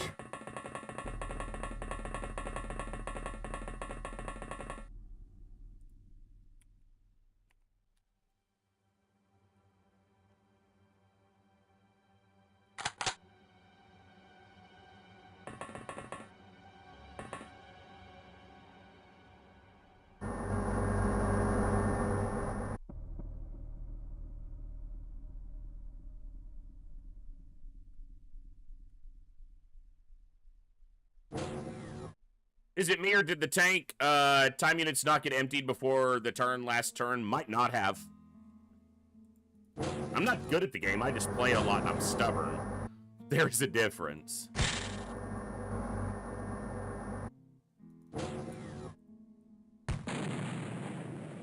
I mean, that worked, but you probably got someone over here. You got yourself. Congratulations, you played yourself.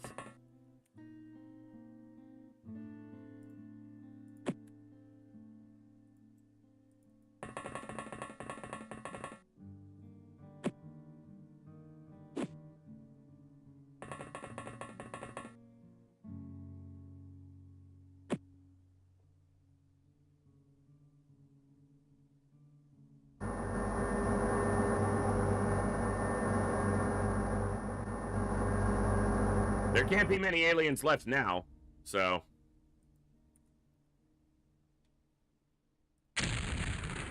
Smoke grenade. Yeah, there's like one left now. Okay. Rolling over them with the tank doesn't kill them. Don't ask me how or why, but it doesn't, so...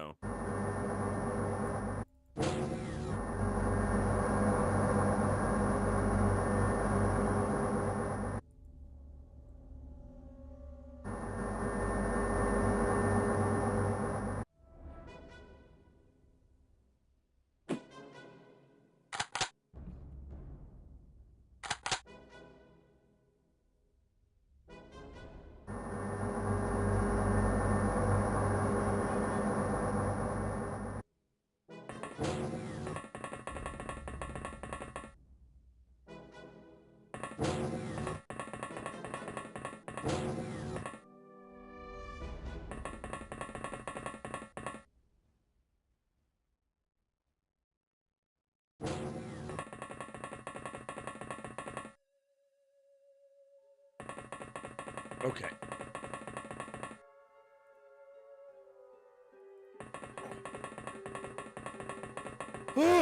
I do apologize, folks. My sleep schedule's been terrible, and I'm trying to get it a little bit squared, but I'm running on like 6 hours sleep across the last 2 days. And, yeah. But I wasn't going to miss a Saturday. Even if it's a shorter Saturday, I wasn't going to not give you guys an awesome Saturday stream, so... Slept a little bit this morning. We started a little bit later because of that, but we're here.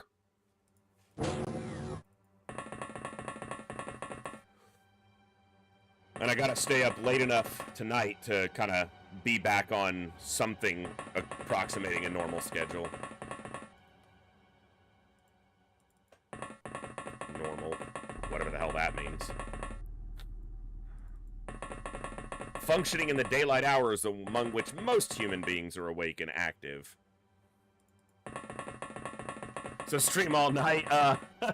No, probably not, because if I start, you know, I'll lose a run by getting tired. Yes, if I could sleep 16 hours straight, that'd be one thing, but the problem is that I haven't slept much, but that doesn't mean I'll be able to sleep. I'm a chronic insomniac, so... Sleep is like a, you know, a nemesis of mine. Or sleep is more like a crush I have. I really want to see it and spend more time with it, but I don't even think it knows I exist. I think sleep's awesome. Sleep doesn't like me at all. I'm just a friend. I got friend zoned by sleep.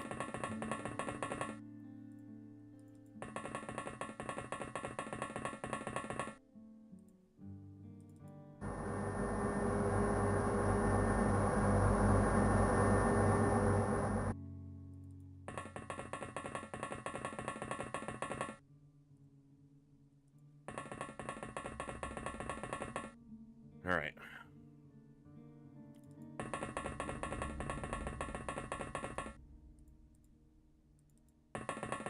We do this quickly, we shouldn't have too much of a risk of any of these guys standing up, but it's still a possibility.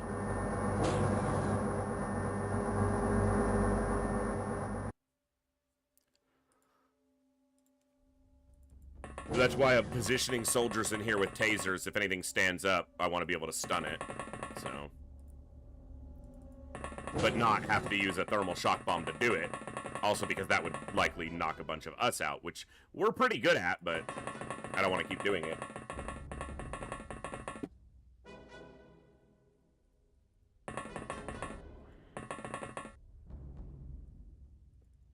Well, the thing is, parking on top of them won't stop them from waking up. If they wake up and the tile is occupied, they just get shunted to the nearest adjacent tile.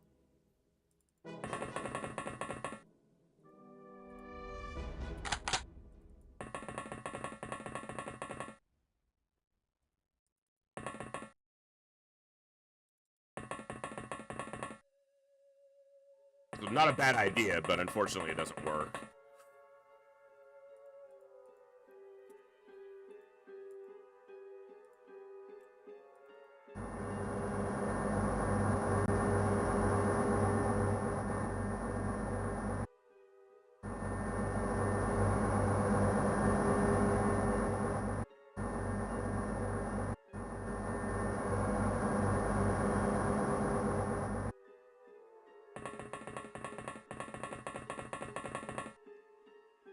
They're gonna be back here, almost always. They're gonna be in the far hangar. It's either a pathing issue or an AI issue, because they don't patrol up quickly enough, and all the other units go down, and then they lose any proximal knowledge of where we are, because their knowledge of our tiles drops off based on their intelligence score. So they don't know where we are, and so they just stay way back here and never advance forward. For some reason, the original coding never took into account that people would build actually defendable bases. And so you build a choke point like this and the AI doesn't really know what to do once you get down. Now, occasionally, like 1 out of every 6 or 7 base defenses, they will actually, like, advance. All of the units will advance. Usually it means you're doing worse in the mission, because they've had, they've kept vision of you long enough that they're moving up in mass, but not always.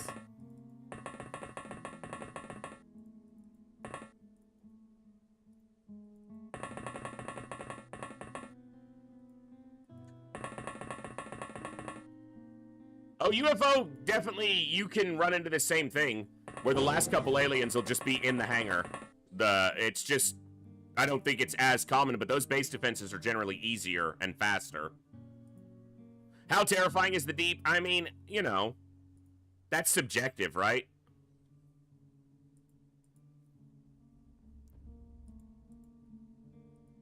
Some people are really terrified of it. Some people, not as much.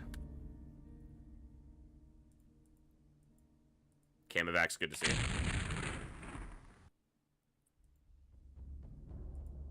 Oh, they must have already had some stun damage. I'm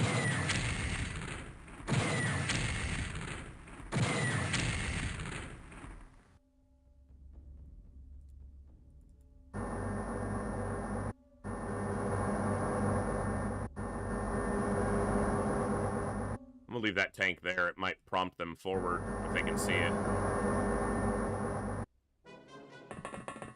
So the tanks, for those who aren't familiar, haven't seen, the tank can't move through here because it can't get between these support struts. But if you destroy these missiles, the tank can path all the way around and take like a snaking path. And I prefer to have the tank at the front because the tank dies, I'm not losing a soldier. And the tank can survive most hits. Especially once we have the sonic displacers, which are the hover tanks of TFTD. I can also kind of blindly fire into the far hangar with thermal shock bombs, and they have such a big radius, it'll probably get the aliens. I just don't want to waste too many shots. I will probably fire a couple and see, but no, because I've never had an alien standing anywhere near these, and I'm pretty sure the explosive damage that does is minimal. I don't know that, but I've never once had an alien standing next to them. If there was an alien standing next to it, the tank shooting it should be able to see the alien, and I wouldn't shoot. I guess if they were directly behind it, maybe I wouldn't, but A lot of that was information we just gathered in the first campaign of this this challenge run, where we just learned all of the shit that it involved, basically.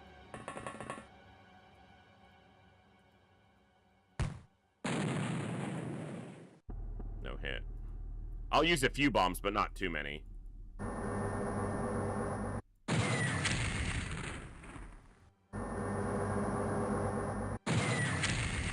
I mean, the explosive damage is enough that it never seems to get through the tank's armor, so doesn't necessarily mean much, but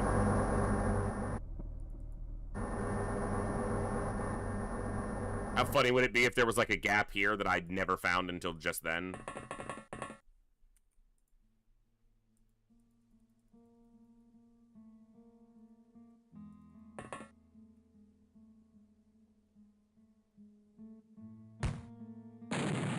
That might hit one. Nope. It must be here.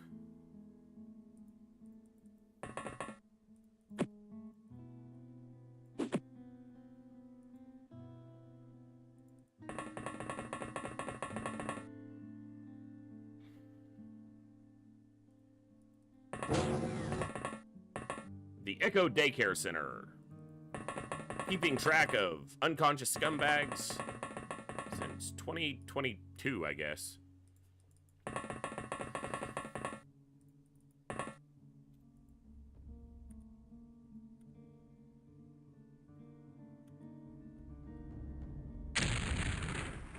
Come on.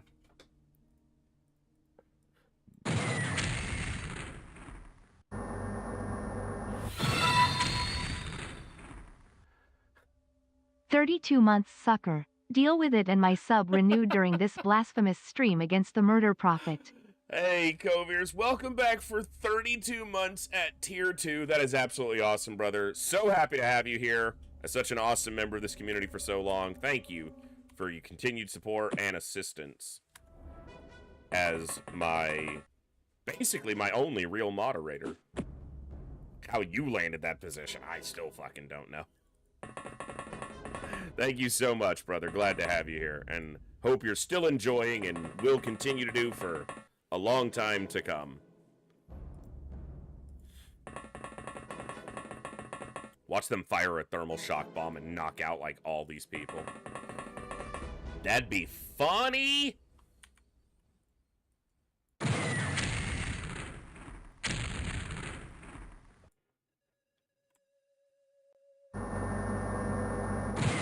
Hey, I'm just saying, Coviers, a lot of people enjoy blasphemy, okay?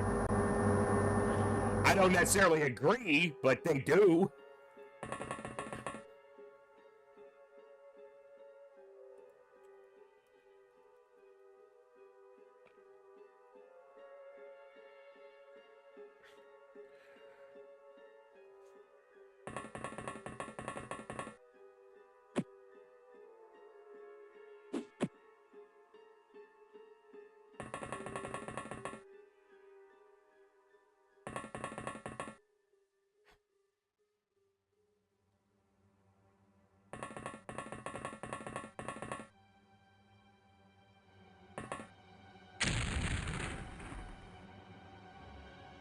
You know this is tedious. Later, I'm pretty sure the sonic displacers can destroy these struts and move through the hangar much more easily. Also, we'll stop a lot of base defenses later just by shooting down stuff, but for now, and I'd rather be slow and careful than lose stuff. Come on. It's a deep one and a Gillman with a DPL, right? Come on. There's a deep one.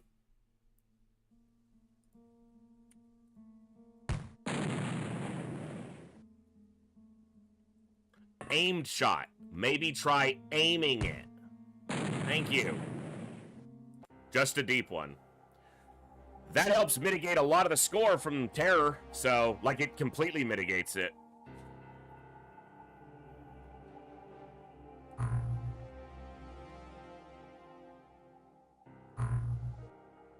Makes us some money, too.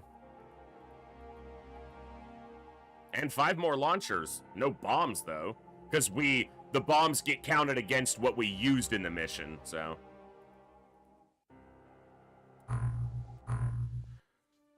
Is it 100% possible to always shoot down base evasion ships with sonic-based defenses? No. It doesn't matter how many defenses you use. There is no configuration that is 100% doable, like 100% effective.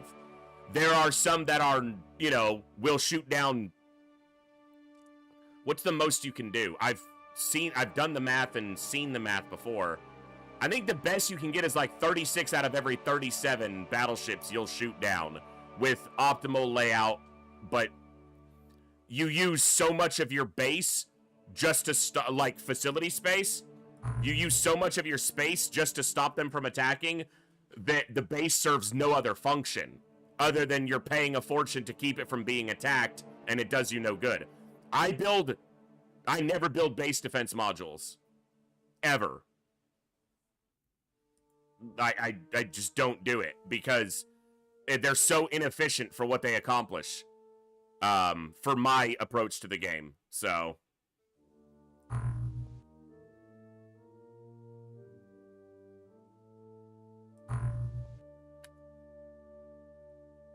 I think if you have like 9 of the best defense modules, they will stop like 11 out of every 12 battleships from getting through, something like that. But I think like even if you do an optimal build, you cannot have 100% success.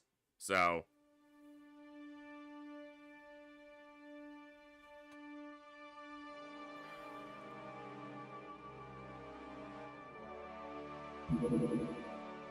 yeah, that's another big factor, Cursed.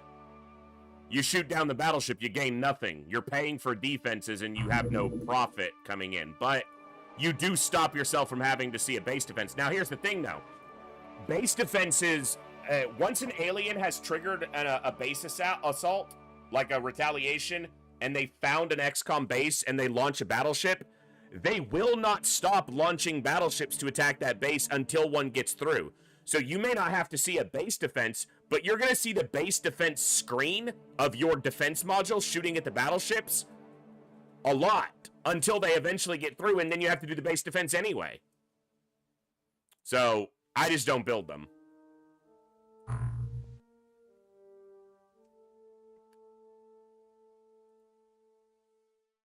In basically any version of XCOM that I've played, even modded versions, so...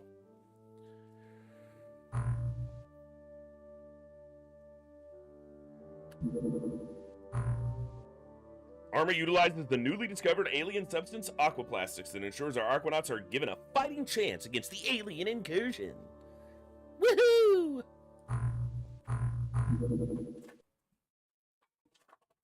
Get out of there. You're crunching on a water bottle.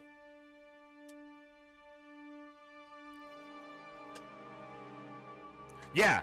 Now, you might end a campaign before they get a battleship through, but if you waited long enough, eventually they're gonna get through. You cannot stop it, so. I think I want to do ion beam accelerator and magnetic navigation here.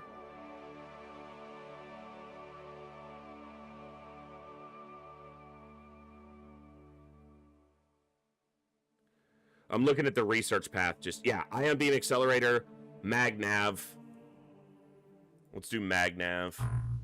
And then ion beam. And that'll get us ion armor, magnetic ion armor, which gets us the new flying sub tech, which we need to move forward. So we're not doing MC, because I don't need to read. I don't need to know what the enemies are, because everything just gets stunned. So it doesn't matter what they are. If I need a live capture, I get a live capture, because we don't kill anything. And I'm not using MC offensively, ever. So... Hey, Olsen, we'll add you to the list.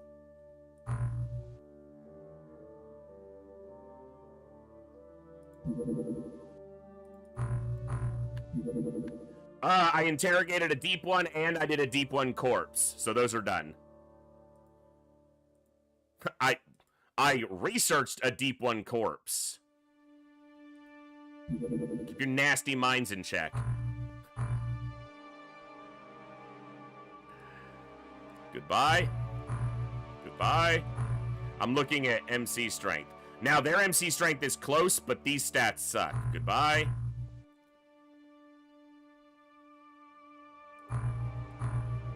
Hello? Hello?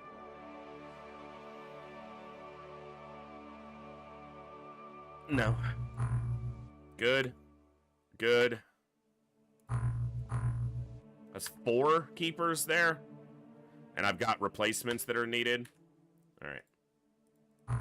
This is the entire reason I turn on MC Strength Evaluation, which is a open XCOM option that allows you to MC Strength evaluate a soldier as soon as you hire them, once you've done the research for the MC lab, without having to have them sit in a lab for a month or more.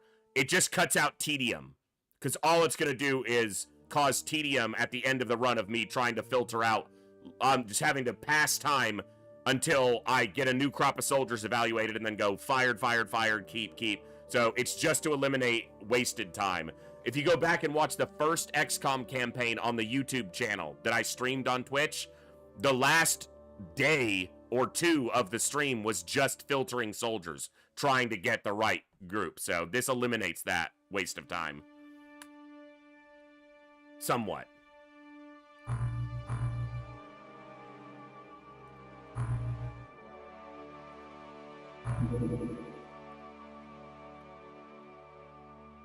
Yeah, aggressive retaliation in this particular challenge run is turned on just to try to force, or to make it more likely to get an alien base attack early. In, again, the first Terror from the Deep campaign I streamed on Twitch, which is on the YouTube channel, we got attacked in January and aggressive retaliation was not turned on. So it's wholly possible to get attacked early. It's just, it speeds it up just to cut out wasted time as much as possible. And then we turn aggressive retaliation off and they still attack us constantly, like they just did. That's probably a supply cruiser heading in. I can't shoot them down consistently yet, so yeah. Do I want to try to recover a fleet supply carrier? They have DPLs on them. And only 100 Zerbite for a large recovery, instead of 150 like a supply ship in UFO. Not yet. Not yet. My score's fine right now. Yeah, well, it's not great, though. We started the month super low because of the terror site. So it's not bad, but if we get another terror mission, it'll be low. How much ammo do I have? Because I just used a lot. I have more than enough.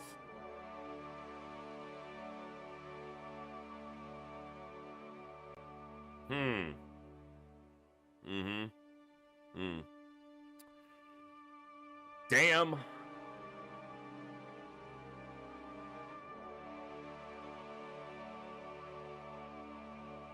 I should probably try to do that. Yeah, we had one of the earliest months was a failed month. February? March was really low.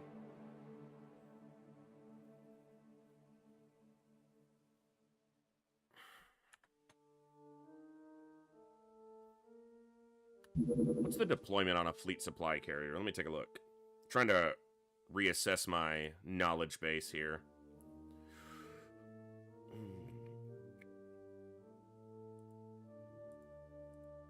Alien submariners.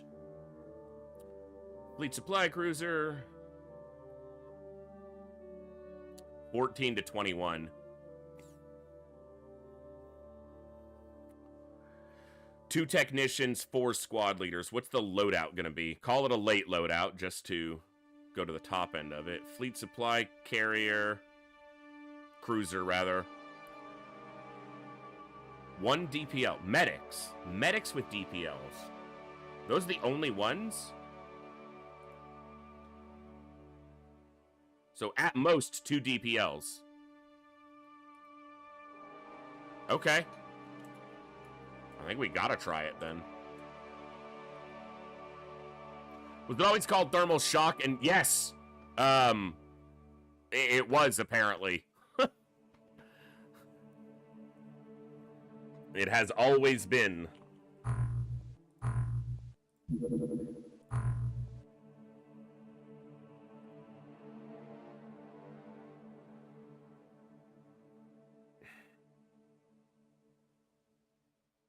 Okay.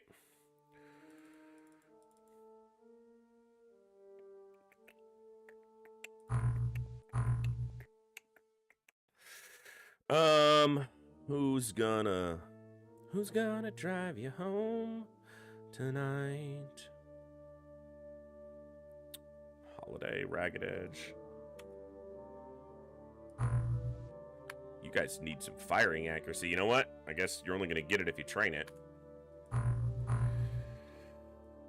Alright, looks like a good standard loadout. Let's do one more. You guys gotta get strong enough to carry this shit. Carrying extra stuff does not make your strength grow up faster. When I was younger, I thought it did. It doesn't. Your strength won't grow any faster regardless of how much you carry. So overloading them doesn't give you a benefit in that regard, but a little bit of extra weight generally doesn't cause me too many issues, so... At least not in game.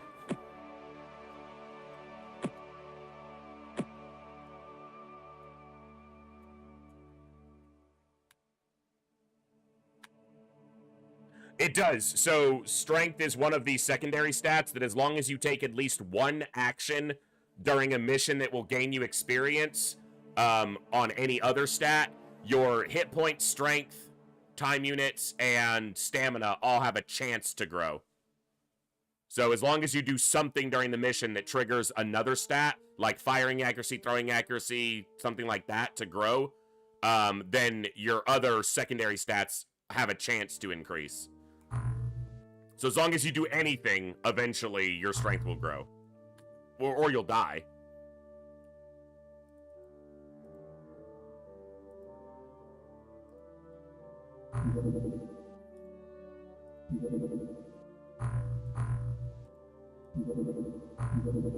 I wasn't going to do it at night, so that's fine.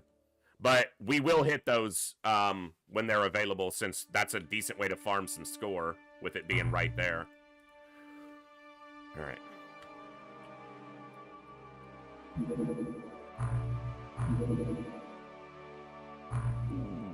Barracuda. So I will name more soldiers. I know there's signups waiting. I have to replace ones that already exist, and also get new people who are signed up in. So, like, people who need a replacement need to get done, and then people who signed up need to get on the roster. So.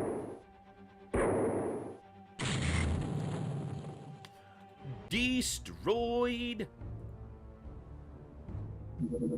Destoroid. Bye. Good. Very nice reactions, too. That's close. Hey, 5 Lives. We'll add you to the roster. We'll get you on as soon as we can. And Binge Man, thank you so much for the follow. Welcome to the Echo. Glad to have you here. I just punched my mic. This is a little low, but these are really solid, so I'm going to hold on to them for a moment. You're gone. Zara Morzikova? Yoshihiro Ishii. That is sad, because this is good, this is good, this is good, this is good, this is 0. 0. You have the size strength of an unripened pear.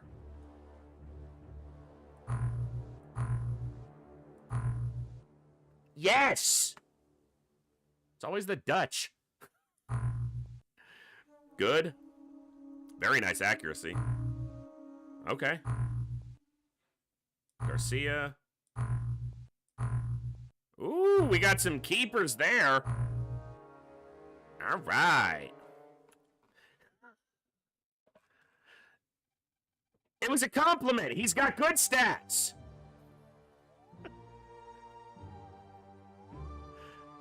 No, I'm not. Zionzi, pay attention if you're going to try to be critical. I said he's got good stats. It's always the Dutch soldiers with good stats. The guy I fired was Japanese.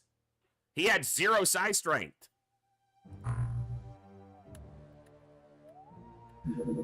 He had a Japanese name.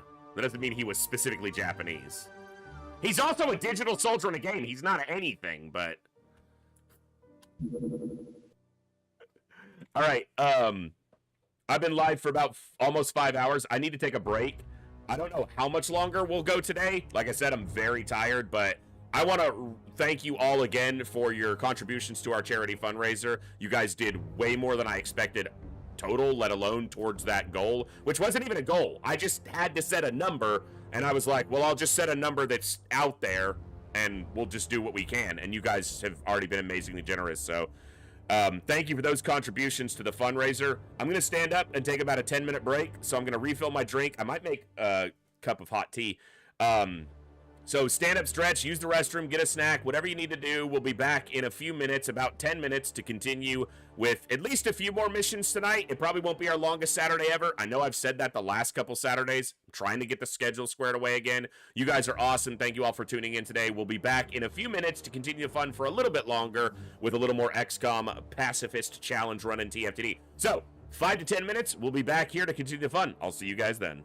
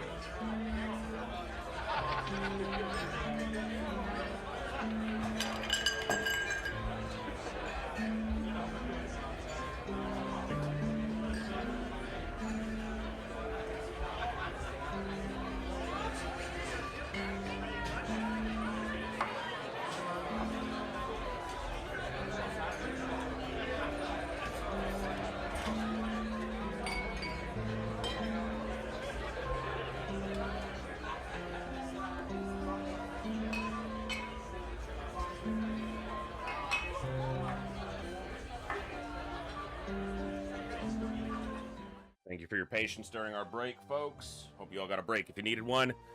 Turn on that heater a little bit. All right. We got a little more XCOM today before we wrap up. See if we can have some fun. I hope you've been having fun so far. So our score is at about probably 125, 130.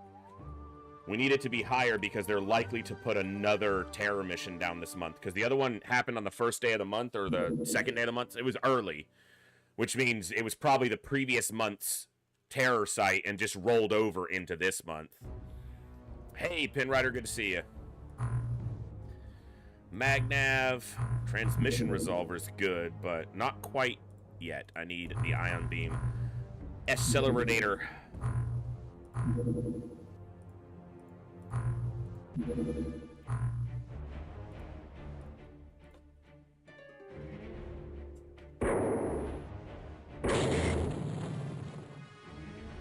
Good.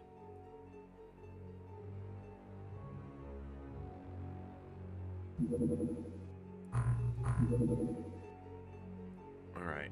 Let's make some more launchers because we need to send them to the other base.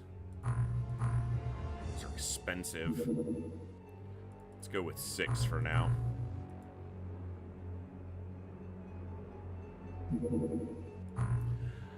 Alien flying submarines rely on complex power systems to drive them at incredible speed through the deeps. That'd be the depths, but the basis for their technology is the ion displacer. Utilizing Zerbite as a catalyst, the engines displace 100 times their own volume in water per second. This enormous power means that the aliens are capable of outrunning most Earth subs. We can replicate this system at propulsions using aquaplastics and Zerbite power cells. Ion armor. Just had my Jaeger clean up a pot of 8 lids. Yes, in the zone Jaegers are a ton of fun. And very powerful.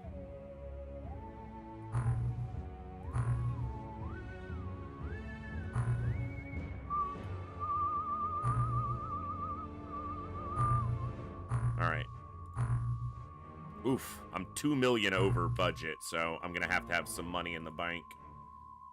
Before the month rolls over, we're gonna go way in the negative.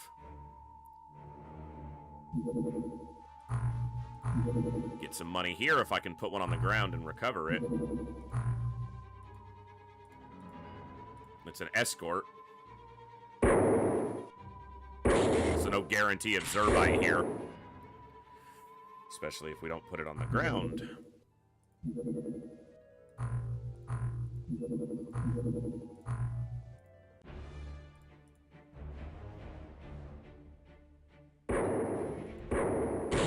Okay.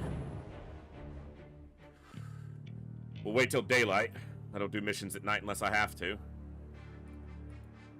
And I rarely have to. Because you can control that.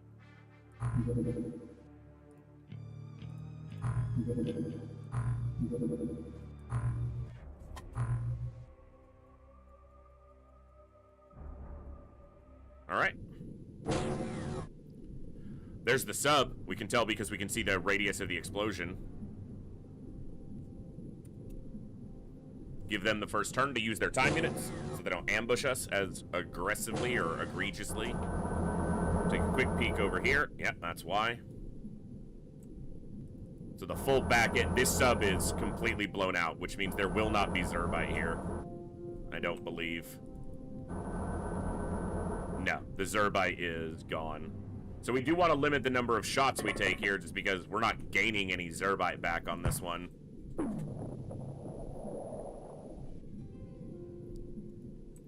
Uh-huh.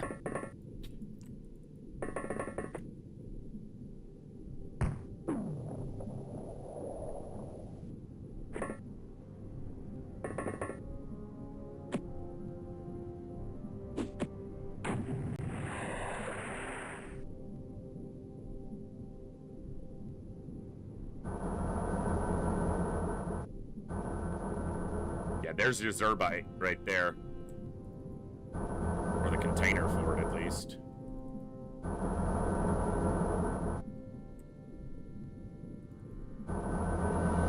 Alright.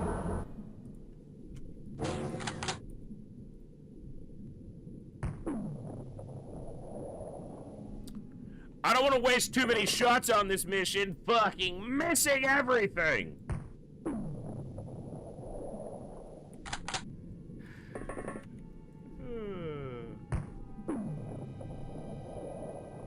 We might get that one. No, we didn't hit him. All right.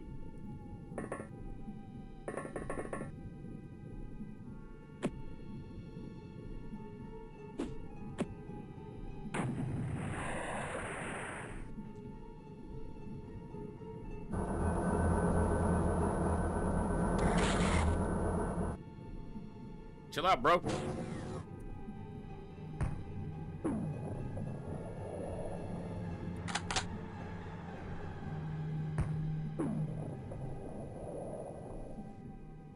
I hit a second one, but it was probably this one that was already stunned.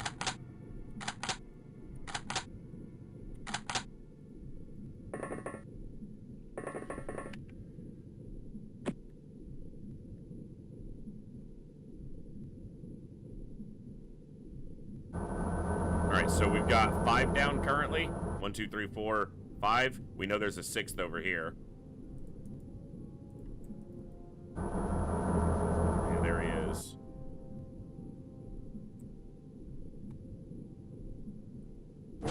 Trickier to get a shot on.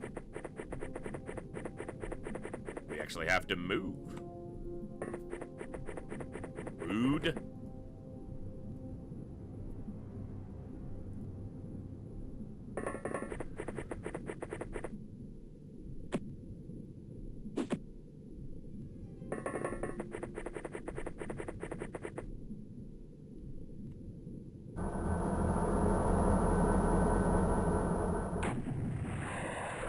That's probably the last one.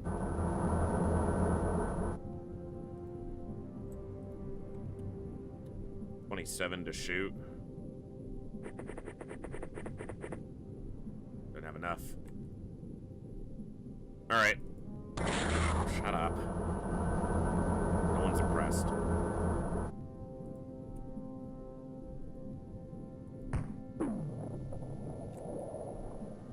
I think that got him, but that got him. Not the last one though. Okay.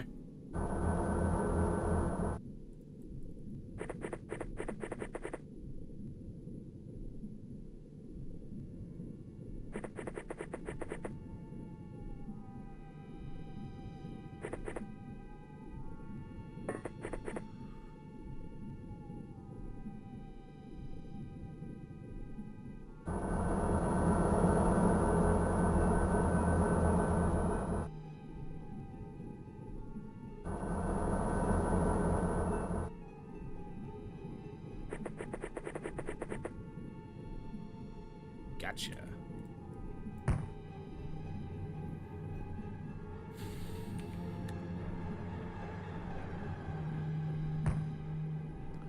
Ah!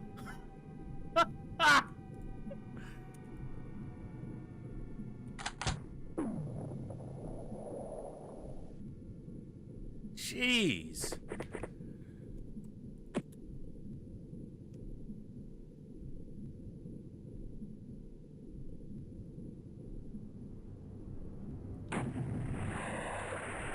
That's true, Dee Dee, but it also means that if you have any commentary, you know, you ask me a question or anything, you're going to be behind, you know, the actual live stream, so. There's pluses and downsides, I would say, to both.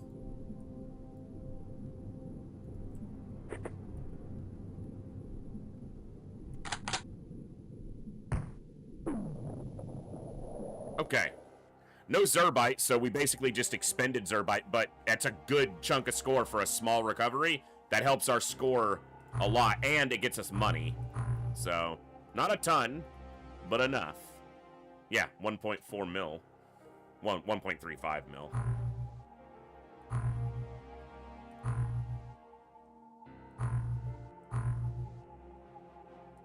Okay.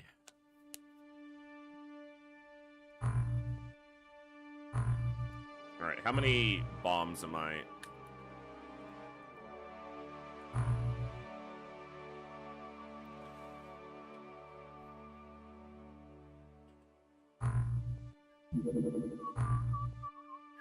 Okay, I've got enough bombs, so I'm gonna make money till I've got enough to be covered for the end of the month expenses, at least.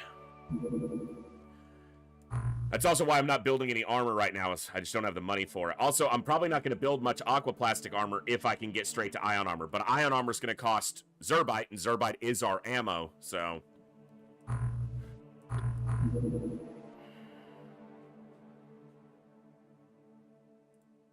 I'm going to get a transmission resolver done.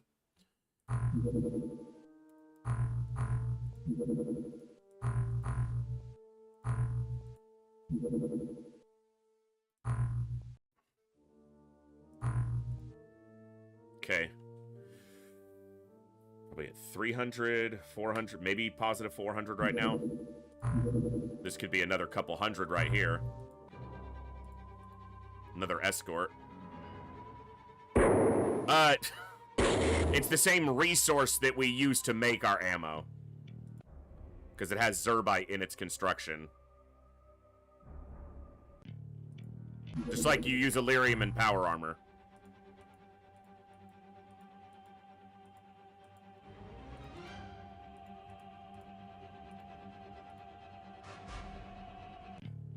Stupid little shit.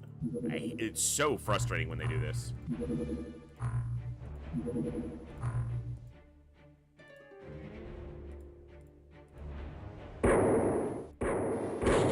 Thank you.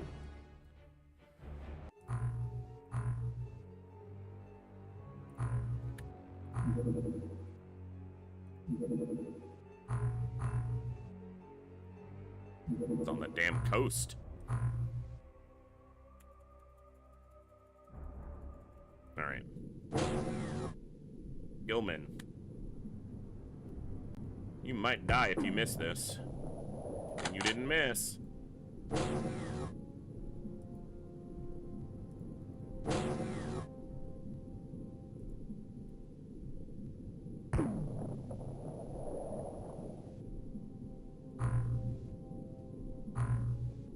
Good job, Swish. Brilliant. He's giving the back of the craft some, you know, some time to get some work in. He's letting some other people get some shots in. Swish is a, you know, he's a true officer, knowing that the people at the back don't get as many opportunities to fight. It's all dye grenades. No, but I don't believe so, Cursed.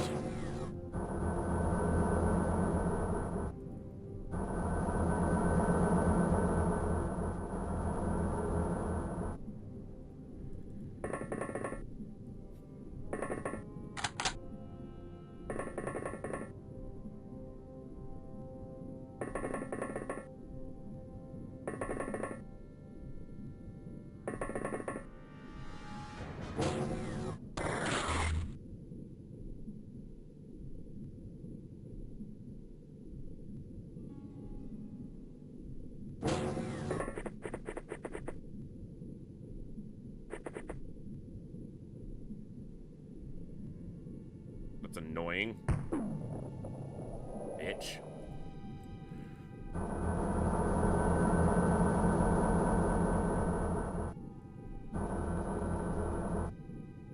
Ooh, we might have some Zerbite on this one. I can't quite tell. Maybe not.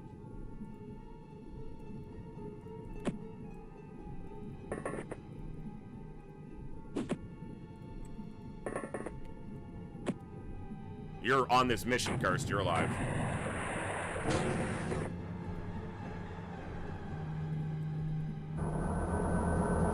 Is it fully intact? No, it's blown out. There is no Zerbite here either. Swish was just taking all the shots for himself. That's why he knocked everybody else out.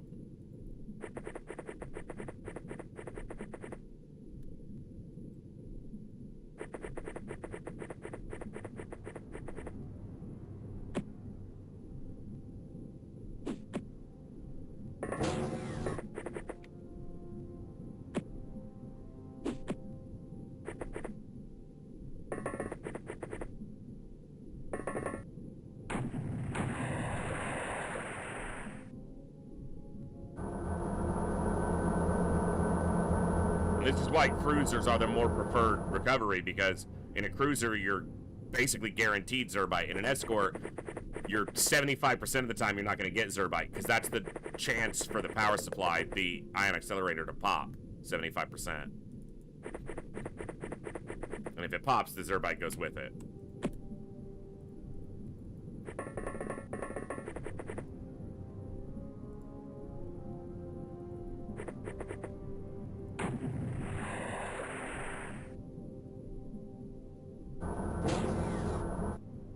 No bodies. There's one.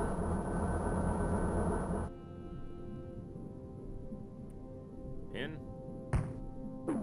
Nice. Is that 3, 4, 5? 1, 2, 3, 4, 5. So 2 more probably, something like that.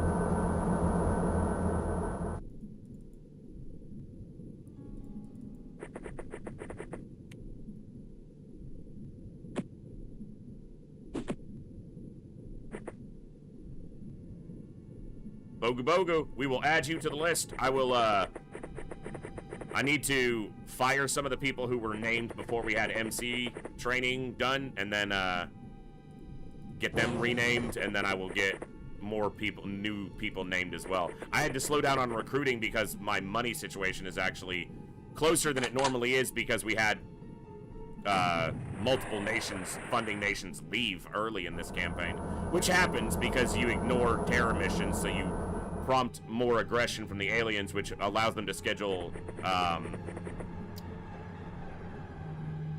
what's the word? Infiltration missions.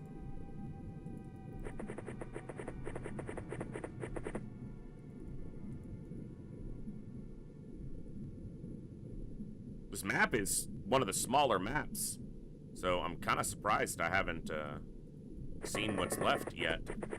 There's only really this corner, so. Pinrider, you are either the either captain or commander. Captain, that is the highest rank. You are the ground force commander. So commander and captain are swapped, or commander is colonel and captain is commander if you're comparing from UFO defense, because they use naval ranks instead of like army ranks, or yeah. So captain is the top. You almost became dead.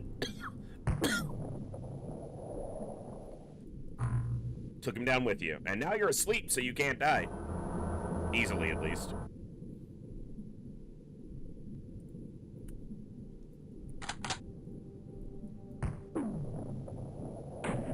Super effective.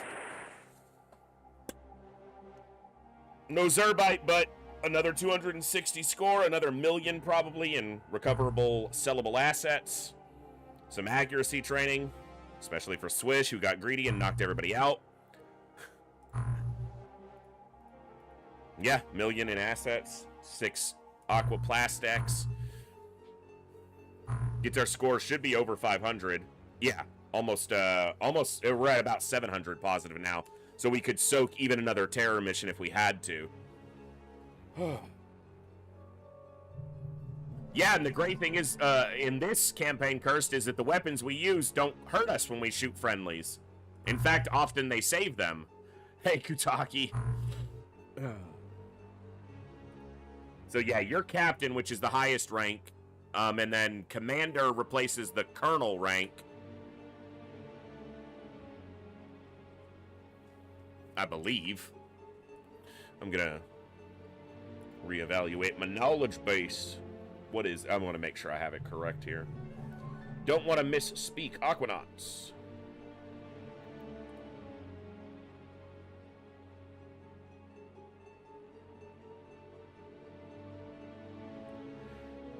Yeah, so it's, in UFO, it's rookie, squatty, sergeant, captain, colonel, commander. Here it's seaman, able seaman, ensign, lieutenant, commander, captain. So captain is the ground force commander, of which there can only be one ever. So, you are it.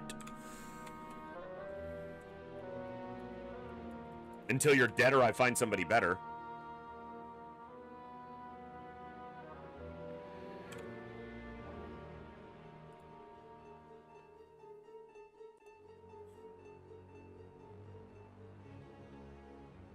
I have that one on our soundboard, don't I? Yep, I do.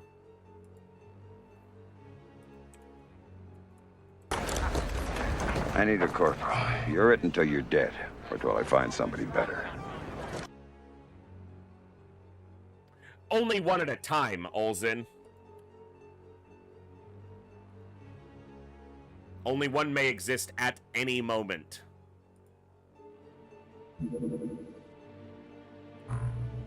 Alright, money's good, so I'm going to shift them back to... See, we're low on...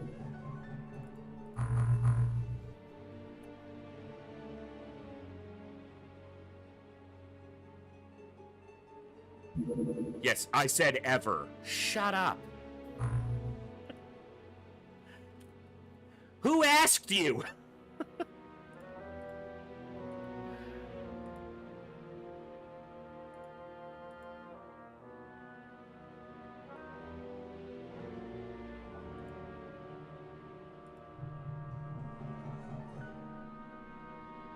Try to get some of the people who were kind of like borderline.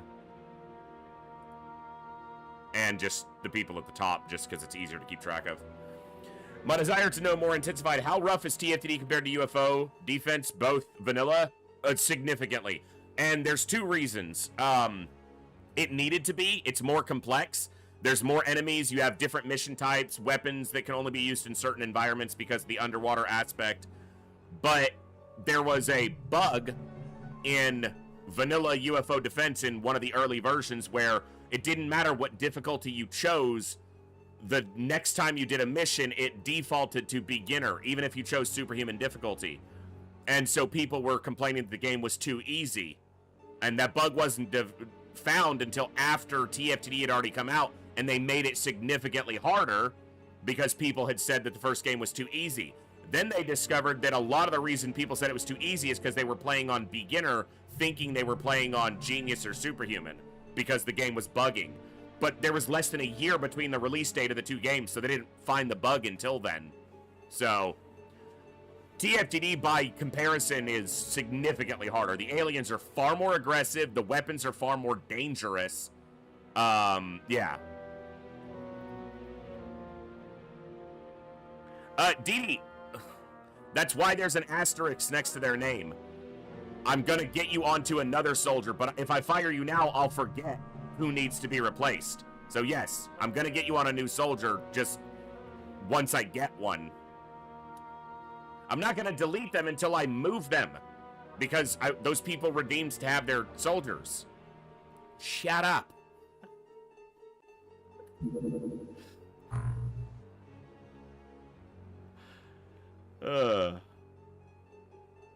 No, get a hang of UFO defense first.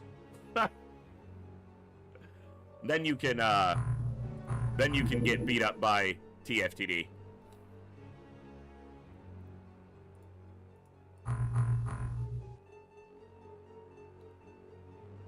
Yes, Saleen's stats are fucking horrible. They're really bad. Some of the worst stats I've seen on a starting soldier.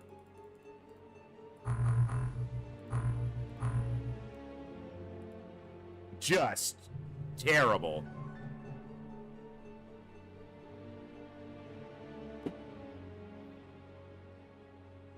Like, so many of those are within 5% of minimum. Yeah, that's one bad soldier. That's a really bad soldier. But we'll get him a new one soon. But yeah, they're marked with an asterisk because I know they need to be replaced, but I don't want to lose who's named. So, and you don't pay for soldiers. There's no salary on soldiers. So, Nana, I saw it, and I saw the other one. I wasn't here. I might have missed it because people were chatting. Did I die or have I been named yet? You're not currently in, and I didn't have a redeem for you on this go round. So if you want to get in, just do another quick redeem, and you'll get added to the list.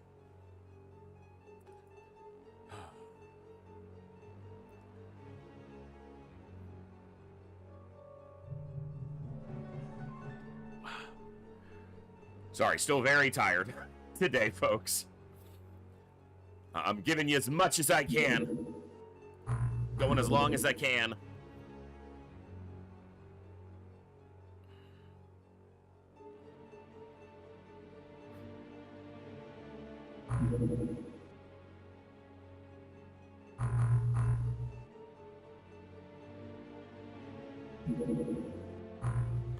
We got the big armor ready. That's flying suit, essentially. We just have to get Zerbite now.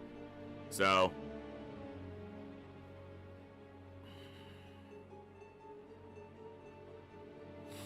there you go, Nana. You're on the list, and we will get you in soon. Soon and very soon, you will join the roster and die.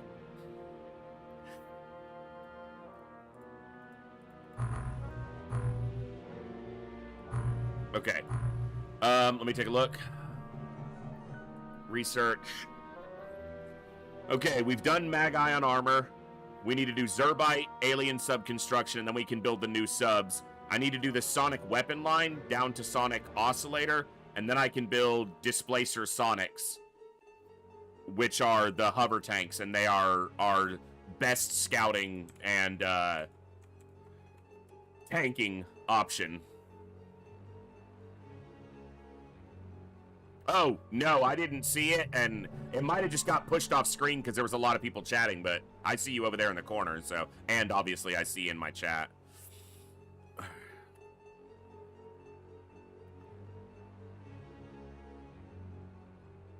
Excellent month. Good. Eurasia's pissy. Everyone else is getting happier, so... we got a little bit of an income boost there. Balance goes down to 1 million, because our maintenance is... super high. Alright, so currently we have this many bombs. And this many bombs has to get us more Zerbite before we run out. So we have to do a small craft recovery that gets us Zerbite. Or any craft recovery, including a that's a relic site. Or artifact site. Do you get Zerbite from artifact sites?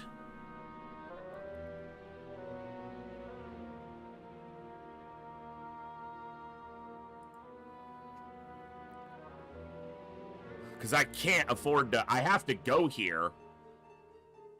Like, I have to at least land, but... I think it's $750 if you don't destroy the Synomium device.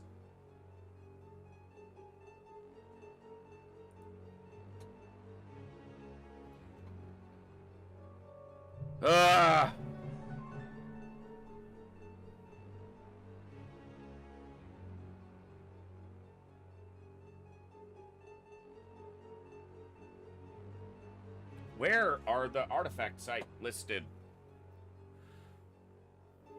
Seriously, where is this? Well, I know you can get Zerbite from colonies, so it's not only crash sites, but I think I still think you're probably correct. I don't think you can get them from artifact sites, but I'm trying to... artifact site, here we go. Artifact sites are treat the same urgency as terror missions, though lacking a civilian component. They are longer, more dangerous, have greater repercussions. Failure to attend an artifact site is 2,000 points. Failure to destroy the artifact site is 750 negative. Mission structure, alien deployment, equipment recovery.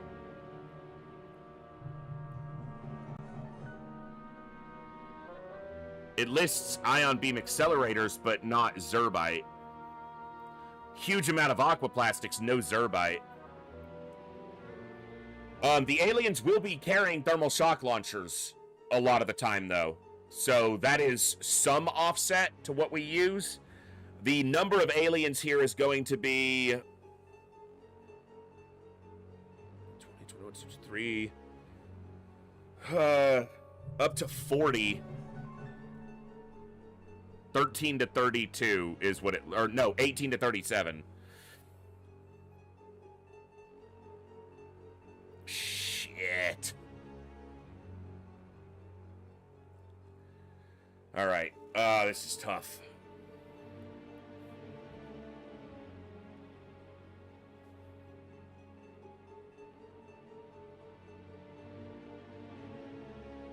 Yeah, they have 6 to 18 tentaculates, but tentaculates aren't the worst thing. As long as I can get... I have to send 2 tanks. And you have to try to get both tanks inside. Or at least one. Try to get both, but at least one, because then they can block the lift. The lifts. And then your soldiers can hide above, and then when a tentaculate is present, that it can't get past the tank, and neither can any other aliens because they can't shoot up the lift. And then your soldiers can drop down. You have to look at the facing of the tentaculate if you can, and then try to, you know, taser them. But do I have the mental acuity to do this mission right now is what one thing I'm also trying to figure out, because I think I have to go to it. I have to at least take the negative 750. I don't really want to take the negative 750. We are sitting on 67 bombs total, and I might use as many as 50 here. I'll recover some from the aliens potentially, so let's call it we use 40 here. That leaves us with 20 something to get. We can obviously do a small recovery, but did you get these art? Yeah, we did. We absolutely, you get them every playthrough.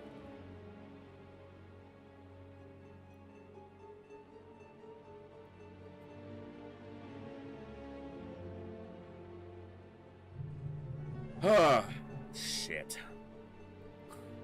It's a tough call.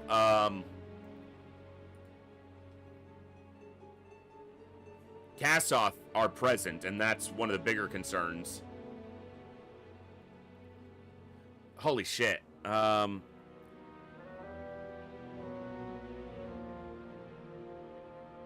hold on. Deployment on the surface. Geez, there's gonna be so many aliens here. The number in italics are the amount of aliens the game attempts to spawn, as can be seen in unit reference data. However, both maps are rather short on alien spawn points. Empirically, there are 12 to 18 in the surface and 22 to 29 in the second. So the number of aliens that can actually appear on the surface is only 12 to 18.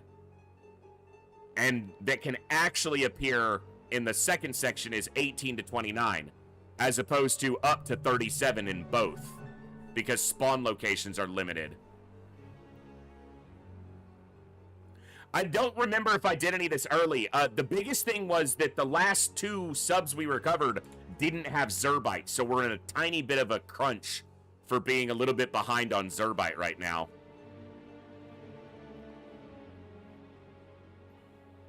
And that's what I have to try to figure out here. So it's 0 to 6 tentaculates on the surface and 0 to 0 to 14 in the interior.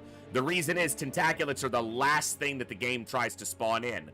So if it fills the previous spots, it will roll tentaculates off. But I don't think I've ever gotten one that didn't have at least some tentaculates on it. Usually the surface doesn't, but the interior always has a few, in my experience. Although that's quite anecdotal, so.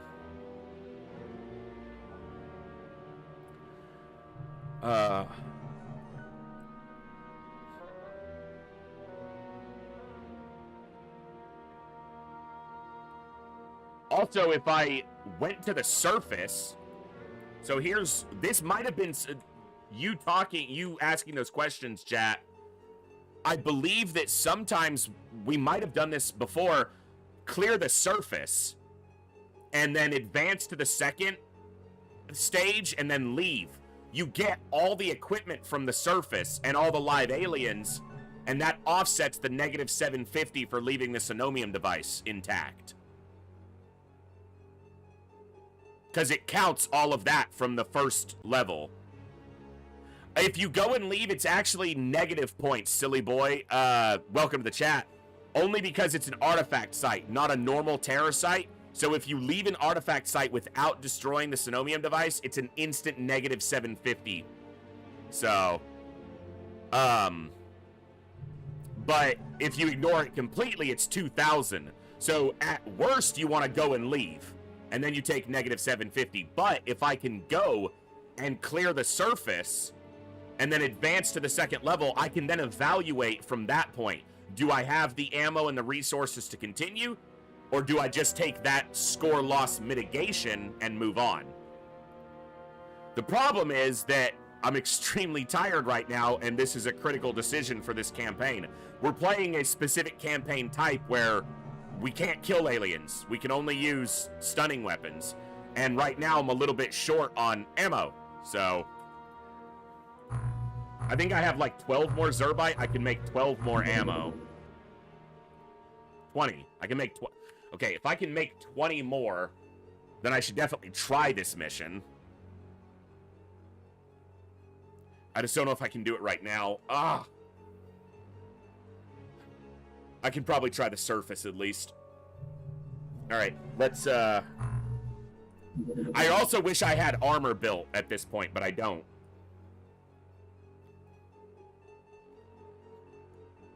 I'm also gonna need to take the people with the highest size strength.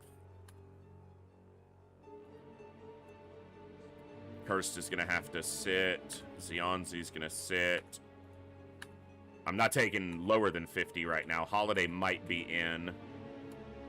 Let's put Cooldan in.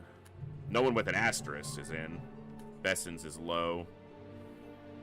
Because with Tassoff, there will be psionic crap happening. Your bravery's quite low. I'm gonna need to get that squared away first.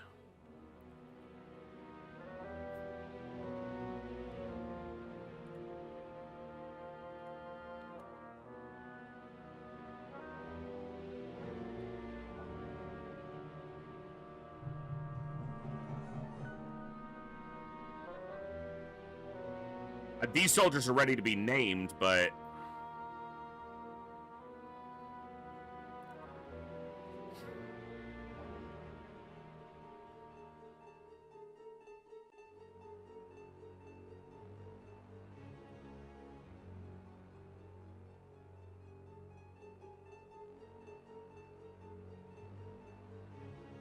Plasma Fields is going to get a new one. Plasma Fields has great other stats otherwise, but their size strength is just not going to keep up, I don't think. Are they in MC training? I could throw them in MC training and see if they get a full 6 gain on the first go through, but alright, I need one more right now.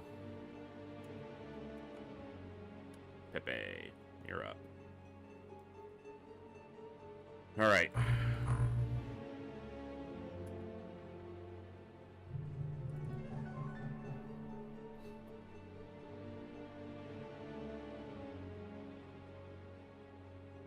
Oh, wait, I need to take 2 tanks and 6 soldiers.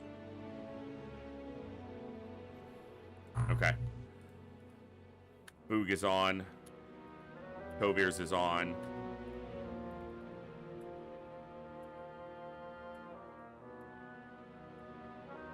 Cooldan's on, Holiday's on, Pinrider's on. Ragged is on. Boog, Ragged, Kovirs, Pin.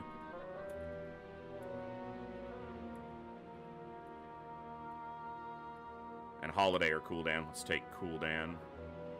1, 2, 3, 4, 5, and Holiday. Okay. So you guys are off for the moment. Okay.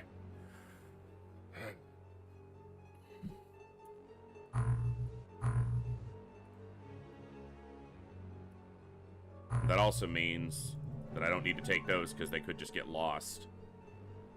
We'll take 48 shots. 41 shots.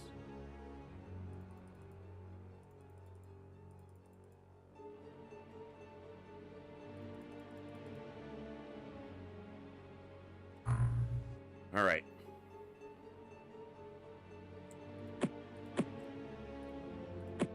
It doesn't matter where it goes, actually, but I like it to look a certain way. A little bit too... Okay, drop that.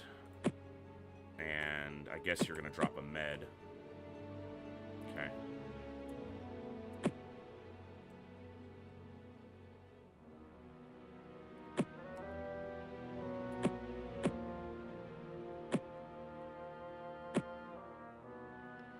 That's gonna be a problem, though.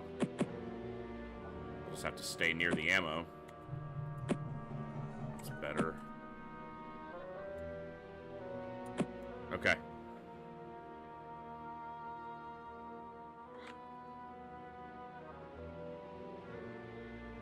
We need to be very deliberate, very careful. Artifact sites can still go to... I was trying to put a save in. Can still appear daylight, so you just... And this should last many hours, so... And there's a supply carrier. That's Zerbite. I can probably do both, but I don't know which is going to despawn faster.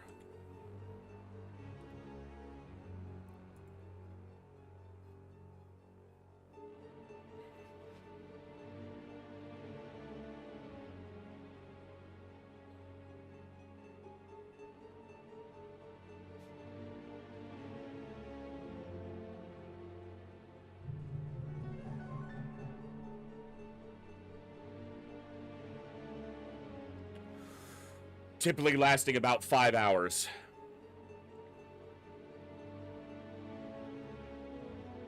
Which means it's about to despawn. Which means I could take a huge score hit, so I need to deploy to it right away.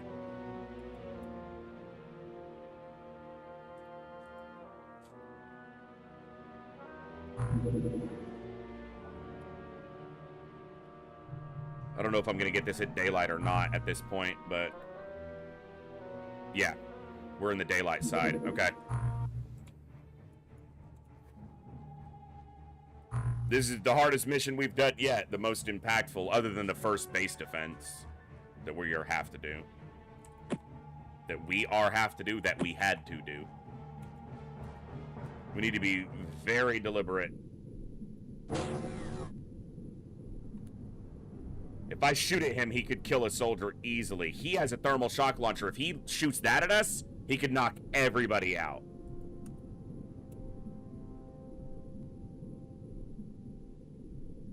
Okay.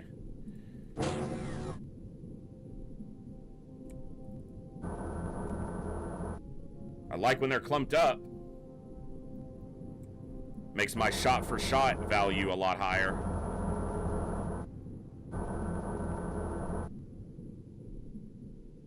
Okay, this is a corner, too, which is nice.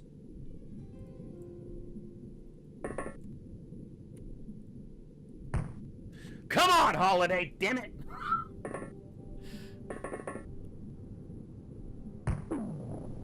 Well, wasn't exactly ideal, but...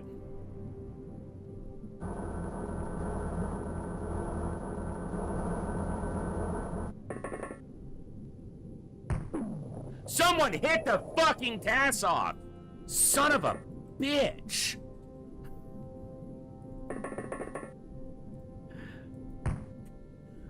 Oh my god!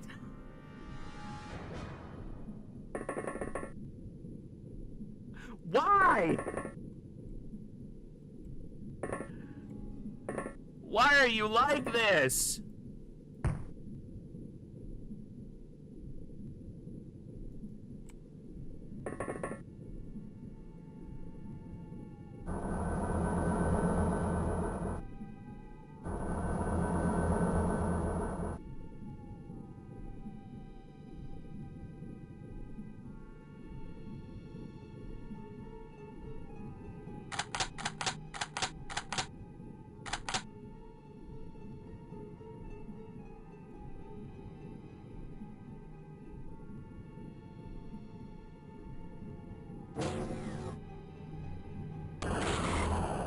Well, that's a tank down to half health. But I couldn't risk a soldier taking that hit. Okay, thermal shock launcher, thermal shock launcher, thermal shock launcher. They'll have 3 or 4 ammo apiece. TAS off are not guaranteed to go down in one hit, which is why those misses are even more of a fucking problem?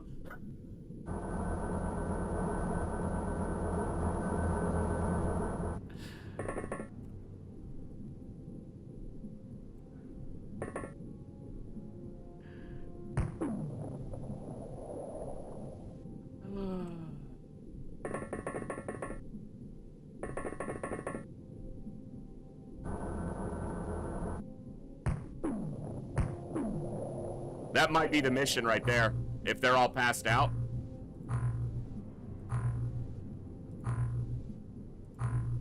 The tanks aren't, but I guess we're taking a 750 and 12 Zerbite loss.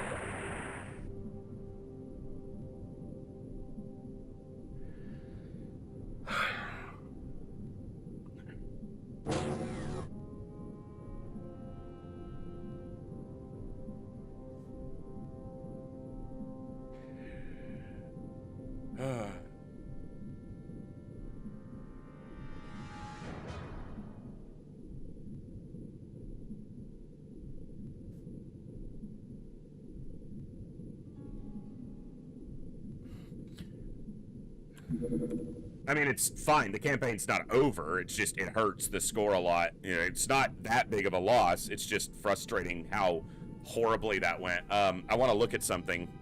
Weapon efficacy table against a TASOF. Thermal shock launcher to 46% on one shot to knock them down. It's 99.1 that the second shot will put him down. So, against a TASOF soldier. So still like a coin flip to put him down with one hit. Unlucky.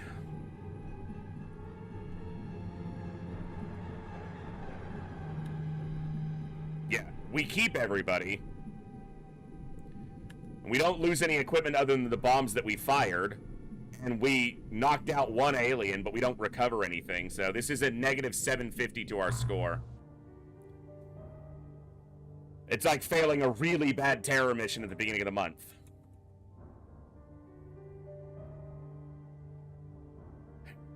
Well, we're going to have a recovery to do, so. Alright, let's see if this goes quickly. Come on. No, fuck. We lost the supply carrier, too, because they only stay down for about 7 hours. So, okay, so now we are in a position where we have to recover Zerbite. We're getting pretty low. And our score is bad right now. So, now the good thing is a small craft recovery is like 250 score. A large craft recovery, like a supply carrier, is going to be like 1,000. A base defense would be a lot. So, oof. That's about the worst that could go, other than them, like, DPLing the craft and killing us all. So. Or everyone dying to, like, a tentaculate, so. Well. Alright, folks. I hate going out on a weird mission like that.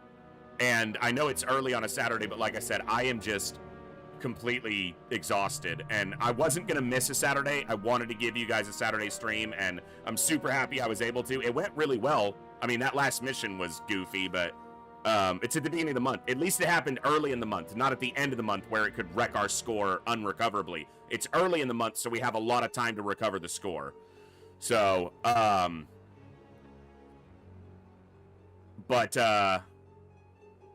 well, Plasma, you know, I used to do 8 to 12 hours every Saturday, and I want to get back to being able to do at least 8 on the Saturdays, but it's just, you know, been tough to get my schedule squared away again. But yeah, I had fun today, and thank you all for your contributions to our charity fundraiser. We will run that again a couple days next week.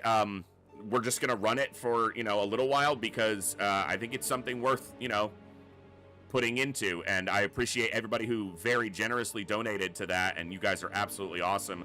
Thank you for everybody who chose to spend some of your Saturday here with us, having some good times, knocking out some scumbags, defending the base, getting some Zerbite, and pushing this run forward. Yeah, I'll clean up the roster. That's one of my goals, to get the roster squared away. I've got about 10 soldiers who are ready to be named, and more than that who need to be replaced. But we'll do what we can on that. Let me see. Do I have anybody to throw a raid to? Oh, looks like Addercobb might have just started up. Let me take a quick look, and if that's the case, we will raid our boy. Yeah, Addercobb is getting ready to go, so we will throw it over to Addercobb. He's going to be playing some Long War. You guys show him some hype and some love, and we will catch you next time right here in the Echo, where each and every one of us has a voice. Good night, God bless, be good people. I'm going to try to stay awake for about another 2 hours. I got to do some laundry and eat something small, and then get a good night's sleep and get this schedule squared away so I can give you guys the streams you so awesomely deserve. Good night. I'll see you next time, folks.